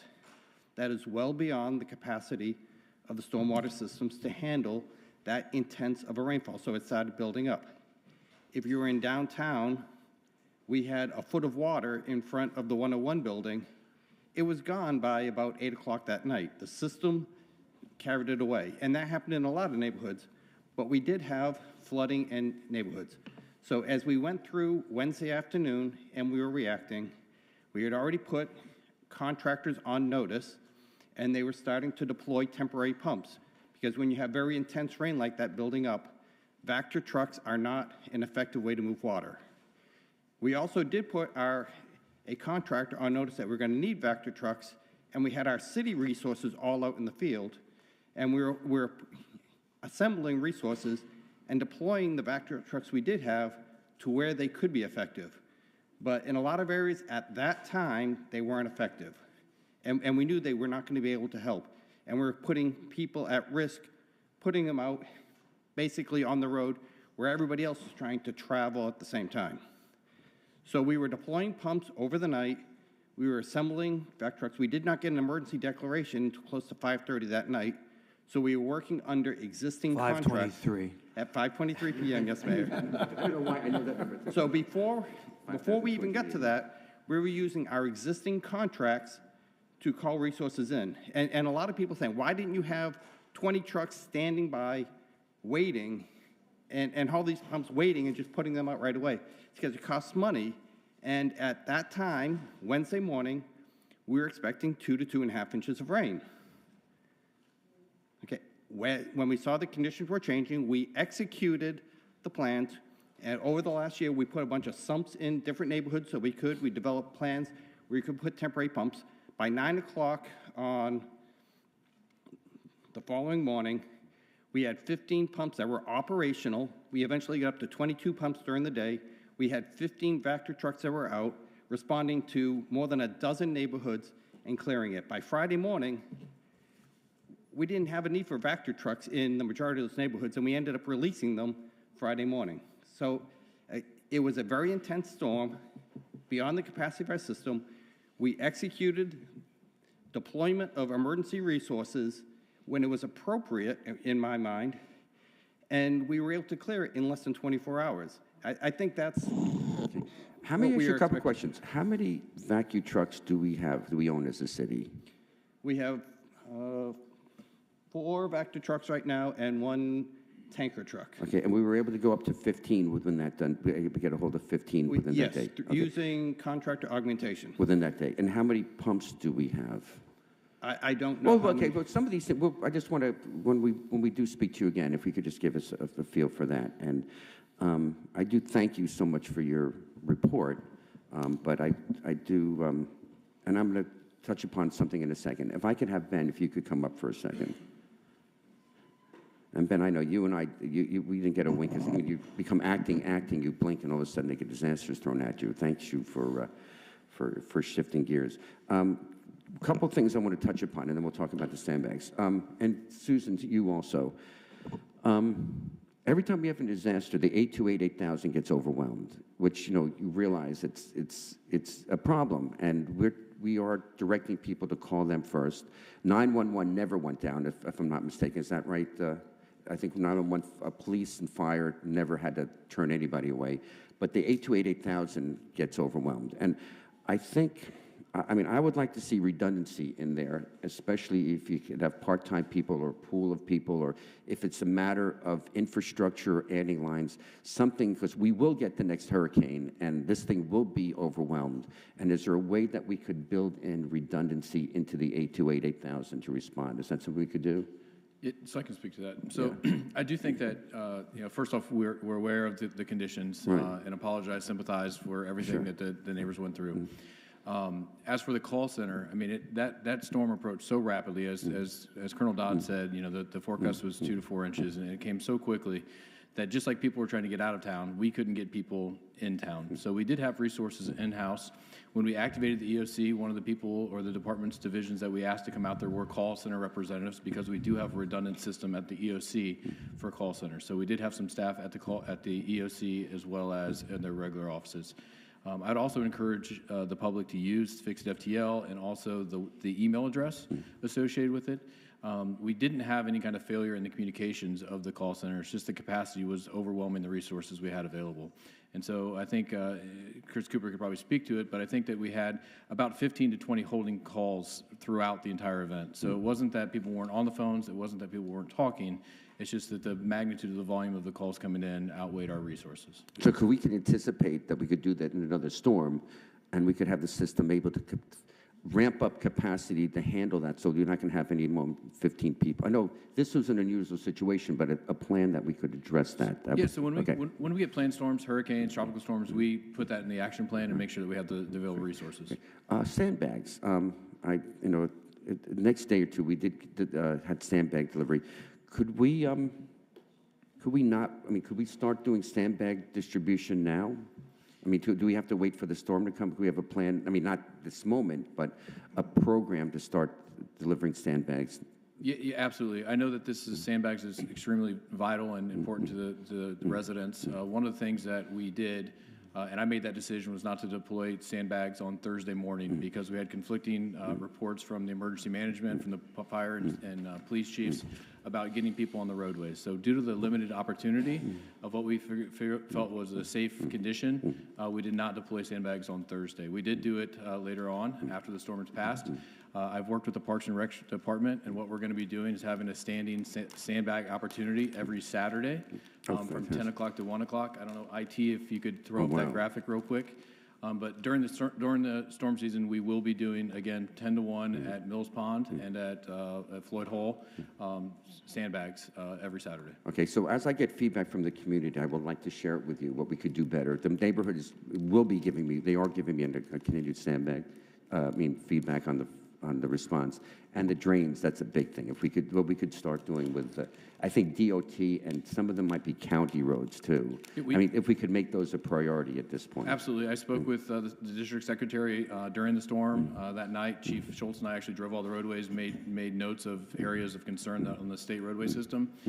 Colonel Dodd already has some meetings set up with FDOT regarding the 595 outfall. So all those conversations are being had. Okay. There was one other thing, Mr. Mayor, and I just wanted, I mean, I wasn't going to talk about it, but all of a sudden, and I've already gotten an answer. I've spoken to the director of the airport. I've spoken to Lamar, but just for the public, I mean, there was accusations that the airport was pumping water into Edgewood. Have you heard anything about that? I was involved in some of those conversations. I have a general awareness that the airport, my understanding, doesn't pump into it, but it has a natural flow into the creek, which then goes downstream, and if it reaches capacity, impacts Edgewood. Okay. Thank you very much. That's the end of my report, Mr. Mayor. If I can just say one thing in regards to your report, I also want to say thank you for everything that was put in place in regarding our flood incident. And I also want to say thank you for being proactive, because all of this is what I discussed last year when I was told I was being frantic and over top. But everything that is being said right now are the same issues that I talked about last year, having those pump trucks in lined up. 15, way to go, thank you. Preparing the sandbags for the future, this hurricane season throughout, thank you. It was heard and it's being reiterated now, but this is how we need to prepare. We can't wait till the storm. So all these things that we're spending this time on right now, let's continue to do that. And there's others, comments that my colleagues have shared. Let's make this happen because this is serious. We all know that. We live in South Florida. Hurricane season is now, and we have until November. So let's be prepared as much as we can. And thank you for the efforts that's been put in place. Thank you so much. Great, thank you. Folks, for those of you who are here tonight for the 6 o'clock meeting, it probably won't start till 6:30, so I just want you to be aware of that. I want to talk about something really important instead of all this other stuff. We have a Monopoly game happening in Fort Lauderdale. Anyway, we had an announcement this past week that Hasbro, a licensee, is going to do a Monopoly game in Fort Lauderdale. The Vice Mayor and I were here for the announcement, so in months ahead, you'll be seeing more and more about this kind of a fascinating moment for us.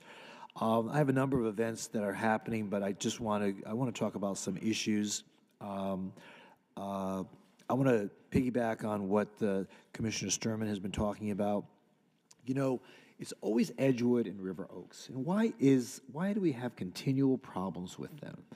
And that Osceola Creek is now become the bane of our existence. What happens is that when the airport begins to accumulate water, it spills out into this creek, which is a passive, gravity-driven pathway for water to flow into the other waterways. And when it doesn't have enough capacity, it overflows into those neighborhoods. And the county, I understand, has plans on the shelf to install pumps so it pushes it out, so it doesn't just sit there waiting for it to flow. In the meantime, we have a problem in those neighborhoods that are really close to that creek, and that's how those neighborhoods get flooded. Does the city have an appropriate opportunity here to push back against the county? Can we sue them? I don't think we should sue them, but I think we should talk to them about pushing forward and making sure that they be a little bit more proactive on that drainage system, because we cannot continue to allow that to happen. No matter how much infrastructure we put into the ground to try to siphon off the water when it falls into those neighborhoods, it can nowhere accommodate the kind of water that flows from that northern runway into our neighborhoods. So I want to keep you apprised of any conversations that I continue to have, as I will begin to have conversations with the county about trying to see how we can do better there as far as the Osceola Creek is concerned. The second thing is Mayor Wayne Messam from Miramar has contacted me, and I didn't want to respond until I got some sort of a collective response from the commission. Apparently, the county wants to build a incinerator near the county line, Miami-Dade County line, and he is apparently it's going to impact his city significantly, being built in that area. He's asking for all the cities in the county to push back against it being located there, and he has sent me a letter specifically outlining his concerns. And I need to know from this commission what kind of response that we should give. He wants me to sign on a petition to push back against the county building the incinerator there. He's looking for money from us. I don't know about the money part, but does anyone here have any thoughts about how we should we participate in this effort? What are your thoughts about this? Can you Anyone just have share any that thought? letter with us, and then we can Yes. study it and then get back to you? Why don't we do that? Okay, Thank I'll you. share the letter. Okay. I'll be happy to do that.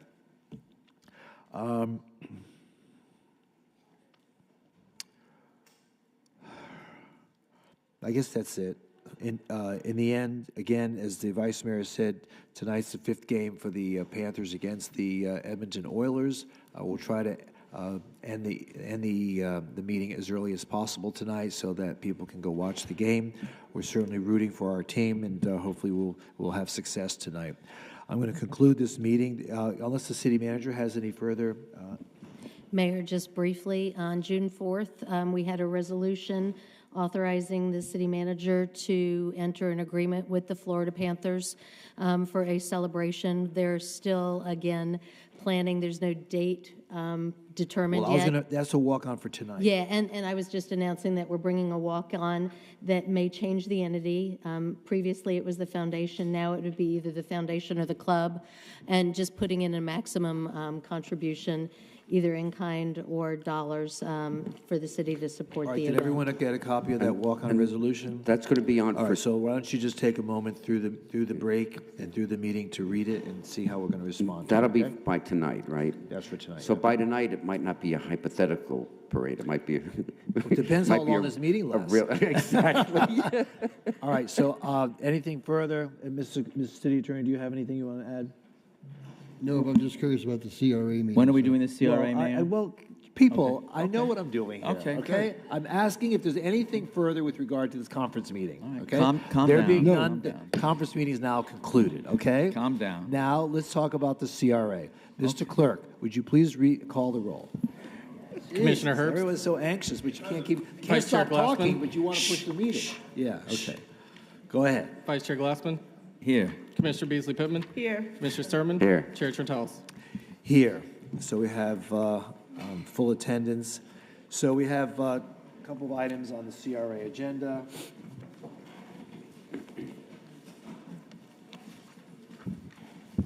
All right.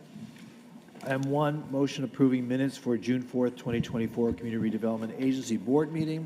Do I So hear a moved. motion to approve? Move. Second. It's been moved and seconded. Please call the Second. roll. Commissioner Beasley Pittman? Yes. Commissioner Sturman? Yes. Commissioner Herbst? Yes. Vice Chair Glassman? Yes. Chair Trentalis? Yes, and M1 is now approved. We have R1, a resolution terminating a $3 million development agreement with Avenue Darts, the Arts FLL LLC, and removing the restrictive covenant to construct a Comfort Suites Hotel on the property, subject to conditions. Oh, Susan Grant, yeah. This I is have your- one person to sign up to speak. That's just to respond to questions. Anyone else have any questions on this? There being none, would someone like to introduce the resolution? Introduce. Okay, what do you want me to do? Please call the roll. A resolution of the Board of Commissioners of the Fort Lauderdale Community Redevelopment Agency terminating a $3 million development incentive program agreement with Avenue to Arts FLL LLC and removing the restrictive covenant to construct a Comfort Suites Hotel on the real property located at 713, 717, 723 Northwest 3rd Street, subject to conditions, rescinding and repealing resolution numbers 19-07 and 22-04 to the extent inconsistent with this resolution, authorizing the executive director to execute any and all instruments related to this transaction, delegating authority to the executive director to take certain actions and providing for an effective date. Commissioner Beasley Pittman? Yes. Commissioner Sturman? Yes. Commissioner Herbst? Yes. Vice Chair Glassman? Yes. Chair Trentalis. Yes, and the resolution is now approved. PH1, public hearing approving the sale of Community Redevelopment Agency property located at 822 Sistrunk Boulevard, 824 Sistrunk Boulevard, and 541 Northwest 8th Avenue to Fuse 9 LLC, subject to conditions, restrictions, and reservations, and authorizing the executive director to execute any and all related instruments and delegating authority to the executive director to take certain actions. I have 2 people sign up to speak, but for questions only. Does anyone have any questions or comments with regard to PH1? There being none, someone like to, let's see, do I have to move to a closed public hearing, Mr. City Attorney? Okay, do I hear a motion to close public hearing? So moved. Second. Been moved and seconded. Please call the roll. Commissioner Beasley Pittman? Yes. Commissioner Sturman? Yes. Commissioner Herbst? Yes. Vice Chair Glassman? Yes. Chair Trentalis. Yes, the public hearing is now closed on PH1. Do I hear a motion to approve PH1? So moved. Been moved. Do I hear a second? Second. Moved and seconded. Please call the roll. A resolution of the Board of Commissioners of the Fort Lauderdale Community Redevelopment Agency approving the sale of real property located at 822 and 824 Sistrunk Boulevard and 541 Northwest 8th Avenue to Fuse 9 LLC for $380,000, subject to conditions, restrictions, and reservations, delegating authority to the executive director to execute the commercial contract addenda, conveyance instruments, and other documents related to the transaction, delegating authority to the executive director to take certain actions, providing for an effective date. Commissioner Beasley Pittman? Yes. Commissioner Sturman? Yes. Commissioner Herbst? Yes. Vice Chair Glassman? Yes. Chair Trentalis. Yes, and that item is now approved. Is there any further business of the CRA? There being none, that meeting is now concluded, and we'll resume our evening meeting at 6:20.